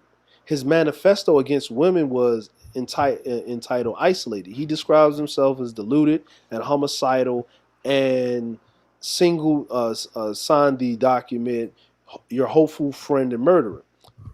The Red Pill Reddit channel is an offshoot of the Manosphere. described as a place to discuss sexual strategy for men. Depression comes up a lot on the site, often noted as an obstacle for these men's sexual conquest. Incel culture is haunted by insecurity, mental illness, low self-esteem, body dysmorphia, and depression. One post lists why he can't get laid because he is really ugly. Stop making pathetic little bitch excuses and start looking for solutions is the reply. Right? Mm-hmm. How to tackle incel rage. They got a doctor on the fucking thing. And this is when, remember me and Faston had that back and forth, and I kept telling them this is Yeah. why they're making prostitution legal. That's why they're going to Yeah. call them sex workers, then they're going to call them therapists. Because if you got to give these dudes what they want, or they're going to hurt people.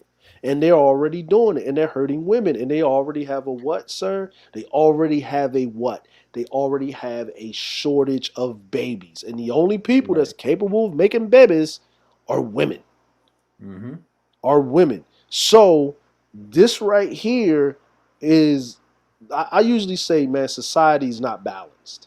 Anything of too much of anything and no progress, things in nature dissolve because the environment is forever changing. You have to have a point, and they're gonna have to calm down on it, or they're gonna be shut up and shut out.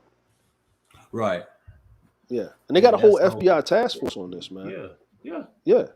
Well, see, that part right there. Now, I know people call them black pill, but they actually blue pill as hell. And then if they ever ask us, we ain't gonna help them at all because I already know who's in those little cliques. I mean, there's this guy named Black Nitro. He hangs with those boys, and I had to cut him off months ago. And they was on that bullshit with when Renegade passed away. They didn't understand. They think they black bastard. Dude, y'all blue pills hell. Y'all can't even get laid. Like I know he lives here in Georgia. I'm like, dude, like I can tell by the face. I mean, they decent dudes. They just got issues. I mean, they need a therapist bad. And I agree. Now, legal prostitution, what Kuda's standpoint, when you was debating with him, he's coming from the classic, like everybody's got to be this way, like a hoe has to be a hoe, and then I want my square to be square. But he don't understand that you got a lot of weak motherfuckers that in each generation have these problems, and then in mines and down below, you're gonna have an incurring problems with these boys. And so that's the whole thing with J Speed and BGS. They said the same thing. What are you gonna do with the boys? But their ideologies wouldn't mesh. That's the thing. And then the problem is you got a lot of yes men around them saying with whoever, but these cult followings is killing these young boys too. I'm gonna say it like this. Is when people talk about money, right? When they say, like, all right, money. I said, okay, I work in the industry, right? And I say this all the time. And when I say that, and I give that, I have to tell people that first. When I say I work in the industry, oh, you work in the entertainment industry? Yes, I work in the entertainment industry. There's very different avenues in the entertainment industry, right? When I get clients to come out, or if I get called by a former client, when he's trying to seal a business deal, hey, can you take my guy? Can you take my? Where's the VIP tables tonight? Is there anything open? I know certain in town. Yeah, I got a client. I gotta close this account. Okay, so what you need? I need them to have a good time. Okay, so what package of a good time do you need them to have? Are you talking about just a regular good time, or are you talking about a good time? He said they need to have a good time. All right, well, you need to pay for the platinum package. The platinum package means I got to call around for these chicks to have them show up to the VIP, just hypothetically, get with these dudes. And a lot of the dudes, just because you make money doesn't mean you got the charisma.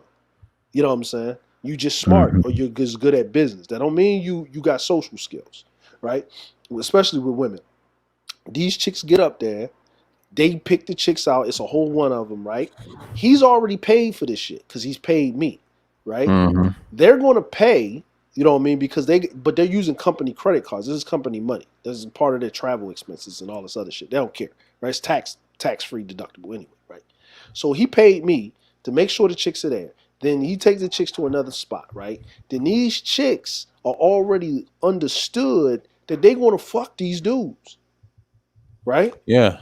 Just because the dude didn't come out of his pocket and pay the chick right? Because the whole point of this is to make this dude feel like he's the man, and that because he was next to this guy and he's got that juice, I had a good time, so he's a dude to trust. Also, here's the other thing. It's a levying chip. Because I was there when you was doing the dirt. When you was sniffing the line of coke off her titties and her ass, I was there. Right? So now you gotta fucking do the deal. Now we're locked in. Like, you know, it's like misery loves company type of deal, right? Mhm. So now when you go do this, these dudes are ready to do it and whatever, but they still know that they square ass dudes. Now they're married, but the chick that they got is spending their money and she's fucking the pool boy. And he's over here like, these are the things, you know, as being black pill, you accept it because that's what society is. It's always been that way. It's Mhm. always been that way. Like every Yeah. artist, every artist I've actually met, to most part, most of the artists themselves, no problem. It's their crew that's the problem. A lot of times when I hear artists talking about he got in trouble, this chick says she was sexually harassed or whatever, I'm in the industry, I'm like this. I'm like, who did this dude piss off? And it's not even another artist. It can be the record label. It can be management. It can be whatever. Like you telling me that this chick from 5 years ago or 6 years ago that looked like this had the money to get a high price lawyer to take into court on his accusation? You know lawyers cost money. Ain't no lawyer just going just because you know such and such. Most lawyers don't waste their time when they get shit. Like you gotta have some compelling shit, or there has to be someone paying the lawyer to approach the girl, the woman, or the female to do this. Like the what's old dude that was the quarterback for the Texans? Deshaun Watson. Do you hear about that shit anymore? I don't hear that much about it. Right. I saw an article about the females, the accusers of Deshaun Watson said the NFL failed them with their investigation. It's football season. Nobody gives a fuck because that was Yeah. what the Texans trying to take down the Texans, knowing they wasn't going to get a king's ransom because he was trying to get out of the Texans. So Right. they had to devalue him so he couldn't go nowhere, so no other team could touch him. So he has to stay his ass put right there. That's what that was about. That was totally about. You know what I mean? Was he fucking with the massage therapist? Yeah. Was he whatever? But was she fucking with everybody else? When the NFL did their investigation, and remember, the commissioner works for who? The owners. Right. So it's the owners investigating themselves? Man, get the fuck out of here, man. Yeah, Like, the owners are billionaires. Yeah. Yeah, they run it, man. And that's what I said is, if you really, you know what I say, sir? You know what I say this? Go ahead. Everybody's not deserving of the pill. Facts. You need to stay your ass hooked to the fucking matrix. You need to stay your ass. Like, whatever happened to a dude just saying, you know what, life sucks too much. Let me go walk off this cliff and take a nosedive. Right. It's too many. And you have a lot of nihilists don't always have to be black people. They can be red or blue. And what I've noticed, what DS once said, you got a lot of rugged individuals, and especially individuals, and it's sad. It's sad, but you got to be that way, right? Like, Yeah. you know, what they were trying to do, I get it in just. But when I did my research on that whole thing, man, I don't think they did their research on the person. Because I think they got, you know what I think what happened? And this is just my observation with this, right? I think because they got tired of trying to expand their platform, and because they are associated with AM, right? Because of his wars or whatever, they're not welcome nowhere. So they're isolated, right? And the only place that they could kind of go to kind of get, you know what I mean, some collabs and do some things was over there with BGS, right? And then when that happened between him and BGS for whatever reason, they were really isolated. They were really isolated, and you can't grow your channel like that, being isolated, right? And then this guy that was in the space they say for a while, but was watching from the clouds, saw another Mm-hmm. opportunity to swoop some shit up and have them running around being the bullet sponges on the guys of whatever he was going to do, right? And they didn't do the proper research because he got them in a moment of weakness. Mm-hmm. You get what I'm saying? Yeah, I get what you're saying. And I don't think, and you know, when I look back at it, hindsight 2020, he even said it on Bernard Riley's panel. Mm-hmm. He wanted Wolf, but he was stuck with Kendra. Yeah. He said it, and Kendra didn't even catch what he said. Yeah. You I know? said this. Yeah, I said it's a wacky. He has 1.0 talking points, and I think Yeah. Angry Man knew that because Angry Man said this on a stream. He said, "I have nothing to do with what that man does. It's separate. Yeah. If he would have owned the sphere, them niggas would have been gone. You would have heard it for him first, and I believe that. And Yeah. that guy studied the space for years, and that's what happened to Kevin. He did the same thing. And that's why Ramil and them got mad. Well, see, Ramil don't know the guy. That's another reason why he got mad. But Of Ramil course. had a right to, but he got super emotional. He showed his hand because when you're on Bernard doesn't care about those guys. He cares about himself at the end of the day. Mhm. That's why I don't mess with Bernard like that. I mean, that's Kuda's boy and everything, but they gonna learn. He's just like Yeah. AF. He's just like AF. They do the same Or thing. was it ABL? ABL? No. AF. I'm to my Aaron Fountain. He does the same thing. And me and Wacky discusses.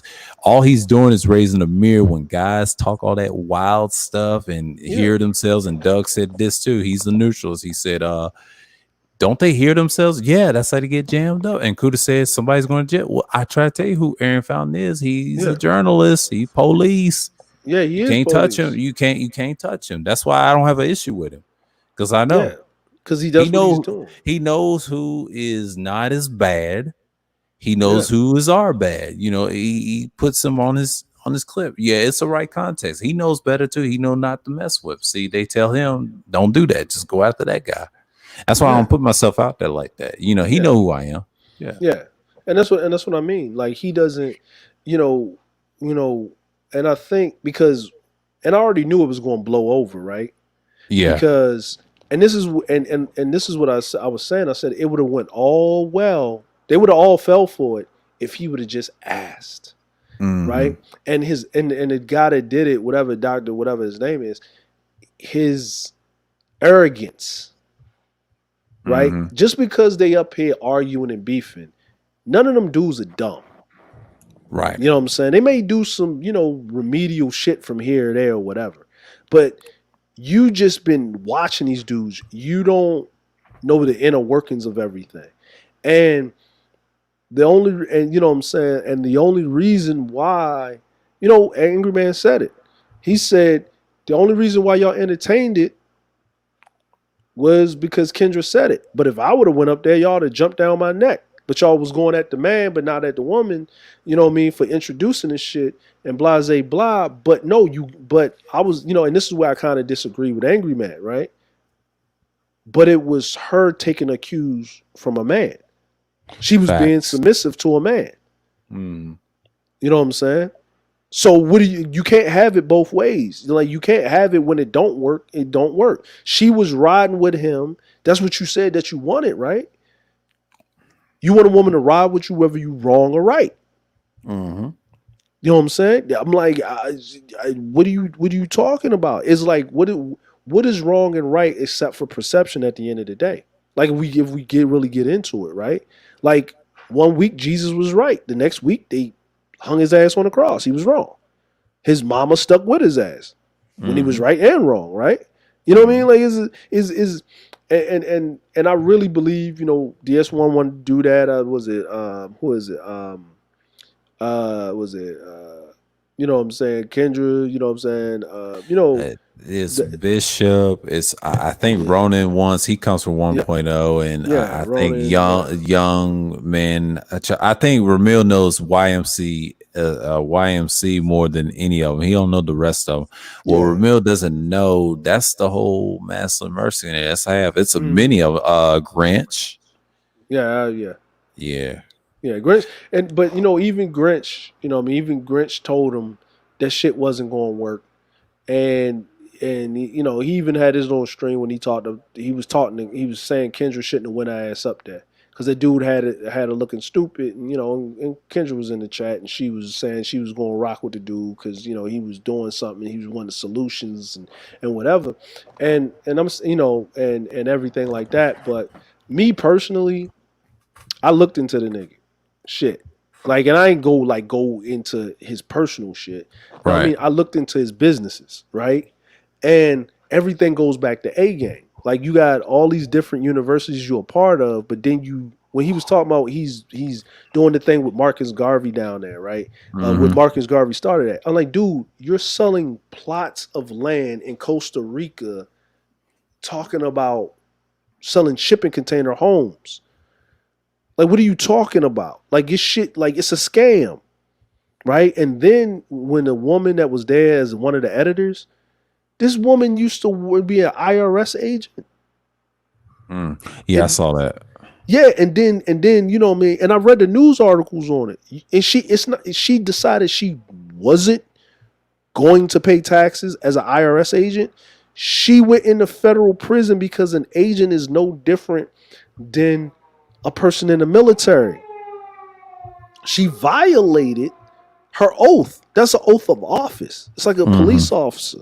It's like an FBI agent, a CIA agent. That's an oath of office. And then you were giving internal certain things to people while you were still employed. They can't do shit to you after you left and retired. But you were there divulging high classified information about tax codes and extra shit and then you was on that, and then you telling me you live in what Georgia, where the rebirth of the Klan started, and you hanging around, and listen, I can't find a black person on any of her businesses. It's all white people. So you got a woman that's editing the space, being an editor, that deal with nothing but white people, and everything that I see that y'all do is a scam. It's a low version infomercial snake oil salesman scam. Like, now to nigga, but see, they was able to kind of get away with that. You know why? They was able to kind of get away with that because the space itself, the presentation is still that subpar. Like, Yeah. the presentation is subpar. Like, Kuda's trying to get them on the mics, right? You know what I mean? They don't want to get on the mics. That's a part of your presentation, right? You're trying to make money off of this, but you still got your motherfucking, you plugging in your headphones and not, you know what I mean? You ain't got AirPods. You know what I mean? You shouldn't use them all either, but you know what I mean? If you can, right? You've been doing this for a while. You ain't trying to invest into the platform. Now, Angry Man invests into his platform. You know what I mean? He invests into his presentation, right? And even for whatever it is worth, even all the beefs that he done had, even him isolating himself, why do people still watch him? Because he still has his presentation. That's right. And he's the very few people that can sit up there with no notes, no system or no structure on this channel and rant for 3 to 4 to 5 fucking hours. And motherfuckers will watch it. And now 8 hours for people that want him to talk more knowledge. And he's learning himself as an elder. And BGS is different. The reason why he's inaccessible, I try to tell Kuda on panels, and Zero said this, but once he got big, it's a wrap for you. I've been on the panel with him probably about 17 times or more. He's a good dude. He's a hell of a dude. Him and Anger Man, that's power that you done made it. And especially with Anger Man on the panel over at Kuda's, I've seen the best and the worst of Angry Man. I can tell you that. And he's human. Why he says what he says. And people, he said this in the stream, the people that don't like him, that's them, but he always get more subscribers. And that is so true. Him and Kuda said the same thing. And I agree with that. You know. Yeah. I'm like, you don't gotta like I was over there in the camp. Like, I left because there was certain things he did and you know, whatever he was going through. But I'm a man of I'm a man of certain codes. And when you break certain codes with me, with people that you say that, you know what I mean, are your day one, whatever, and no one knew about it, I just hold a certain thing. Certain things need to be handled in the back chats. Like if it Mhm. was talked about in the back chats, no one needed to know. Like when people were coming out talking about, well, he had a separate server and from everybody else. He's supposed to. Those are his closest people. Y'all don't need to know everything that happens in the war room. You need a certain clearance to get there because you niggas can't keep your mouth shut, i.e. right now. Like, you ain't supposed to know certain, like, when that happened, I stepped away. But when I saw him, it was like, whatever. Me and him never got into it.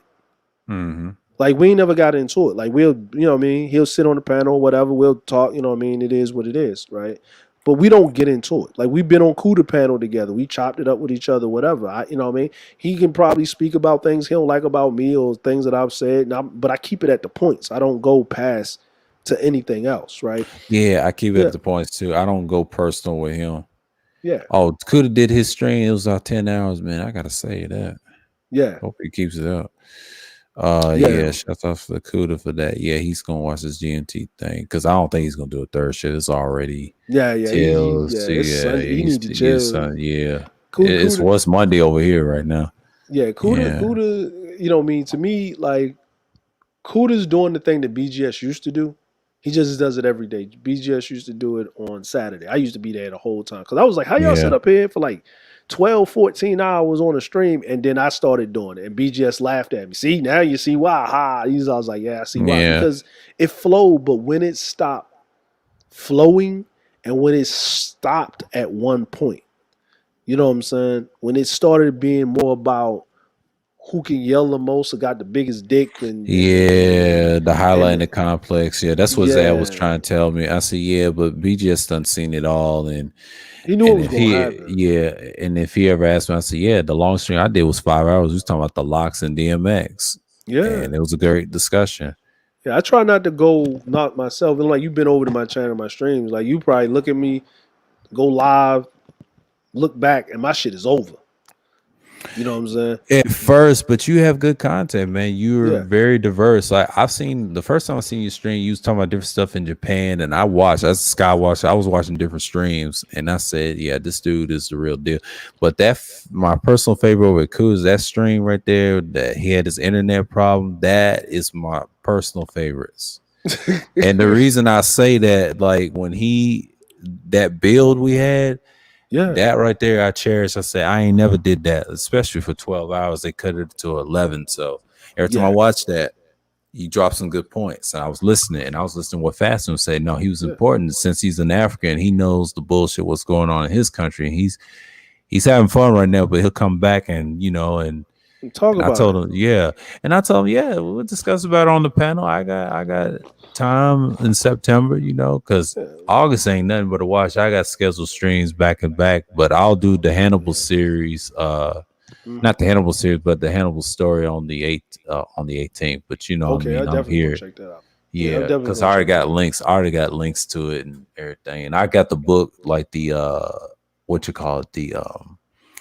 the Babylon Timbuktu to back it up. That's the only book, and I'll read a few things in it, and that's it. You know what, and that's what I was trying to. And the reason I brought that up is because, me and Fasting we good now, but Fasting, out of all of them, I met a couple of other brothers, but from over in the continent, in the space, right? He's going to be truthful about it. You know what I'm saying? He's just going to tell you what it is. He don't care. You know what I mean? And that's why I brought it up, because I'm tired of one side, right? They coming over here, they doing all this other stuff. And then the other side is like, well, they better than us because they more unified. No, they're not, because if they were so unified, they wouldn't be over here. Facts. Like they use, with one thing can be, people don't understand that two things can be true at the same time. Like I and that used to get on my nerves, but I understood it. I got to the point where I'm starting to understanding why people keep things from people. Why, like, it's this crazy thing. Why learn all this shit if you're not going to use it? Right. It would have been better if you were ignorant, right? Because you're actually worse off once you know when you start knowing too much, right? So like you become a watcher. Yeah. And if you know that if you know that the universe is fucking up, or if you know that the community is not balanced or is going out of there, and you know what it is to fix it because you've seen it, you know what the solution is because you've seen the solution. It's not like theory, right? Then now it's your fault because you could have stopped it, right? You know what I'm saying? It's your fault, right? And it's just, you know what I mean? And that's why and the thing that I did was I said, well, you know what? If I know that why, I had to ask myself, why am I doing this? Like, why did I get on YouTube in the first place? Like, what was my original focus and goal? I put vlogs up on YouTube because I love film and love showing things, and I wanted to show people like subconsciously, right? Abstractly, that black people travel and we can still be ourselves, but we don't have to be an embarrassment, right? Facts. That's what. And then when I went on BGS's platform, right?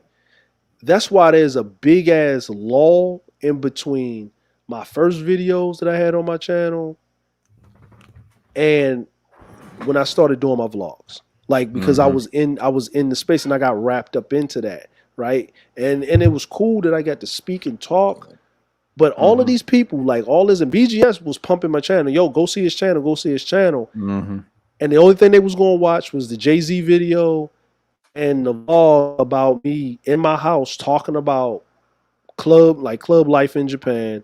And the next one was a picture of a girl, like, my thumbnail is me looking back and there's a woman, kind of with her titties out with a nice dress on. But the funny part about it is the woman that's behind me, that's my homegirl, and her husband is right next to it. It's just his arm is just cut out. His arm is just cut out. You know what I'm saying? Yeah. And he's a Mexican dude, but he's a white Mexican. He looks like a white boy with a bald head, but he's a Mexican. Yeah. You know what I'm saying? Like, he looks like Carnelo, basically. He's got that Carnelo going. You know what I'm saying? He's more Spaniard than, you know what I'm saying, whatever. Right? But they just see her behind me, but people are clicking on the thumbnail, and then I look at my analytics, and I know it's the guys from the space only looking at that part. They didn't care about my cousin coming to visit me. They didn't care about me going to see all these castles and actually doing good shit. You know what I'm saying? Like, I'm showing, like, man, this is what the inside of a fucking castle look like. I know y'all nerds, but to actually walk into a functioning castle, like seeing how big them iron doors is, like, you had to be a real G back then to fucking storm a castle.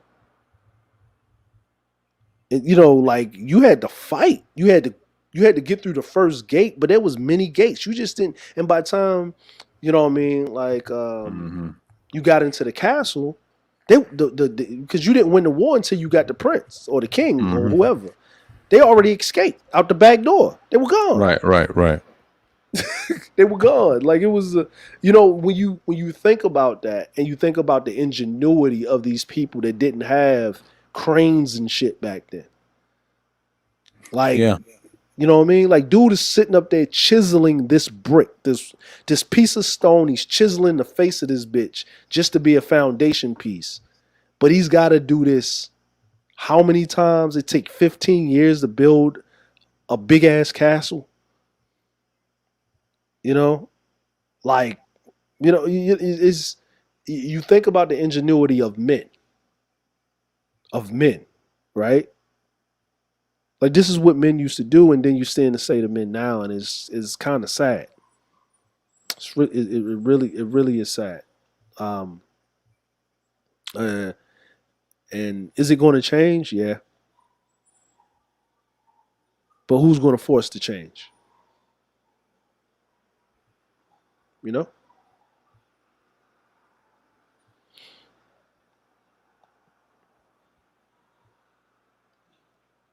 Who's really going to force the change? Yeah, man.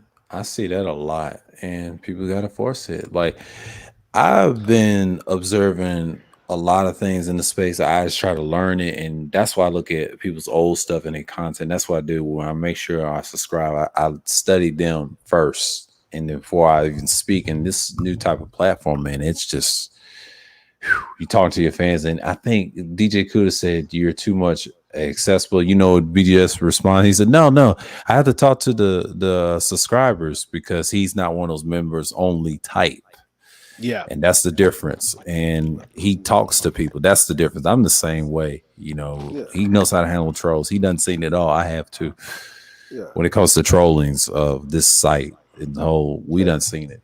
I think, you know what, me personally, I think, I said this. I said Angry Man is actually handicapping his platform by having the chat members only. Yeah. That's what your mods are for. Your mods are there to smite and smack trolls. Yeah.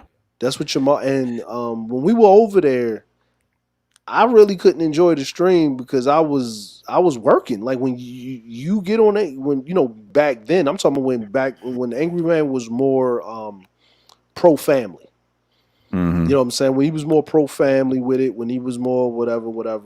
More pro black, like you said, 1.0 talking points, whatever. Mm-hmm. Like, you know what I'm saying? Like he would basically, it's the men hold them accountable. I used to call them, was it Nifnons, bedwetters, and dishwashers? Yeah. Mm-hmm. Right. But you know what's the crazy part? They've infested the space. Yeah. And you know what I mean? And he used to call them that, and I thought that shit was hilarious. It was a great analogy. It was a great observation. And we used to, you know, because he's a combative person, right? Mm-hmm. And it's just his personality, right? And that's not a wrong thing.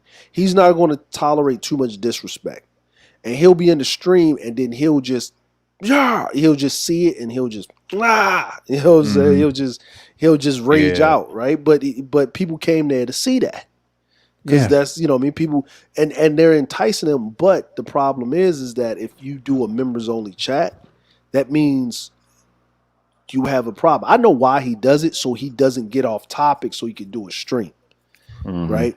But the problem is that you cut off that, because if someone clicks in onto your stream, they want to type members only. I gotta pay just to say what's up, or just to type.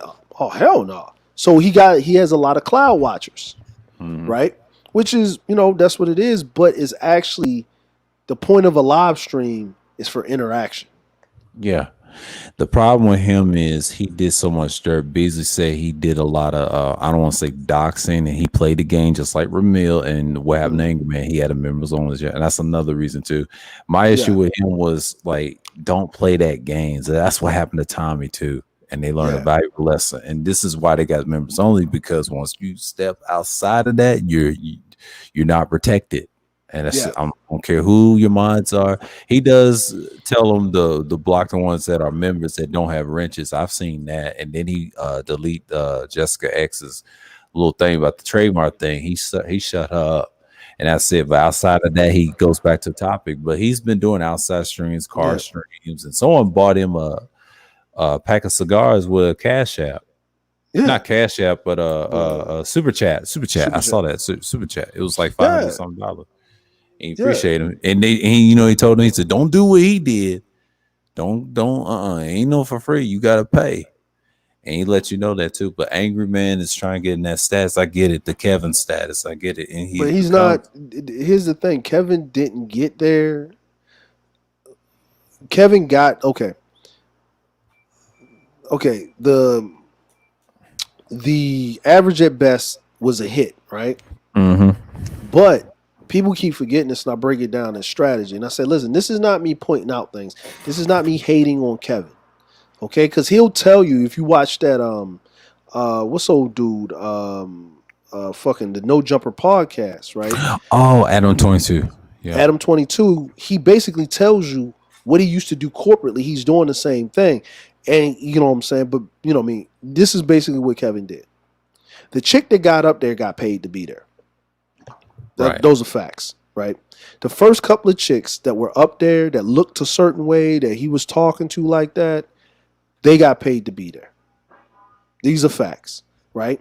He then took that video, once it did some numbers on YouTube, because he got connections, he knows people, paid World Star.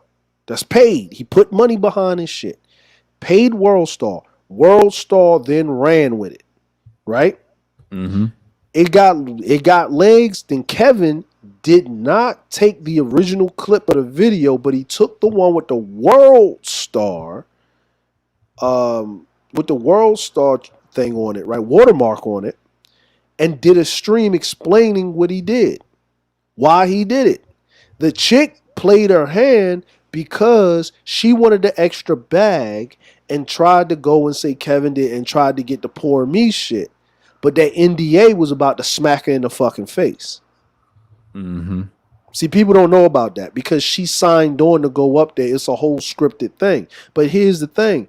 Everything's fucking scripted. Even reality TV is scripted, right? Then Kevin did it again, right? Then when people start coming after his neck, when Angry Man had a little issue with him, Kevin literally, when the beef was going up and people was giving the numbers, Kevin literally gave Angry Man a diversion. He threw O'Shea and Obsidian out there, who he knows hates them more than he hate Kevin. So he said, and then that's when, and the only thing Kevin had to do, right? Because remember, he was in Angry Man server. He was around Angry Man. They talked a lot. So he knows he ain't dumb. He very intelligent what he's doing. So when he shouted out Obsidian, and he said O'Shea and Obsidian, and O'Shea's probably one of the smartest dudes on YouTube, blah, blah, blah, because O'Shea did bring Kevin to the space originally. You know what I'm saying? BGS kept him in the space. So he wanted dudes to get their game up. This is when I came around because I talked to Kevin and stuff like that, right? Yeah. So when that happened, Angry Man got diverted, lost his shit because he was making some valid points. And while they was fighting and playing while the guard dog was chomping on the bone, Kevin went in the house and stole the jewels. Right? That's all he did. And he walked off into the sunset. And now for you to get your channel to pop, you gotta mention Kevin. To keep your shit, you gotta mention, like the Creflo Dollar thing. Creflo Dollar was not really talking about Kevin directly. He was talking about all of them. He was actually really referring to Derek Jackson, to be honest with you. Because Derek Jackson, who was Creflo Dollar's direct competition? TD Jakes. And where's Derek Jackson? Over there with TD Jakes. Creflo don't have an heir apparent. Mm-hmm. Right? But TD Jakes does. Yeah. Right? And is what? Derek Jackson, the buff dude, you know what I'm saying? With the fugly looking wife that can be a first lady in the church. Them women gonna flock over there because if he was giving dick to these chicks, you know what? I might not can get him. But if I keep my mouth shut, I can get that dick. Right? Because nobody would have known about these chicks unless they fucking came out their mouth. But what? They let it out the bag on their own. They put it out there. Because of you telling me Derek Jackson gets exposed and a week later his book is coming out? Mm-hmm. They don't, you know what I mean? Kevin does the same thing, which is smart. Long as they're talking about you, you're always going to do numbers and make money, right? And the Creflo Dollar thing, remember, nobody was talking about Kevin. Remember, it was the Manosphere thing. It was some other things. It was so much stuff going on. And then he turned the Creflo Dollar thing into something that was directed at him. Creflo didn't mention Kevin directly. He was talking about in general because he needed to get his congregation back. He needed to get his paid members back, right? And anybody that ain't me is suspect. That's what he was saying. That's the like you said, there can only be one Highlander preacher, whatever mentality, pimp mentality, right? So Kevin used that opportunity to make it more direct. But did Kevin come out and exactly go at Creflo? Who brought the news to you? Who brought the news to everybody? The first person I said that brought it up was O'Shea. Then Obsidian followed suit. Then it got legs, right? You know, there's any beef that Kevin has, if people don't know about it in the space, it's passed down by the two pillars, Mm-hmm. O'Shea and Obsidian, right? But but Right. we all know that they work with Kevin, right? But Yeah. who is the natural mortal enemy of Angry Man? O'Shea and Obsidian. Yeah, Now them two. Kevin. Now you had Kevin in your camp. So why ain't you get what I'm saying? So if Angry Man, I'm sorry to say this, but if Angry Man want to do numbers, if I was sitting up here talking to Angry Man and I was giving him, remember, I was in his camp too. I'm in the industry, Yeah. right? So think about it. You had a lot of these people in your camp that are in the industry that know how things work. So why were you stagnant? Your ego, right? And the thing about Angry Man is he's a very talented dude, but he does not have the self-discipline to collab with other people. You have to be able to collab with other people. The days of YouTube making it on your own them shit's been over with. Because it's Kevin been even over showed with. it. Yeah, Kevin Yeah. even showed it. Yeah, gotta go ahead. Yeah, you have to go back to the days when before 2012 they let you get away with that, even prior and now. When Kevin blew up, it was over. You know, yeah, he explained about Kevin being a fan. He said, yeah, he's a peer, and he said this all the time. He said he's a peer. Yeah, he was in my chat room, and that's what people don't know. And then the thing with O'Shea and Obsidian, why I couldn't get into them, they was always been anti-male spaces. They be flip-flopping every now and then, but they had good messages in the beginning. Yeah, I look at But O'Shea's what comment. changed? Yeah. I never took O'Shea seriously. No, I never That dude was did comical. seriously either. But what I've learned from O'Shea is he's reasonable. He Yeah, be in he the is. chat. Yeah, it's just He's Obsidian. business-minded. Obsidian's not reasonable. He turned out a lot of people. It's just Obsidian, and BGS broke it down to me. He's just one of them dudes that's always going to be anti, of the sphere like that. Sometimes, it's already enough of them. But like, damn, like I get Big J's problem with Reg, the bad guy, and the history of what Reg did to him. See, I already know all the strifes. But see, here's my thing, right? I think Big J made it when I did that stream about that, right? Yeah. He said multiple. He replied and said, "Well, why should I? I was his point of view, but if I need to come up there and talk about it, I will." Right? I gave him my email on one on a comment on the video that he did, and twice on two replies to the comment. Right? Weeks ago, right? You know he didn't email me for no time to set up so he can we can have a sit down and I said 1-on-1. You ain't gonna get ambushed. You can sit up here and explain your point, right? Nothing. He moved on to talk about somebody else, right? And then I said to myself, that's why I said in the stream, who got a battery in your back? Who you carrying water for? Right? What are you doing? And then when I saw the whole THMC thing, and they were hooked to Nyla and Taz, they just using whoever they can to start some type of beef or something so they can get their numbers back up. Yeah, they use Big J as a in between, and he has to be careful. Yeah, they have to be careful. And I try to tell, I wouldn't trust none of them. Down to MHC, Kuda has a problem. Yeah, had a problem because with I would say with the Bomb Cherries, but they was talking shit when Platinum in March when I came over there and started messing with Kuda, and they've been anti-male, this and that. There was Kiki, haha, and then let's see, she about to get exposed by these women because, like, they don't get along with each other. That's what Kuda told me. I know they never do. Well, let me ask you a question, right? Here's the thing, right? How you say men ain't shit? They always like to bring up. They always like to do this, right? They always like to bring up like rape, molestation, abuse of men, and that. But you're in you got a nigga like Rule Dem in your face that has a track record. I know where you're going. Being abusive as fuck. I want to tell you this. Randy SoCal exposed him. I saw a stream about that. He said that guy's the rapist and a pedophile, and that's what they said, and that's bad for the space too. But he's not a part of the man. He's not a No, part of he's the not. manosphere. But He's not. But in black sectors, they don't want yeah, that. Like yeah, that's well, a yeah, shame. you don't want him around. But I would see Rude windmilling for this chick to go at a dude, and then a week later calling the bitch whole sluts and all this other shit. But then men that'll do X, Y, and Z. Like I would see this back and forth, right? And I would Mhm. sit back and I say, you know what I mean? Y'all don't really hate men.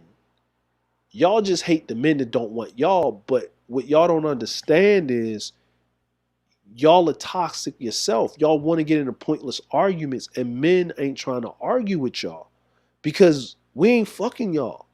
Like we're not sitting up here because there's a problem right now. The whole let's see or whatever, however, whatever, whatever. I already knew what it was. Like when I Yeah. saw it, like you know what I mean. I was like, all right, cool.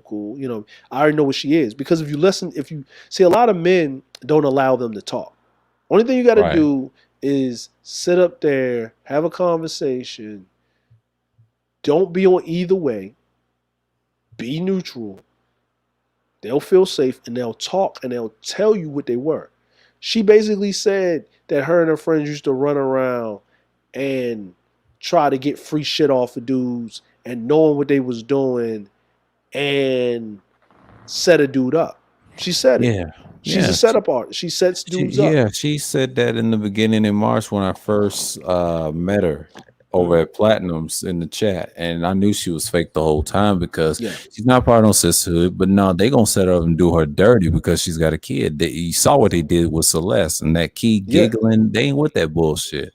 They Yeah. bodied her ass, and they said that in the chat. I was like, oh shit. And Yeah. you ain't seen her no more now. Cat's been quiet because the reason what's her name? Karma Toon Cat is over at what you call it, Canes now, and don't be on panels with me because I was one of them dudes that wasn't scared of her. I already knew she was Cashmere? drunk, yeah. You And I talking put about Cashmere? not Cashmere, but Cat. You know that used to be the other one with the double K. She from England. Oh, okay. Yeah, Okay, yeah. I put her in a place once, and she tried to call me all these names, and I laughed at her face. And one thing you don't do to a woman is laugh at her face and so try to joke. And when I did it, and I didn't care because I was on my trolling shit. And she learned a lesson not to mess with me ever again. So it's kind of like I ain't messing with this dude. Yeah. You know what I'm saying? Because you got to be that to women. That's two things. That be neutral and don't try to be aggressive with them. Just let them be who they are and just let them fall off. You know, you gotta let them hang themselves, man. You gotta let them like, and that's what I mean is like, I don't have a problem with Bomb because since I've ever been in the space, I knew what Bomb was. Like she just dared. Like Bomb to me is the cool neighborhood lady. Long as you cool with her, you cool with her. The gossip's gonna happen. You be nice, you be respectful. You can have a nice conversation with her. But when certain people come over, you gotta exit stage left. Right. Right? You know what I mean? Because it's Bomb's not stupid. Her husband's very intelligent when he talks and stuff, right? When certain people are on those panels, when they go for 12, 24, whatever hours or however way they're going, right? Like Kev 504, when he's up there, I'll be up there real quick because they talking some real shit, right? I know that when they talking some real shit, when the numbers are low, right? When the numbers jump, it's some ratchetry going on. And when I look in the chat and I see Rude in the chat, I see Verbal Assassin, I see Mother Earth. Even like, here's the thing: if Cashmere, I've been on the panel with him. With Cashmere up there, Mella up there, and Let's See up there, no problems, right? Right. Verbal can come up there, no problems. When Rude get up there, everything go to fucking left. That's what he does. Yeah, he's you know what I mean. Bullets Gotti get up there, left. What's the dude? Cyberline get up there, left. Yeah, he's. You know what I'm saying? And another person, Aunt T, flip flopping ass, left. Yeah, left. I know he comes by here every now and then, but he learned a lesson about Let's See, and they ain't cool now. He cut her loose.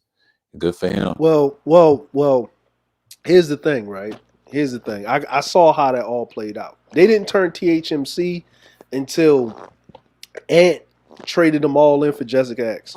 Yeah. Let's just call it. Let's call a Yeah, spade a it's true, spade. true. He Let's did. just call a spade a And spade. Jessica flipped the tables and see they wasn't built like that. This is They what I'm weren't talking about. Just like a bomb is the same. Her and Jessica are similar. She's Yeah. just real with it, and Jessica, and they knew. And see, this is why Bomb knew how weak they were. See, they don't like those girls in Celeste. Nah, They they don't, bodied no. them. They bodied them, Yeah. and it's sad too. And Jessica proved, there you proved Jessica's point. And Jessica, Minnie, she can't mess with me and Tassie because I ain't one of these dudes is weak like that. See, I stand on my square. Yeah. And they Like, and I laugh at them. Yeah. Yeah, when I did that thing when I told her to shut the fuck up because I'm talking to Game Changer, she stayed up on that damn. She stayed up there for like 2 hours when I'm up there. She didn't move. She didn't leave. She shut up. And I told her, I said the reason, and I explained to her why I told her to shut the fuck up, and we moved on to a different conversation or whatever. Even Game Changer even came back up there. Somebody said Game Changer live, and Game Changer Jessica, come down now, and he jumped back off, right? And some, you know what I mean, and you know what I mean, and somebody said it in the chat, but she wasn't going to go nowhere, right? And I said this, I said women understand in the face of real men where they need to be. You know what I'm saying? I said, and we kept the conversation, but I already knew. Listen, I already know. I told somebody. I said, look, whether Jessica shows her face or not, the reason why you niggas keep falling for it is because for some reason niggas have a preemptive disposition to a British accent. Yes. She can probably be the dumbest, ratchetest motherfucking chick in the world, but because she has a British accent, she sounds way more proper speaking than you.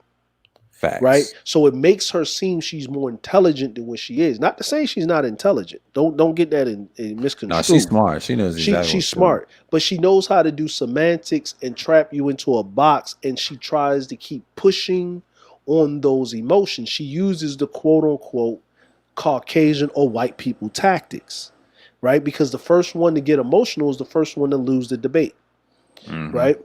And she's playing to the crowd. And even if you do beat her, you ganged up on her. Yeah. You ganged up on her. And then she can go, my bad. Yeah, I did that with her over at Aegon's channel. And see, the first time I did that, we all ganged up on her because we knew the bullshit was doing. But see, I've been on her head for like since last year. And that's how me and Wacky almost fall out over it. No, y'all are letting this woman dictate. And Ty City's the reason she don't like Ty City, he gets inside her head. I do the same thing. And I laugh. She didn't know the situation with me and MOT. Like, well, we didn't get along is she instigates shit. And I know she's an instigator. We ain't cool now because we ain't speaking because I'm going to be silent for now on the panel. She know not to say that her and Sister George because I checked them one time. Y'all be instigating shit and don't challenge these dudes. This is why MOT be laughing at them and don't respect them because certain men they don't mess with. They mess with guys that's really super weak. And it's sad. It's sad. Yeah. I'm really sad. Like, listen, man, listen, I'm going to be honest with you. I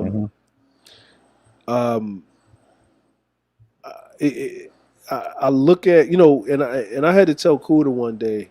He said, yeah, man, because I brought Jessica around. I said, Kuda, let it go.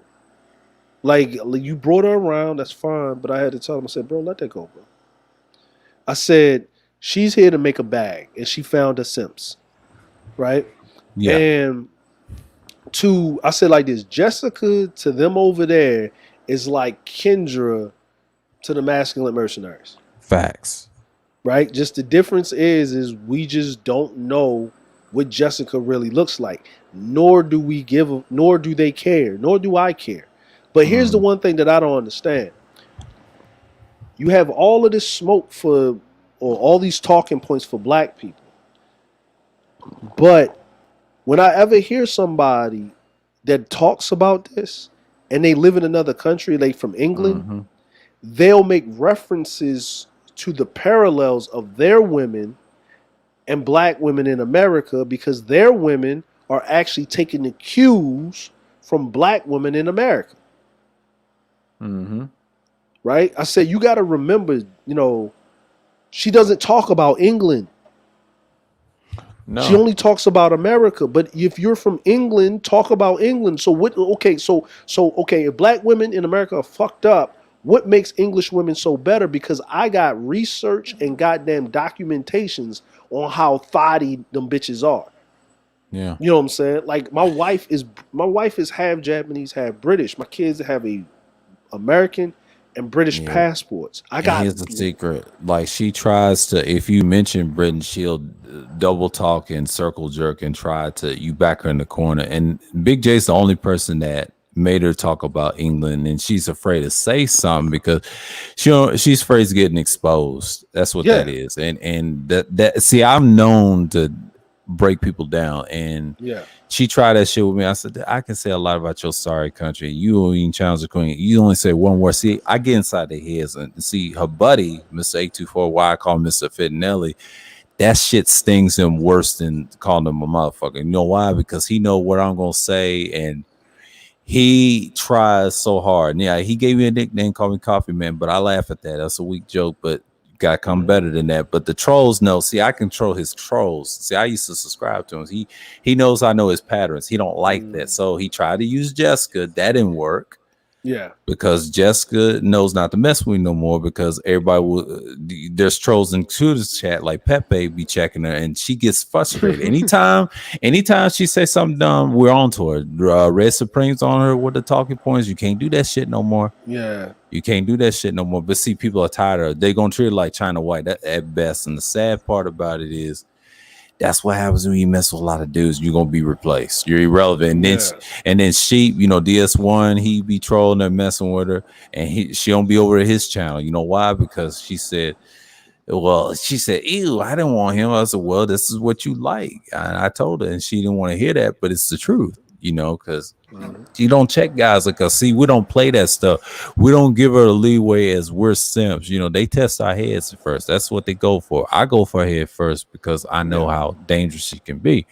And Ty City know that. He had to get guys and try to pull her off of those guys. She said, I done seen it, and the way he explained it to me, I understand why they have problems. They can't mesh well. They can't mesh well. You can't. Exactly. Like I don't like me personally. And then here's the crazy part. If, if people go back to it, she was balanced, right? Yeah. She was balanced. But this is the thing. When she was doing her pre-recorded videos, I was reading her comments, right? It was about the George Floyd thing. Yeah. I was reading the comments, and I was looking at these YouTube accounts, and they were from like Europe and England and Russia and whatever. And it was a lot of white racist motherfuckers that felt comfortable saying whatever they were saying, right? And she didn't delete none of the comments or nothing, right? They was talking fucked up about black men, period, together, all in whatever, right? In the comment section, right? On her video that was pre-recorded, where she does most of her content directed to black people. Mm-hmm. Right? Right. And most of her comments is throwing black women underneath the bus, but these comments were throwing black men or black people in a hole underneath the bus. Yeah. Right? And she didn't, and no one checked her on it. No one checked her on it. No one said anything about it. None of that shit, right? And you know what that what that let me know and whatever is that these dudes' self-esteem is so low within their own culture, right? That they would take the abuse of someone outside of their culture. It is just like, you know what I mean? Like I get perturbed, right? When I hear people outside of the culture just throwing, just capping on black people. Yeah. Like it's just, it irks me. You know what I'm saying?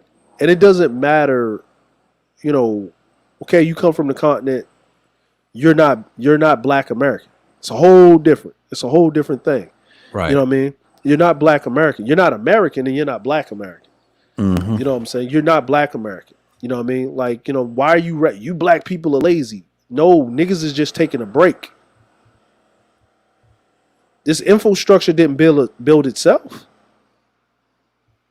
You know what I'm saying? Yeah. Like You know what I'm saying? It didn't build itself. Like we pay taxes. Mm-hmm. You know, like let every black person in America come over for 5. Let every black, if they walked around and say, okay, every black person right now for 5 years, you don't have to pay any taxes. Then we're going to give you all of these grants and things only for you, and nobody can bitch and cry about it. Yeah. That's all. And it's like, well, you know, niggas are gonna fuck it up. No, they're not, because the history have shown when you do that to black people, they supersede and thrive better than white folk. Mm-hmm. They've shown that. Just the problem is black people get too comfortable and they flex too goddamn much, which makes white folk angry, and then they come and fuck their shit up. Mm-hmm. I'm like just like how y'all coming over, you know what I mean? And like, you know, and I would have these conversations with these African, you know what I'm saying? These the ones that are in the US, right? Mm-hmm. Now, the ones that are in Asia, oh no, them motherfuckers are very humble. Mm-hmm. They want you to hang with them because they don't come from those means. And then I realized that there's a major class system on the continent all the way around, right? And there's different levels to shit. And the ones that you see in Europe and in America, those are the top of the top. Facts. That's so true. Those are the top of the top. They got their master's degrees. They got all of this other stuff. They can speak 3 to 4 different languages. Fasting is not a dumb dude. He's very intelligent. Yeah. Very fucking intelligent. That means he went to a proper school. You know what I mean? He's driving a truck, but he's saving his money. He has a goal, but he goes back home. Yeah. Right? And he ain't just going back home to just kick it. No, he going back home to motherfucker take that money to invest in whatever he's got going on, and you know, to keep it going, right? But he mentions it all the time. Like, he's honest about it. Yeah, he talks about this pill stuff every now and then. He's a good dude. Like, you know, what's going on, UD? So what's going on? Yeah, and yeah, man, like fasting's been That's why I consistent what he's respect. saying. Yeah, and I told him we need guys like you exposing your country, because sometimes he's okay with America if he wants to stay in Texas. Like, dude, there's plenty of place to live in the U.S. Now you can go back to your country, fix the Congo, the French areas. See, the thing about him being a Congo, he understands the French politics. We can talk about that for hours. Like, France always hates the Jesuit order, that secret society, and the other people. We put them together. We call them Esau over here. Those people. I say the small hats. Small hats. All that, and then I go by their biblical name. They get mad when I say that, but it's the truth. But see, they don't get mad. They say, I know what he's saying. Okay, and they just let you slide, as long as you don't practice revolutionary, the revolutionary stuff and like that. You know, it's like tit for tat. Even with the Jesuits, they knock on your door. They worse than Men in Black. They got guys like agents tap your phones like your boys. And that's why I had to be careful with certain people in the military, because I don't know if you're cool with them. And I'm like, all right, I'm gonna leave this nigga alone, because they can drop a drone bomb on us any day right now. I'm like, it's not emotional, even, man. You know, it's not even that. You know, but they can though, because it's just they get so emotional. And that's, you know what I mean. That's why I say, like, when I had that conversation with Fasting and whatever, you know, he was forthcoming with it, right? And you know, you realize, and you know, if I was actually sit down and have conversations with you, I said, listen, man, you realize how American you are when you try to work with an African, and they let you know how American you are, and it doesn't matter what African you work with. I done did business with Tunisians. I done did business with Egyptians. You know what I'm saying? People from Botswana, Kenya, Ethiopia.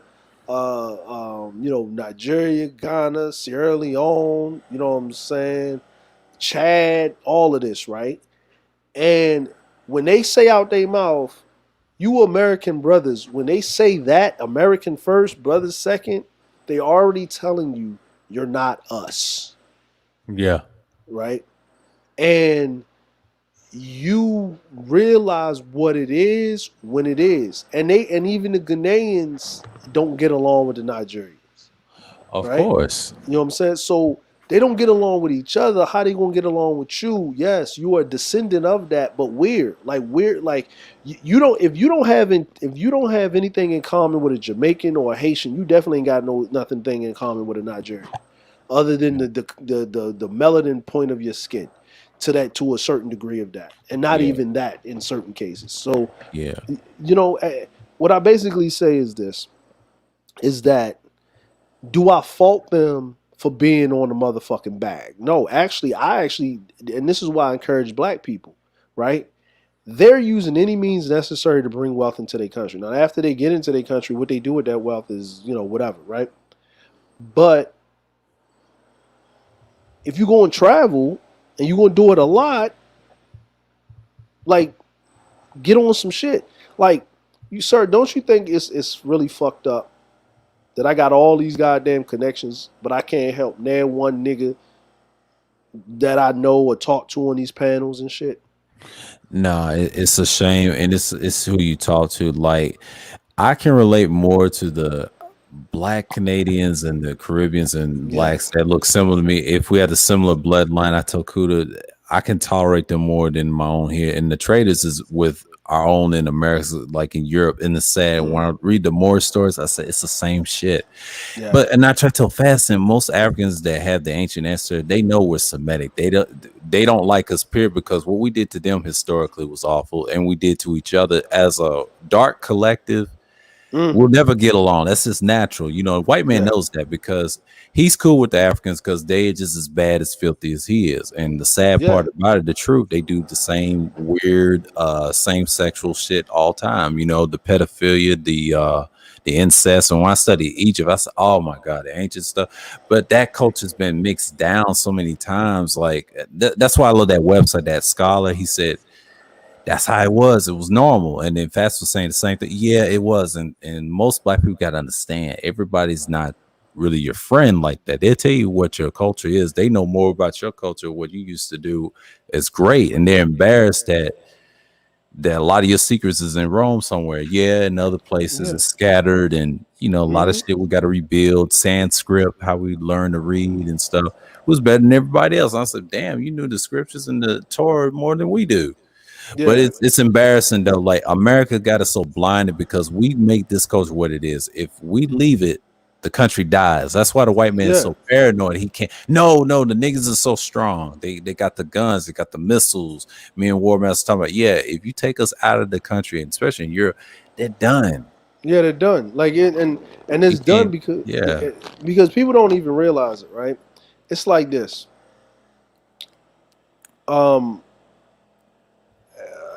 And I told a lot of people, I said, do you realize that a lot of black men that was in the World War II, about a good 1/3 of them did not come back to the United States?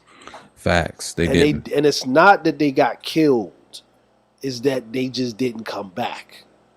Mm-hmm. They stayed where they was at. And they weren't in England. They were in Italy. They were in Spain. They were in France. They were in the country areas. They weren't in the main parts of Paris and all that other shit. They was in the country areas. They went out to the country, had them a little chick, got them a little family, and act like they died. You know what I'm saying? Because they saw how they was getting treated when they was over there fighting for the country and all that. The ones that went back, they went back. Why do you think when you get a felony, you can't get a passport? I'm like, you can, but you would have to get that off your record and all this other shit, right? But you're more. I'm gonna say this, right? When I went to, I'm like, you done traveled, but you know how you go certain places, you never been there, but you've been there. Like it's like your DNA makes you feel like you're home, like you belong, right? There's certain places I went. I went to Seychelles, right? Right. Felt like I came back home. It just felt that peace, just walking around, right? Love the people, whatever, right? So you're thinking, oh, well, Seychelles is above Madagascar as a part of Africa. I also felt that way when I went to Guam. Wow. Right? Felt that way when I went to Guam. Same feeling, right? Felt that way when I went to Guam. I went to New Caledonia. It's an island above Fiji. It's French Polynesia, right? French Polynesia, right? So, okay. what, I'm half Haitian or whatever, you know what I'm saying? I felt like that in Haiti, right? Mhm. Right? I was in Malta. Felt like that in Malta. Was in Tunisia. Felt like that in Tunisia. Right? Now, I go to France, hate Paris, love the outskirts of France, right? Other, Mhm. Nice and all these other places, right? Yeah. Went to Sicily, felt the same way in Sicily. Went Wow. over here. In Spain, love Barcelona, love Madrid, whatever, right? In Japan, I'm here, but I feel really out of place in Japan, right? Yeah. So if I've been to these different places around the globe, and I'm telling you all these places, but it's mainly the French speaking, that have French in there. Why do I feel such a way, right? And I had to ask myself, why do I feel the way that I feel in these places? Like it's like I feel a connection to these places or whatever. And then that's what started me jumping down this rabbit hole, right? And then when I started jumping down the rabbit hole, right? Black people have been all over the place on the fucking planet. Like Mhm. and if we wasn't grabbed and snatched there as slaves, but in essence, we were the one building a society, right? Mhm. And if we're building a society at that time, slave labor was used. Yeah. You know what I'm saying? Just like Like, in Egypt, they had before they called Egypt or Kemet, they had yeah, slaves. That's how they built their empire. And all cultures did it. Sumer in Sumer, Mesopotamia. Yeah, yeah, Mesopotamia. Yeah. All them places. And then the torture of men, how they I seen this on a website I show all the time on this channel, and then they killed them and ripped their heads off. Like that was back in the day. That was like ancient times. I was like, yeah. wow, it was Yeah, brutal. but see, like I had to ask somebody a question. He's like, "Yeah, man, because the Spaniards and this, it's the dudes from the Moore Science Temple shit." And I said, Yeah, "Let me ask you a question." MSTA. Uh-huh. And I said, "Let me ask you a question, Mister Moore Science Temple guy." He said, "What did Queen Isabella and King Ferdinand, which was brother and sister, right? Did they make a whole new system of government, or they just took over what was already intact?" Silence. Yeah. Oh, let me ask you a question. Would so so if y'all ran shit and the word Spaniard is pretty much a Latin word for half caste. Mm-hmm.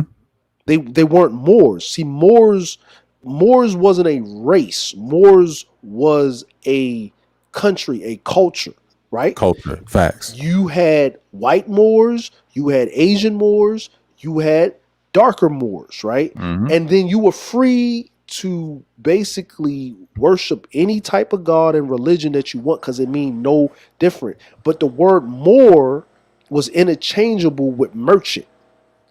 Yeah.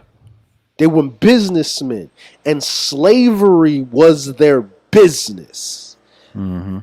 So you took these people. Spaniards are a mixture of Moors and other of genetic makeup and pots. Is that is that correct? Right? You got your That's Anglos, correct. right? Yeah. And when I saw breaking, Anglo-Saxon. I would say I won't say the Germanics, but they mixed did them all the up. culture. Yeah. And I'll say now France is a great one. The Yeah. Moors up there. That's where the Christians were there. And then Italy, now the Etruscans, that's different. They were a mixture of them, and then later the Moors came later with those Africans. Yeah, in North Africa. See, people focus on that so much. Nah, they came from the Far East and through the North Africa. It's a combination. But like you said, they're merchants. Like you said, there's more than just the color. Yeah. So I said, so you want to bring back the past glory of what? Are you going to make sure everybody's got equal rights and the protection of the law? Or are you going to take over what's already in system? Do you want equal rights or do you want preference? Or you want to rule again, right? A system of law. I said, let me explain something to you, right? Why do you find it real strange that white people let Latin people do their thing to a certain degree? They let Asians do their thing, but they have this innate DNA fear of black people, right? Do you know trauma can be passed down through DNA? Yeah. I like it's a scientific study. I had to break this down to the Moore Science Temple dude. I said, what I'm basically saying is, bro, you're running around beating your chest with this Moore Science Temple. shit, but y'all basically made the system of brutality, Yeah. and y'all basically mastered it to the point where that's the only system in play that they knew that worked for them to keep their country up, and they basically exercised it, Yeah. revisiting the world that they came from originally. Because Moors just traveled everywhere. Yeah. Everywhere. They was everywhere. They all over the globe. Like the North American continent, everybody knew. The people that needed to know knew. The average motherfucker didn't know. Yeah. Moor's been around a long time now. If you want to go to the Phoenicians, the Etruscans, and things like that, that website, I got it right now. Since we talk about it, I'm gonna do a screen share because I'm gonna bring it up and I'm gonna hit. I'm gonna go right to it. The new tab. We're gonna go straight to it. I can't.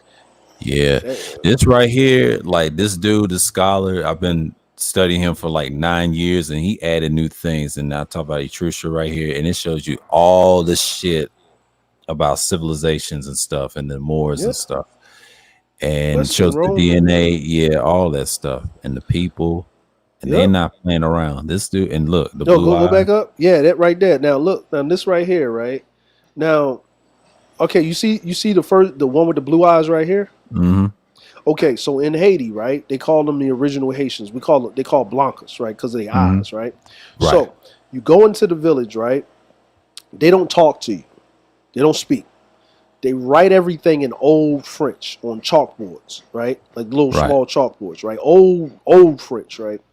And the eyes look like this, but you know, in Fiji where they got that blonde hair, they got that blonde hair. So they got these eyes, the green eyes, they got the gray eyes, but they dark. Like, you know, an old girl, the model that look real dark. Yeah, they have that. And because when I visit my family from Jacmel, so we used to go up there. Like Jacmel's over there, dividing Dominican Republic and Haiti with the rainforest, right? Mm-hmm. So when I went up there and I went to see them, they didn't talk, but what they call them is the originals that basically came over on a slave trade. Mm-hmm. They escaped into the rainforest. So basically they just interbred with each other for so long that their defect is their eye color to a certain degree. Mm-hmm. The loss of pigment in around the iris. Yeah. That's their defect in their hair. Like, people don't understand Fiji, the way they look because their hair, that's a defect. Yeah, it's natural. And that's what this guy talks about. Yeah, he talks about all that. The blue eyes, and black people can produce that. And it's not just that. That's a culture in any dark culture, no matter what type of dark pigmentation stock in the world. He's saying that's just black genetics, period, no matter what culture. And it shows you the pictures. They were original. And then the fraud picture. Yep. A lot of that stuff he's talking about is very accurate what you're saying. And then the bone structure, he goes in depth with it. And the albinoism and all that. Yeah. And albinoism, where was it? I think the world. And they trying to tell them they come from Central Asia. That's what this guy was saying. He's right. And that's what they come from. And it makes sense. And he's very accurate. And this is what they look like. This is the modern people. Yep. Yeah, this is a good scholar. I mean, this is a good website. Yeah, he talks about the DNA and everything, like every culture. And there you go. Yep. Defect. I did. You know what? Remember, I did that stream about the. I don't know if you was. I don't know. Like, I did the stream about the African woman. Her husband left her because she had blue eyes, and the daughters had blue eyes. I know you did a stream, but I think I wasn't there. Yeah, I don't think he was there. Yeah. And people don't even know that albinoism, the most albinos in the world are concentrating in Tanzania, in Africa. Right. People don't know that. I didn't know that until a white dude from England went to Africa to see about it because he wanted to know more about it, and that was a concentration. But here's the crazy part. Do you know in Asia it's hard to find an albino? Yeah. Because they're already albino. Yeah. That's what this guy's saying on his website. And the reason I pulled this up, like what we're saying, like the Etrusca people, they were saying they look similar to this back in the day. This ain't nothing new. Like a lot of people that see, we're modern. back in ancient time, that was normal. Like, you know, Yeah. people forget what you're saying, Justin Andre, is very accurate since you travel around the world. So I haven't been outside the country myself. Now I've traveled a few places and I met people Yeah. from these countries. They tell you if you ever visit in France and these African Mhm. countries, they'll teach you the culture if you're willing to listen. See, most Americans, they're stubborn and don't want to deal with yeah. criticism and all that. I'm willing to learn now. I'm one of those Americans that I learn from other people, and they'd be like, "Damn, he know all this stuff." I said, "Yeah, I have to. You know, you got to study people, man, nowadays because the internet is out here. Yeah. You got to travel and you got to see. Because I'll eventually get one, but I'm just saying, like the first country I'll go to is like probably Europe and then Africa. Like what the general said about Egypt, Mhm. I want to touch those pyramids, saying if they real myself. I said, "Damn, Yeah. it's You life, know, man." like I'm gonna say like this, right? Jay Sean went to Egypt, right? Hmm. You got to talk to Jay Sean. You talk to Jay Sean? Yeah, I talked to him. Okay, so Jay Sean took his daughter to with him. I think last year they was on holiday. They when the things kind of opened up and they went to Egypt and stuff, right? Um, and he said the people that live in Egypt ain't from there. He said, man, you walk around, look at them ruins, man. They got graffiti on shit. Right. You know what I mean? Like he was talking about how fucked up Cairo is, how all types of shit, it's just horrible, right? He was just talking about it, right? And he went to the pyramids, he touched them, like he did that and stuff like that. And I be watching this, how they are finding whole civilizations underneath like the pyramids. Yeah. Yeah, they're finding like whole villages that's underneath. Like it's like, you know what I mean? And I'm like, it doesn't surprise me one bit. Yeah. Like it doesn't. It's like they like if you tell somebody, hey, they found pyramids under they found pyramids off the coast of places. Mhm. Like you know what I mean? Like they find pyramids like in caves. Yeah. People they I'm like, water levels rise on the earth. Yeah. Like, you know what I mean? Like it was an ice age. The shit did happen. So what happens when water thaw out? Water levels gonna rise. Like that's what's gonna happen. But then it has to dry out. So certain things are gonna happen. Like it's civilization.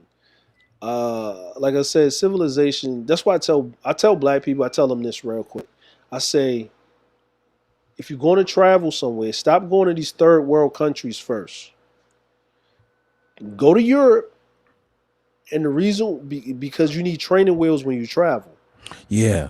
Go to Europe because everybody's going to speak English for the most part. Wherever you're going to go, you can damn near eat damn near everything. You don't need no special pills or shots. Yeah. When you get there, and you can get used to being in another culture and talking to other people and learning how to have some decency, decorum, and respect, and pulling down your ego, like cushioning your ego down and learn some history, and learning where you may come from, and you may start feeling, yo, I feel more comfortable over here. Like I can do this. Like yo, I might, you know what I'm saying? Oh, I can find a job over here. Let me pack it up and bounce. You know what I mean? Like people don't even know. Black people, motherfuckers talking about living in South America or Mexico, Yeah. right? The cost of living in Portugal is lower than a motherfucker. Even though they're on Euro, the cost of living is dumb low. Yeah. Stupid low. Yeah. Ridiculously low. You can go live in Portugal and be straight. Yeah, Portugal is easy to live. The problem is people don't understand it's cheap. I be reading what's going on over here, but this website, like these guys be digging up bones, this archaeologist, Yeah. but he's a black guy. He said, I'm not surprised. Even the Egypt thing you said, it's all on here. And he's still searching for the Etruscans in Europe because it's got a lot of artifacts. Yep. Egypt, those are the main sites they deal with, but they stay away from the Roman stuff because they got all the secrets and stuff, like what's down there and all that. And they talk about the Phoenicians, the Phoenicians and his Hannibal right here. That's just one part. It's more than him. They say they're still searching. Yeah, you know what I'm saying? Like, it's a lot of these dudes, man, that they keep. Like, it's a lot of like Malta, right? Yeah. Malta is Here goes the statues right here. Yeah, see, look at that, right? Right? Mhm. You know what I mean? The one on the right look like Lizzo, don't it? Yeah. Right? You know what I'm saying? Mhm. And it, you know, when somebody said, "Man, what are these black women with weave?" I said, "Dude.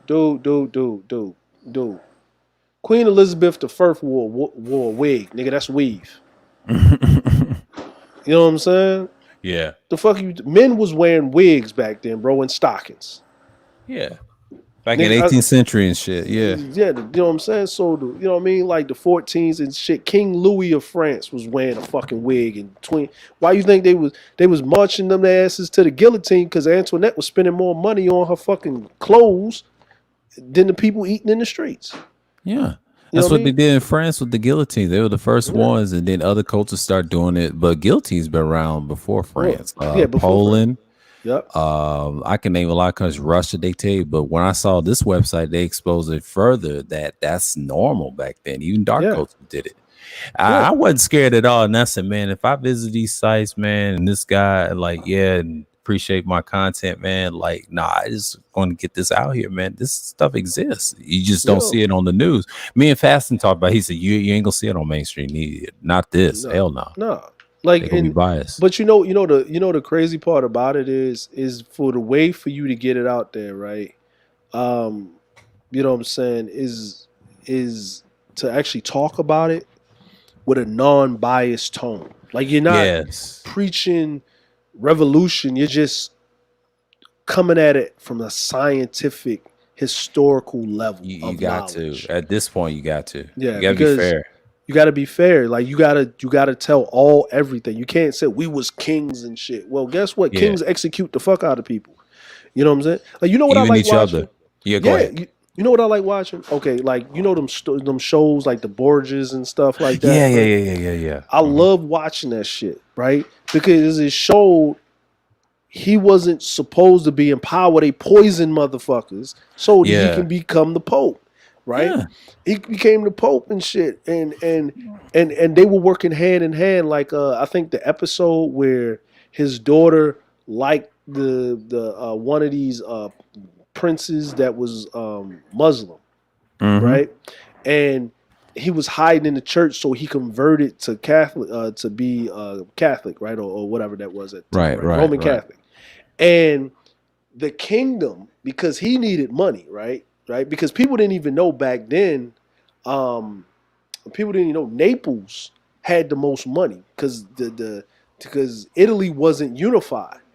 You know what I'm saying? It wasn't. So, and then the Sultan offered him money to deliver the prince to him.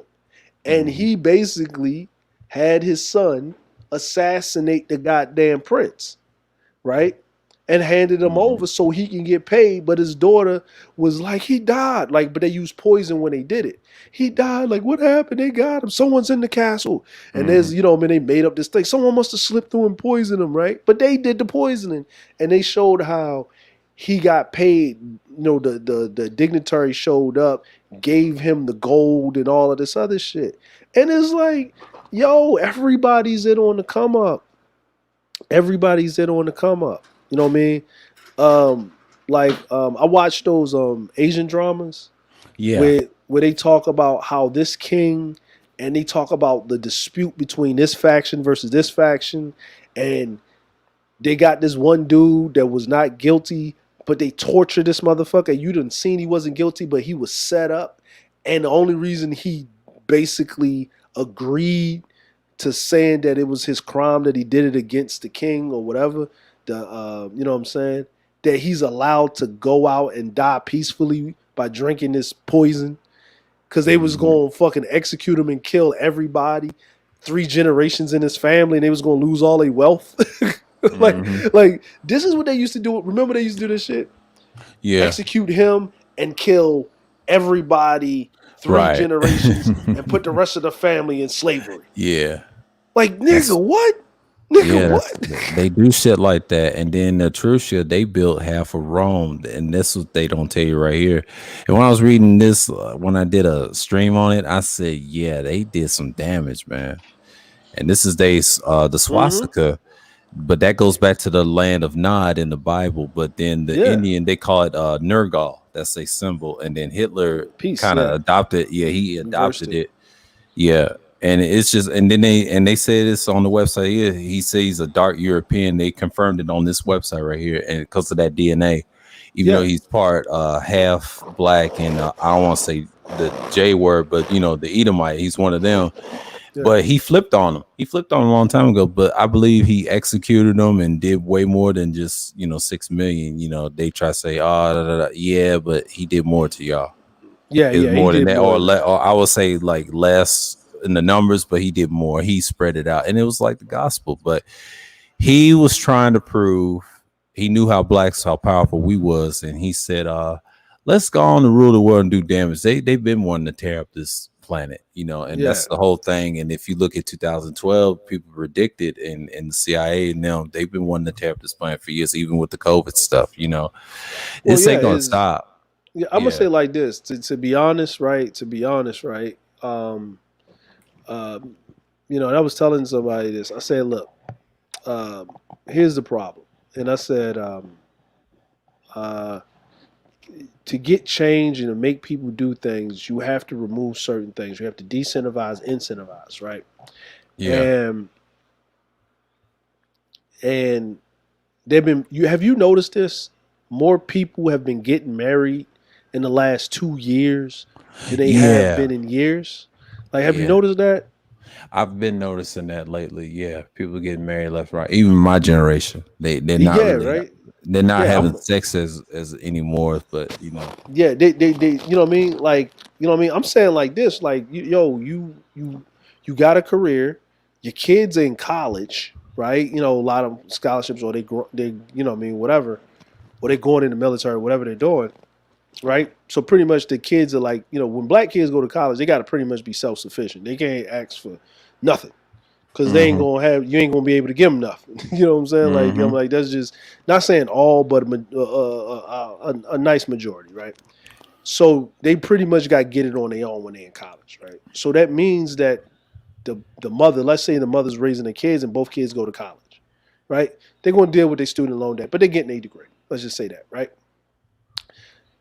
The father, and I've noticed this, a lot of people have been coming out and saying it, right? And a lot of black women have been saying it.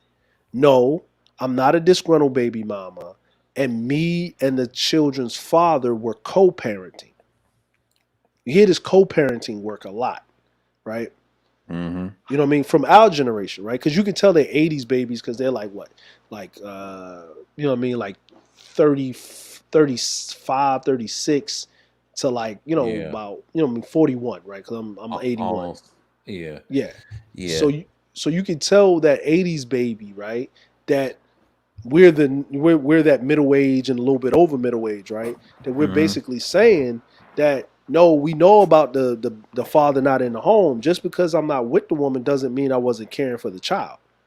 Because a lot of these children know who their parents are. They know who their father is. They know who their mama is, right? It's like a loud minority of that. And now these women are now getting married. It's usually the women that are getting married, right? That have the 2 kids or whatever, and it might be by the same guy, right? It may be by 2 different guys, but mainly it's by the same dude. So that means they were in a relationship with the dude. They just didn't get married. But now they're getting married for companionship, right? They get married for companionship. But the COVID accelerated this shit. Because if you got people dying all around you, and you seeing people dying in hospital rooms by themselves, you know what I'm saying? Because, I can't let her in because, or I can't let him in because y'all are not married. Where's your family at? Right. You're going to die by yourself, alone, in a hospital room, right? Where you looking over and you seeing this person got their family there visiting them, or because they got the Rona, they got to kind of stay outside the, so they don't get it, but they're there and they're calling them and whatever. And you just sitting there, just in there by yourself, where you hear these stories. And, and a lot of, a lot of our women, a lot of black women, they work in the medical field. They're nurses. So they see this. So guess what they going to do? Man, you know what? I got this dude that I can get along with. Fuck Pookie and Ray Ray. Yeah, he may be a square, but he loved me and I need some companionship. Fuck it, we get married tomorrow. I'm gonna act right because I don't want to die. I don't want to die alone. I don't want to do this. I don't want to do that. I don't want to do this. And the men are doing the same thing. So I think tragedy brings people together. Yeah. You know what I mean? Usually they do. And it's out of desperation, even with a lot of times. And I've seen a lot of divorces too, but the marriage part, there's been a lot of people married last year.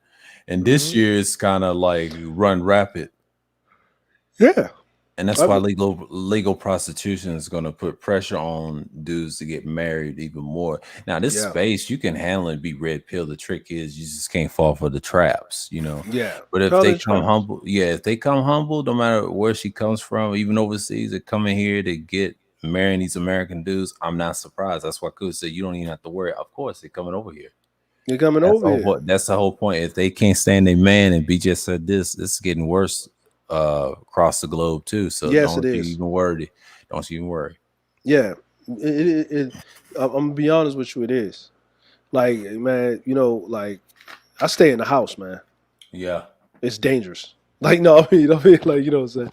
No, like if I ain't got nothing to do, like if I'm not actively doing something, even when I'm like, you know what I'm saying, like I go when I work out, I don't go to the gym no more. I work out like outside. Like I do calisthenic shit. You know, you get over a certain age, man, lifting all that weight. What you doing it for? You just putting pressure on your joints. You just need to be in shape. I need to be able to lift my own body weight. You know, if I get tested by some young dude, whip his ass in no less than 2 minutes. You know what I'm saying? Yeah, right.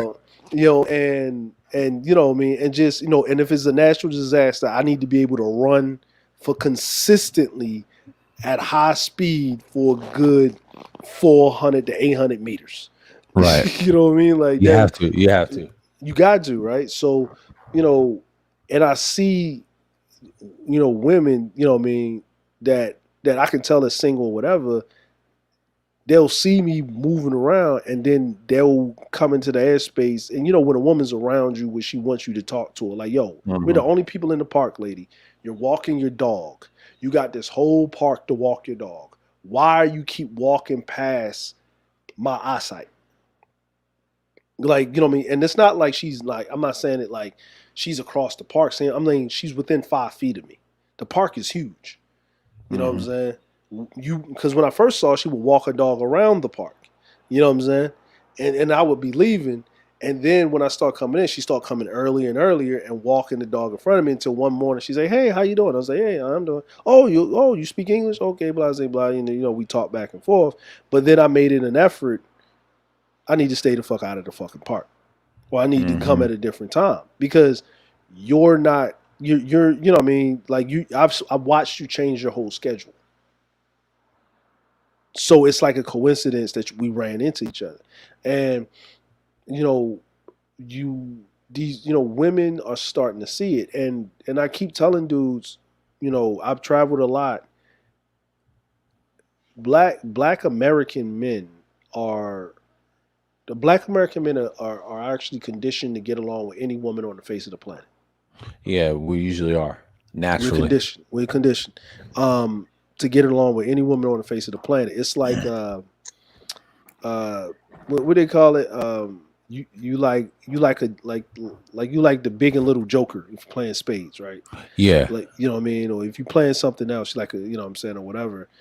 It's that placeholder. Like, or you like that double blink domino when you play dominoes, right? You can get with any race of woman on the face of the planet and be pretty much okay. Even living in that country, you'll be pretty much straight because we are pretty much low maintenance.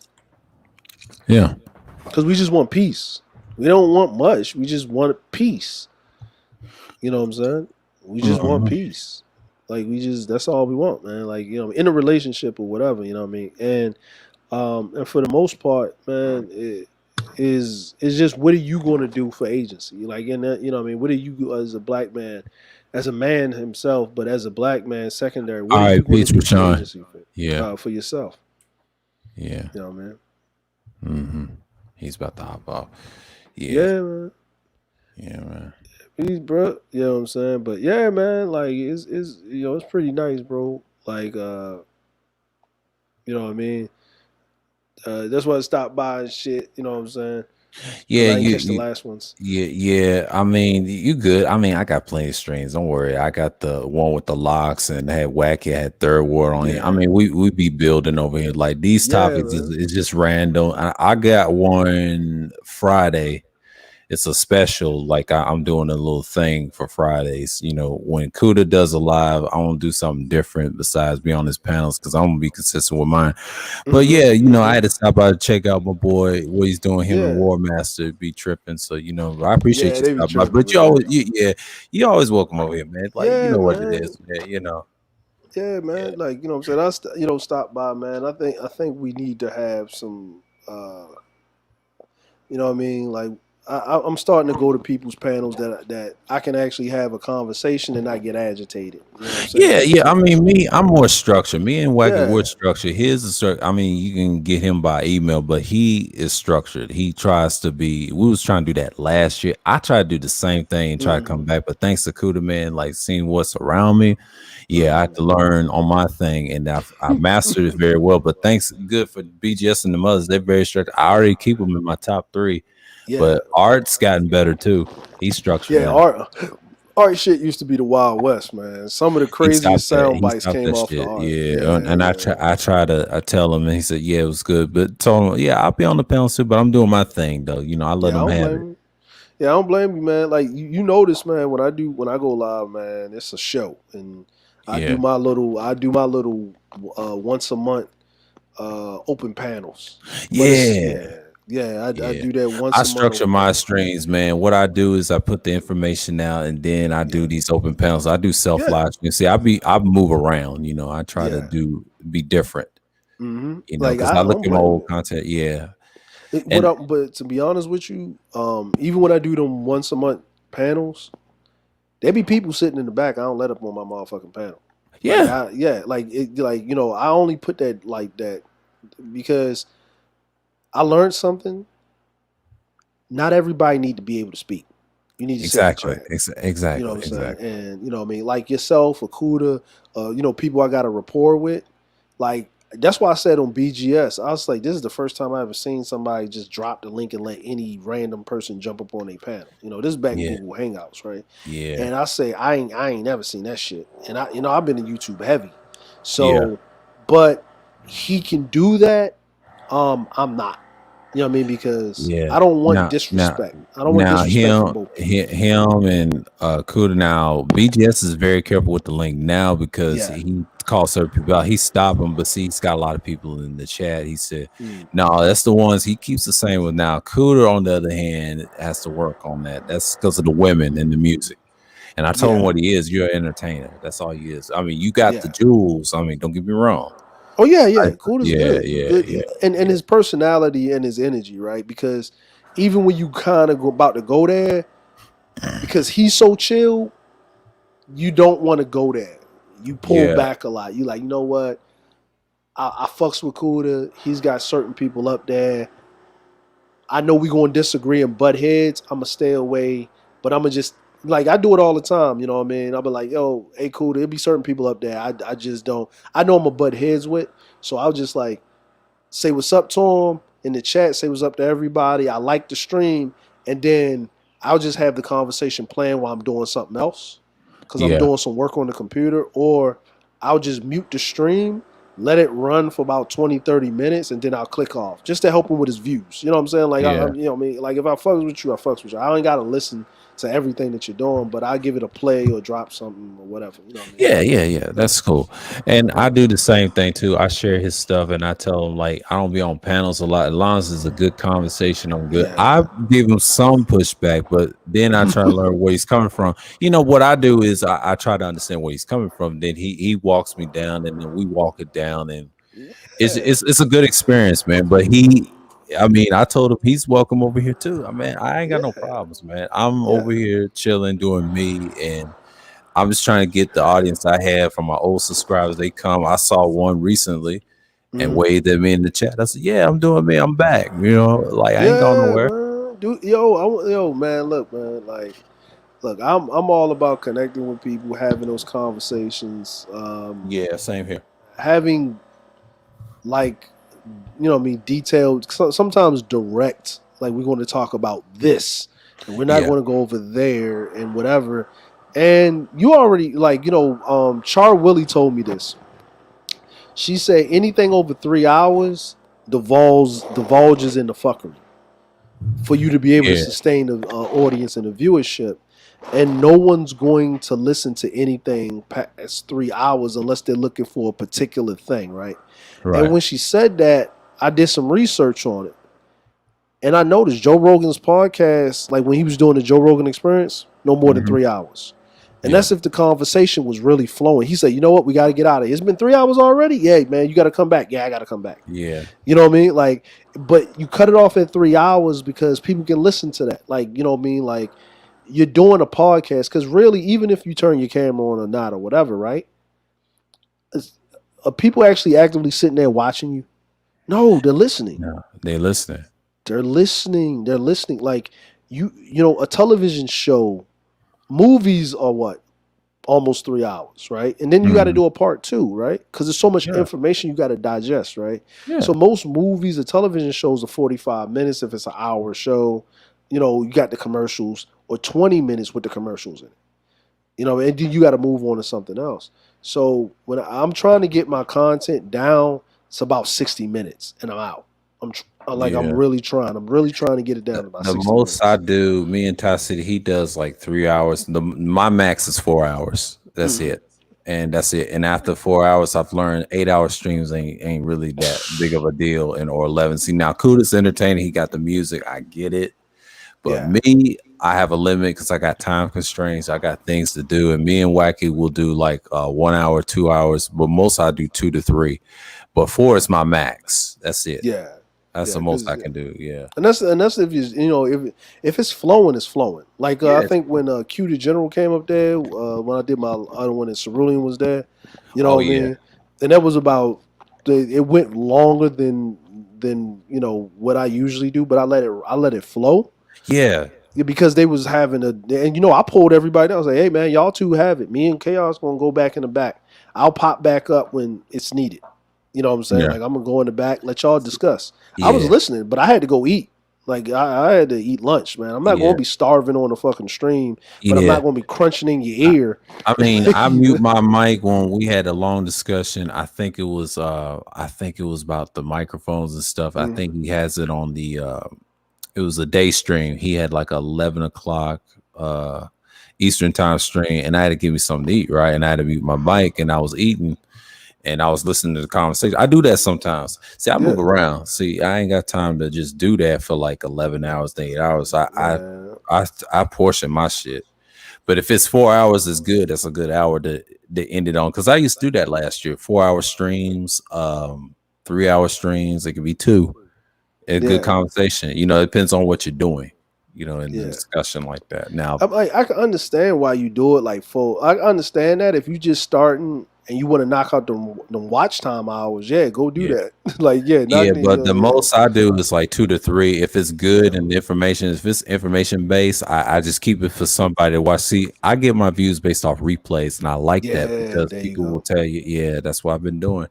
See, I'm going back to my old content, what I used to do, because the views will come up. Sound evergreen over here, you know. That's what I'm about, and I preach that. You know, Mhm. stagnation content is the bullshit that me and Wacky talked about earlier about the drama. They just love drama. I said, yeah, it makes money, and we talked about it, and But it's not sustainable. it's not sustainable. Yeah, It's every it's every three contra. It's not supposed to be drama. It's supposed and beefing is supposed to be controversy, Mhm. right?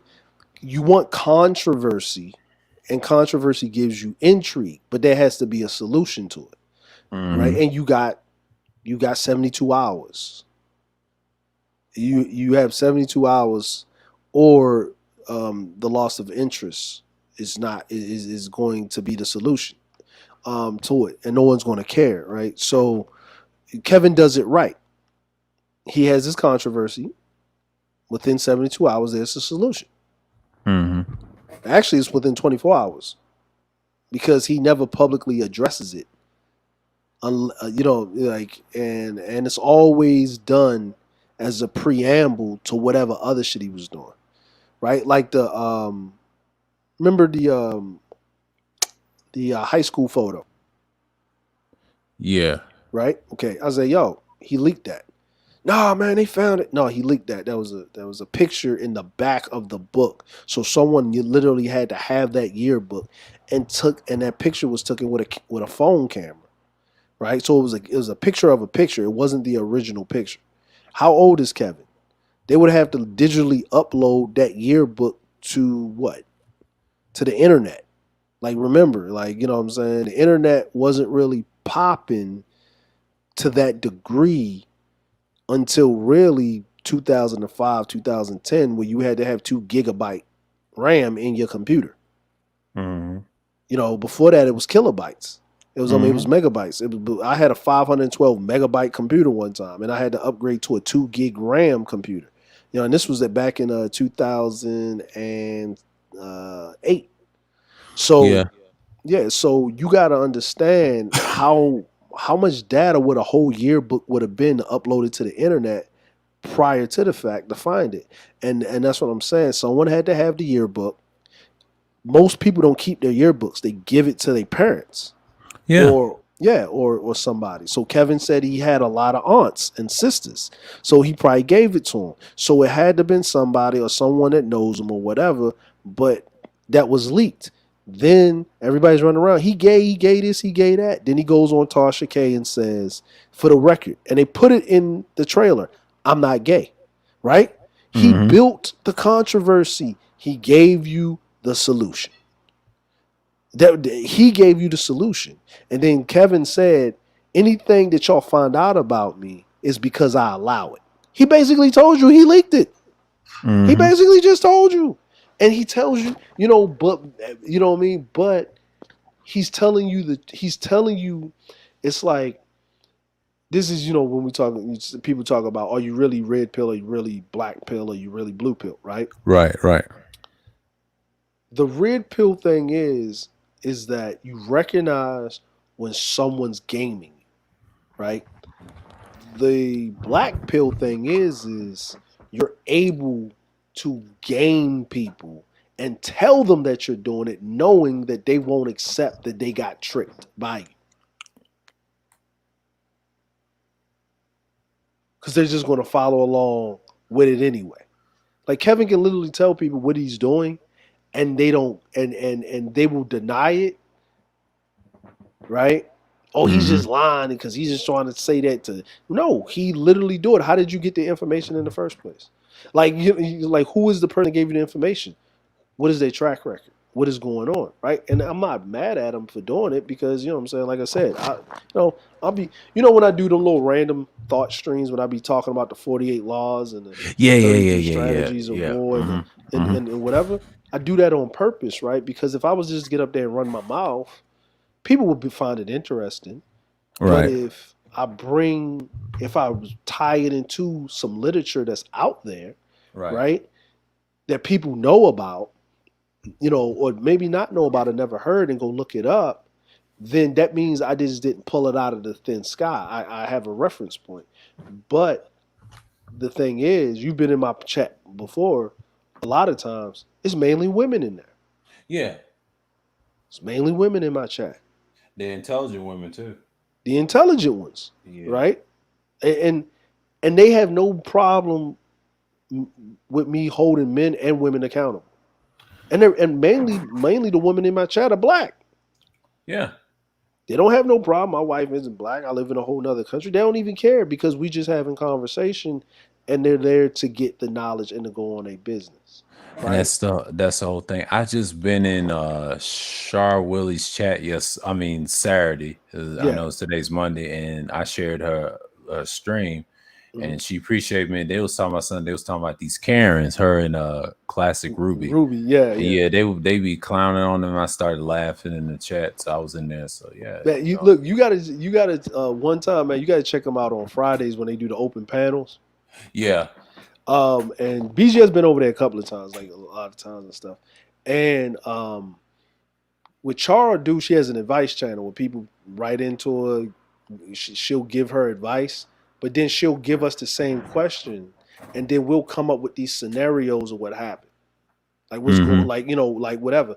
And Ruby is like we argue like cats and dogs. She's like my Canadian argue post, right? Yeah. Because she can defend the indefensible a lot of times. You know what I'm Yeah, saying? I've been in chats with her over at Game Changers. I mean, she's cool with him, and we used to Yeah, talk and greet each yeah, other. But I've been on the panel with her once. That's it. So yeah. outside Like of that, Ruby now would do that. she'll argue with Zero on the Black Brain Trust. I'll never forget last year. It was about the Sapio thing and Complex, and I was dying. She stay arguing. That's funny as shit too. It's a classic. Yeah, but we know when it's a bad situation when Ruby can't defend it. When she can't pull out a defense, you know what I mean? And but Char's balanced. She'll talk about how this dude did some fucked up shit, and then she'll talk about how this woman did some fucked up shit. Yeah, she's how very both balanced. parties was fucked up, right? And you don't get that you don't get that a lot in a lot of spaces in Black YouTube. And that's why I said is like, I said to myself, and I had to be real serious, and I talked to everybody in the chat, and you probably noticed this, sir, that I was like, in the beginning of the year, I was kind of focusing on the issues with Black people in America and, the whole George Floyd shit, all the other, whatever, right? And you probably noticed it that now I don't talk about that really no more. Right? I don't either. I kind of stopped. And me and Wacky talked about that early yesterday, well, in this stream. Early in the stream, I said, I don't talk about that pro-Black. So I grew out of that shit in my 30s. And I was like, God damn, I used to be wild in my 20s. And them days is done, man.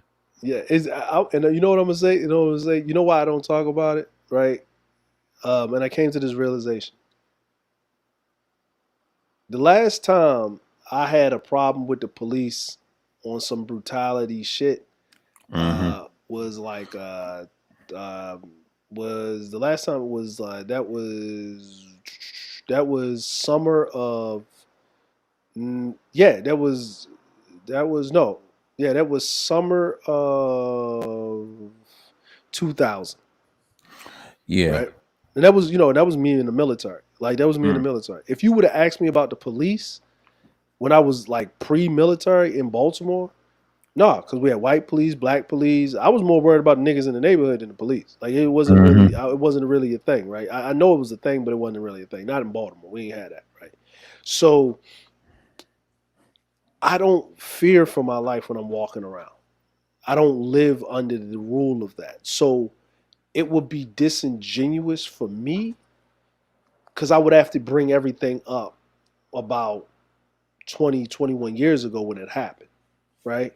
Where there are Black people going through this on a daily basis. Does it happen? Yes. So they are better qualified to talk about it. And if I'm talking about it and I look around the space and no one is actually talking about it with the fervor that I'm talking about it, I need to shut the fuck up. That's just me per se. Like that's just me. Right? Because then how can I get in my feelings when someone, man, you don't even live here. You ain't going through this. You talking about the plantation and you's been free. You's been free. Like, you know what I mean? Like, Yeah. But you know what? To be honest with you, that used to annoy me because I think you're challenging my Blackness. But actually, you're telling the truth. I'm off the plantation. Yeah. Like, I don't deal with that. I'm like, yeah, I deal with prejudice, not because I'm Black, because I'm not Japanese. I'm in their country. I chose to come here. No one kidnapped me. I wasn't looking at a booty in the jungle and some nigga like, you know what I mean, like Amistad throw a goddamn fucking net over my Black ass and drag me to the goddamn slave ship. You know what I'm saying? This ain't, motherfucker, I ain't sit up there at the bottom of that bitch and passing a baby along and shit, some chains and shit. That didn't happen. You know what I mean? That didn't happen with me. You know what I'm saying? So, and that didn't happen to a lot of Black people. I understand the inclinations into that, but I don't live under the boot of white supremacy. Matter of fact, I'm in a country, right, that got 2 national monuments that got nuclear bombs dropped on them. Now that's white supremacy. Right there, yeah. That's white supremacy right there. Like Japan has like 3 land masses really on it, and there's a military base damn near on all of them, multiple. Mm-hmm. And they can't be a nation like they used to be Yeah, they ain't the because same. they Yeah. ain't the same. And they actually pay bully protection money with America. Wow. People don't know that. Like, That's worse than all these other Western countries. Like, damn, that's yeah, they bad. bully protection money, man. And Japan, like when you get old, everybody loves Japan, right? Japan in World War II was monsters, motherfucking monsters. Mm-hmm. Think about a country the size of California Right.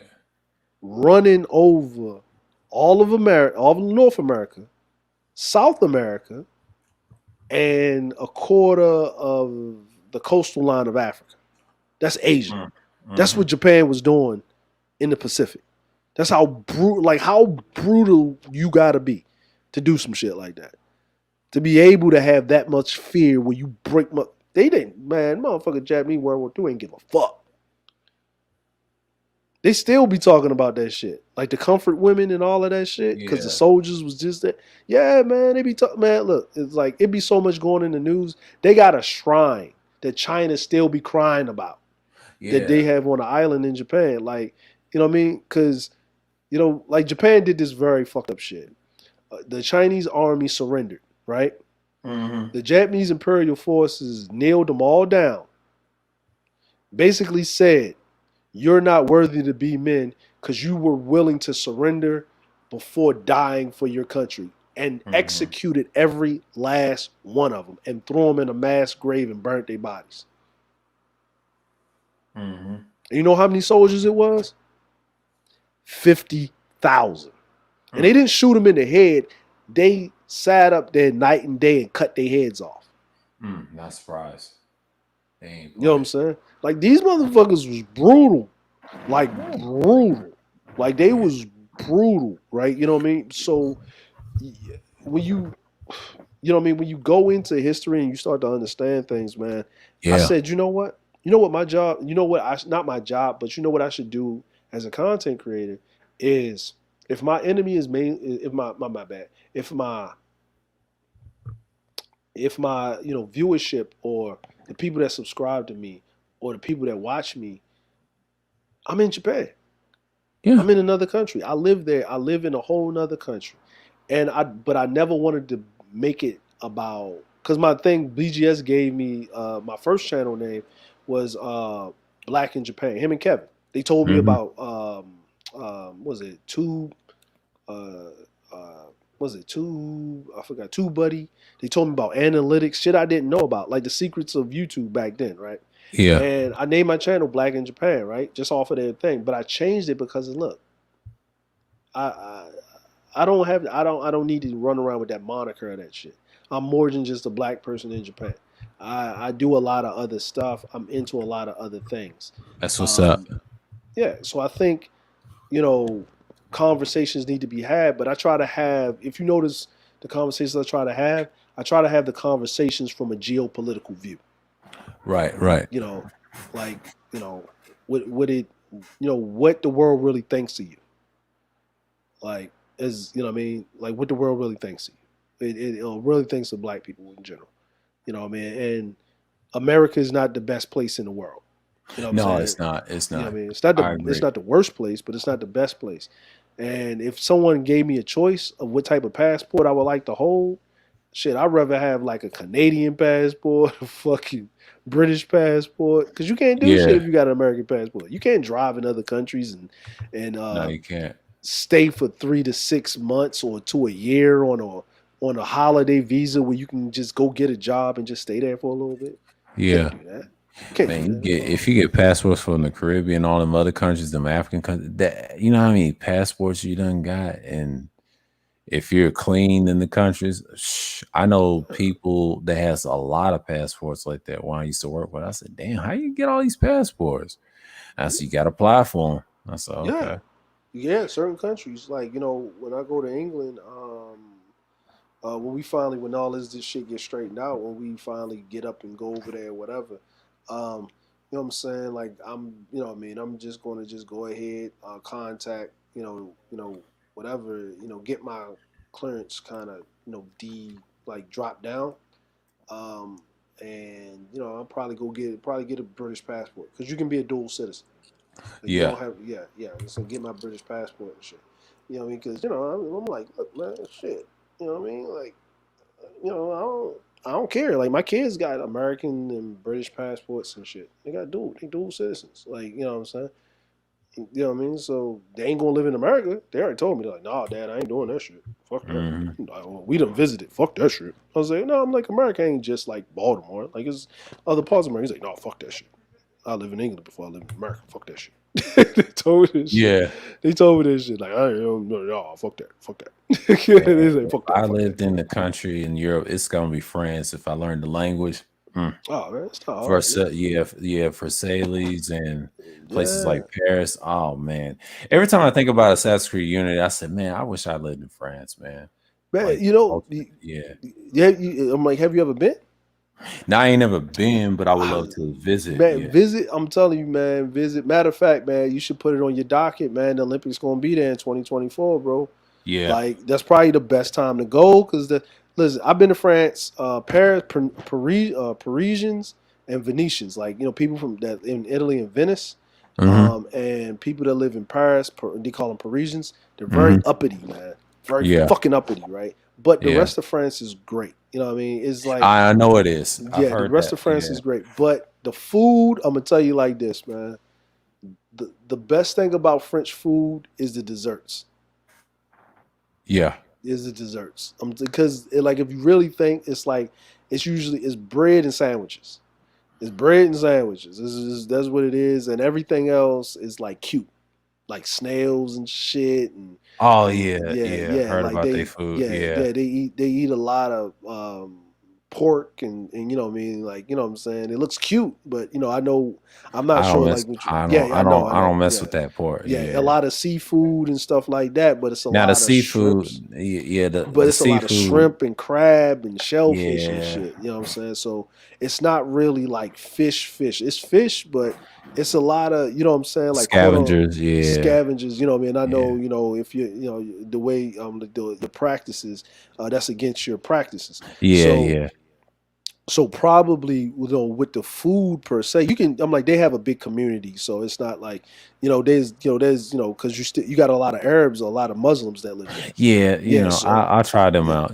I yeah, ain't discriminatory. And French yeah, is mixed. It's a mixed yeah, culture. yeah. It's a mixed culture, so Yeah, they and have a what I lot found out, of yeah, things with there's a lot of cuisine that you can eat, but if you're talking about traditional French cuisine, you come oh to no, France, you want to yeah, eat the traditional, so you would probably be more on the cheeses, the wines, yeah, the and the desserts. You know what I mean? hmm And all the desserts got alcohol in them. Like you damn near get drunk off of eating a wow, couple of slices. Europe, all the desserts. And you're gonna find out in Europe that it's cheaper to drink alcohol than water. hmm Because the aqueducts, the years of the sewage and all of that shit, like the water like is not good. So you can get a soda. They damn near dump soda on you. You know what I'm saying? Or like a juice or whatever. That's cheaper than like water. Like you know what I'm saying? Like you know what I mean? Like your alcohol is cheaper than water. Like you'll pay more for the soda. Like you know how you go to the bar and they'll spray it yeah, in. They'll rather give it to you out the bottle than to use the little spray thing off of the thing because you need the right, water to mix it. So, but I would tell you for where that Italy and Spain, you would probably when it's talking about food wise, oh yeah, Italian yeah, food, yeah, Italian food because they got a lot of stuff. They got it divided up. So they got their seafood dishes, what they call it, their antipastas and stuff, with their whatever. hmm But they have a lot of other things that you can eat. You know what I mean? And people don't even realize that Spaniard food, Portuguese food, and Italian food is pretty much the same. You know what yeah. I'm saying? Pretty much the Well, same. Yeah. people don't understand Italian food, like pasta food, is pretty much the same. You see it in Yeah. Spanish food and Portuguese food. It's a little similar, but Yeah. there was a restaurant in Georgia. It's in Cobb County. I forget. It's in Smyrna. It's called Syracuse. But the guy's from New York. But there's a place in Italy. He says it's called Syracuse, but they call it Syracuse in their language. Yeah. I said, really? And the way he said it, a lot of people don't know that he's an Italian. He had real sauce, but he couldn't give out the recipe because the pizzas and stuff were good. I said, well, damn, that's in Italy. He said, yeah. If I ever go to Italy, there's a lot of places. There's Florence, there's Tuscany, there's Venice, Venice, all that. Man, listen, I'm gonna tell you this, right? Right. If you like, there's a difference. Like, so New York style pizza is actually more Sicilian, right? Mm-hmm. Then the one that's like they call it flat pizza.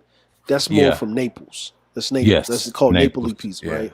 And then, like Tuscan, like your wines in Italy range differently, right? Mm-hmm. Like if you get a Sicilian wine, it's more sweeter and more wet than if you up in if you go north where it's more dry, more bitter, right? Yeah, Venice, up in Venice, up in that and area, stuff like that, right? You know what I'm saying? So in Italy, I've been up and down Italy, and stuff like that. Is when it's something about eating food originally from that country, where you get the original, like how it actually supposed to taste, right? Mm-hmm. Like because it's the environment makes the food taste great.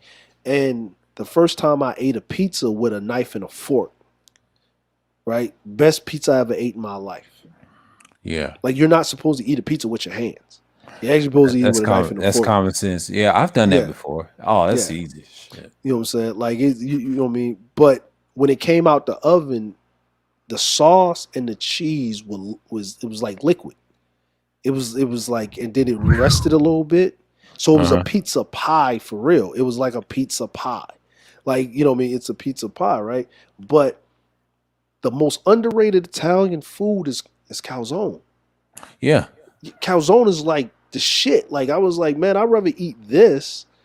Yeah, calzone. I've had it in other restaurants down here, and I know the New York styles, but over there they sell overseas. Yeah, it's the shit. Calzone's the shit, and I forget another roll like pasta. Yeah. What's another one? It's they have the stuffed pasta with the cheese in it. Yeah, man. My wife loved that shit. And then you're talking about and then when you eat the gelato, gelato. Gelatos, that shit is good. And then it's just like in the coffee. Mm-hmm. Man, the coffee, man. Like the coffee, like the coffee in Italy, the coffee in Spain, the coffee in Malta, the coffee in Tunisia. Mm-hmm. The shit is like they don't put nothing in it. Yeah, they drink it black. They drink it black. Legendary. But it's different. It's just like you don't gotta add anything. It's like you don't need to. It's perfect, right? It's just perfect, and you just what I mean. And you don't need a lot of it because let me tell you a secret. Like, why you think they have espresso companies like Starbucks and them? Them Italians know what they doing, man. Like those people, man. In their country, you drinking espresso, they tell you go to Italy. Yeah, I mean, France and England, they not so much. They tell you, but if you go to Italy, Italy, like man, I think the first time I had an Italian espresso, and they made it, and then you seen the ones where they got like it looked like a science experiment. It's got the tubes and shit, like the way they do it and shit. And I'm sitting up here looking at this, I'm like, what the fuck is this, right? I'm really into that shit, but I had the coffee from that place, and I went to another place that made it the other way. I ran back to the other place. I don't know. It was just something about the way just the process of how they made it. It was the same. It was the same coffee beans or whatever. You know what I mean? Because I asked, and they said, no, it's the same coffee beans. And I was like, whoa. And I saw and here's another thing that people don't understand. If you go on travel, man, this is how you tell where a place has good food.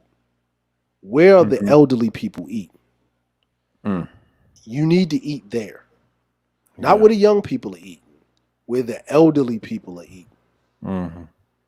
Where the elderly people are eating. And when I mean elderly, I mean people that are like 45 and over. where they bring their family. Like if they're eating there, that is like the best places. Like what's that? I was mad when Anthony Bourdain died. I Mhm. loved his show where he would go travel around and eat at different places and talk about like the culture and the history behind the dishes and all of that stuff. You know, what I mean, because I travel, like in a part of traveling is eating. Like you do a lot of eating when you travel. I'm like you do a lot of moving around, you do a lot of eating, but Mhm. yeah, man, like it's and it's just I say Sicily is nice, man. The whole island smell like oranges because there's nothing but orange groves around. It smells like Mhm. oranges and tangerines and shit. When you're in the South, Malta is really great, man. Being in the Mediterranean, man, like that breeze that come off of there, and you just sitting there, man, and there's that differences of culture and stuff like that. France is nice. Depending on where you at, you want to be in France kind of in the spring, summer, because you don't want to be there going like in the winter because it's cold and it's wet and it's raining and shit. Like, Mhm. yeah, Paris in the winter. Paris in the winter, man, when it's raining, it's lonely, man. It feel lonely as a motherfucker. Man. It's just, like, and going places like Notre Dame and the Louvre and stuff like that. Mhm. You know what I mean? Just touching these buildings, touching these things, seeing different things and whatever the history that's behind these things, and like Malta, like I mean Madrid, and Barcelona, and that siesta shit, bro. Like France doesn't do it. In Italy and Spain, between Mhm. 11 and 5, you ain't getting shit. Mhm. Nothing. Nathan. Everything closed up. McDonald's closed between 11 and 5. 11 in the morning to 5 in the evening. It'll open back up, but people go home. Even kids come home from school. They go home, they eat with their parents, eat lunch or whatever, and then they go back. They go back to school for about an hour or Mhm. two, and then or whatever. But and Sunday, like Sunday, ain't shit going on. Everything closed. Everybody go to mass and they go back home and eat as a family. Like, you know what I'm saying? Like that's Mhm. I mean, when I grew up, that's how America was. Like shit was closed Yeah. on Sunday. Shit was Huh. closed. Everybody in church. You know what I'm saying? Yeah, I Everybody in remember church. that. I remember that growing up in the South. Yeah. Yeah, everybody My in father church. grew up like that, and I brought up the radio over at Kuda's string before I hopped off, and I told him like, yeah, that was life. That was Yeah. life back then. I said the same thing earlier in the stream too. Like, before, like, yeah, man, that's how he told me. It's what. No, I said this to War Master, and I said this earlier in the stream where Kuda was on. I said that was life. He's a son. That I remember when sports was on radio. Him and his father, even Yeah. though he was a pastor, and then they heard sports on Sunday on the radio. That was it. Yeah. See, he said you lucky because you came in the era where television came. See, the internet was later on. See, these kids had internet. I didn't have that Yeah. shit growing up. I had television and newspaper and books and Yeah. payphones like he did. It's the same thing. The difference is different generation. I Yeah. remember payphones. The smartphones killed our shit. Well, remember and I was saying this to Kuda too, and Mm-hmm. the rest of them. I said even when the internet was a thing, it wasn't a thing to black folk because you No, it had to wasn't. pay like a subscription to America Online. Like that was an extra bill. You know what I mean? Like, Facts. you had to have a computer to be on the internet. Like, Mm-hmm. I remember we had a computer, but we didn't have any internet. Like Mm-hmm. because you didn't need it at the time. And like you said, payphones, right? Yeah. Like I remember Sprint and AT&T were long distance companies Yeah. mainly. You know what I mean? Like what's old girl Murphy Brown? She used to say a dime a minute. Like Mm-hmm. even calling outside of your area. Like I was in Baltimore, so if you called the Baltimore County, Mm-hmm. if you called the Baltimore County, that was long distance until they changed the area codes around. So you're right, but before this, remember the cell phones looked like an airstrike. Like the only people Mm-hmm. that's like no, but before the cell phones, there was the car phone. Mm-hmm. There was a car phone. Like you know what I mean. There was a car phone. You had to get it through AAA, and you had to have a Yeah. American Express card. Mhm. You had to be able to sign up for an American Express card, and you had to have AAA. Like I even told people, man, I remember when they used to put your card on a carbon copy and move that big ass heavy thing back and forth. When you used to pay for shit with a credit card. Mm-hmm. Yeah, like it was, you had to you remembered all your friends' numbers in your head. Yeah, I used to do that. Yep, you knew all your friends' numbers, and you had a black book. Yeah. You had a black book. You know what I'm saying? You used to carry around a black book with a little pencil. You buy them at the dollar store. That was a thing, right? Where a dude like, yeah, me and her getting serious, man. Where? Yeah, so I gave the homeboy the black book. Oh, y'all serious? Yeah, we got engaged, so I gave up my black book. Oh, like it was used to be a little ceremony. People didn't even know about that. And pagers. Oh man, pagers. Yeah, I remember pagers. Yeah. Pagers. We thought it was crazy. Remember when pagers went from being a regular pager to where you used to get the NBA scores on them. You could pay the extra all money. that. Yeah, I remember pagers. I remember the old cell phones, pagers when I was young, and then I remember when the pay phones that we had in Tennessee, like certain parts of the small town. But once they became obsolete, when I left a couple years later, they were gone. I was like, damn. They were gone. Yeah, because they started having calling cards. Yeah. And then they had the calling cards you just put in the machine. Mm-hmm. Like, you just start dialing and stuff. Like it was, now people use cell phones as a house phone.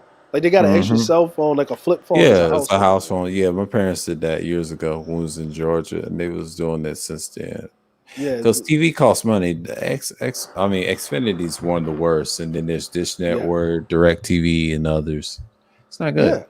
Yeah, it's even if you had the internet, you had to have a different phone line. Like that was just ridiculous expenses, and like the internet itself changed the whole way people communicate with each other.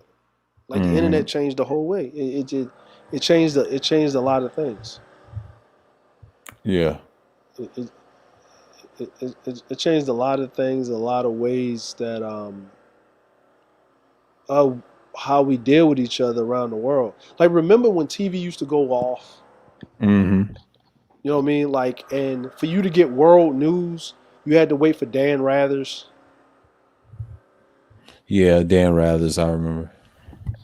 He used to come with the CBS Evening News, the world news. Like there wasn't CNN, there wasn't a 24-hour news cycle. Like you said, you had to read your local newspaper. Morning Anti-Socialite, she lives in England. Yeah. Yeah. Like it was great, man. Like I when you look at it now, you realized how social you had to be. You had to treat people a certain way because you had to see that person. You couldn't just talk to people certain ways because there was instant ramifications for your actions. Like when you lost a friend, you lost a friend. Like, you know what I mean? Like it wasn't like, like you moved away. Now because of the internet, a person can move on the other side of the goddamn country and still be best friends with the person where they moved from. And not make any new friends or have any new things where they at. And this is it's a blessing and a curse with technology. But I think we're in a weird spot that we saw what technology was and we saw how fast it evolved. I'm just trying to see where is going to be the cutoff or how far they're going to take it. That's just me, man. Yeah. That's just me. But man, I'm gonna get off here, man. You know what I'm saying? You've been going for 6 hours, man. Yeah, it's a record. Yeah, man, it's a record. Man. I needed that. It's a great bill, man. You're always welcome over here. Yeah, no problem, man. I come over more often, man. You know what I'm saying? I do this like every once in a while, but on the Friday I have a special, so it's just like I don't know who's gonna come through, but Rashawn's always a regular. He's cool. He's like the cat, but he has a good channel too. He does the same thing with the music, and I'll be hanging out there as well. So probably I'll come tomorrow. through on Friday, man. I'll come through, check you out and stuff. You know what I'm saying? But it depends on if Kuda's live, we'll be over there. But I'll be in the cloud, so because I won't do my stream. It depends on who comes through. But it depends on how I feel on that Friday, because I can do this again. But it don't matter. But yeah, man, no problem, man. I'm gonna get it going and stuff. It's almost 4:00 in the afternoon over this motherfucker. Yeah, it's 2:49. I gotta take my ass to bed. Yeah, I know, man. You know what I'm saying? Yeah, you know what I'm saying. All right, man. Appreciate you, man. All right, now peace.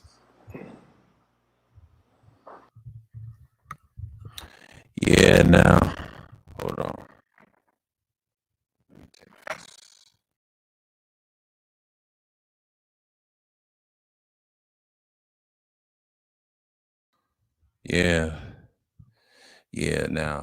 I appreciate you coming through. Antisocialite, Underrated Darkness, Just DeAndre with a great panel, Legendary Wacky World, Shango, Rashawn.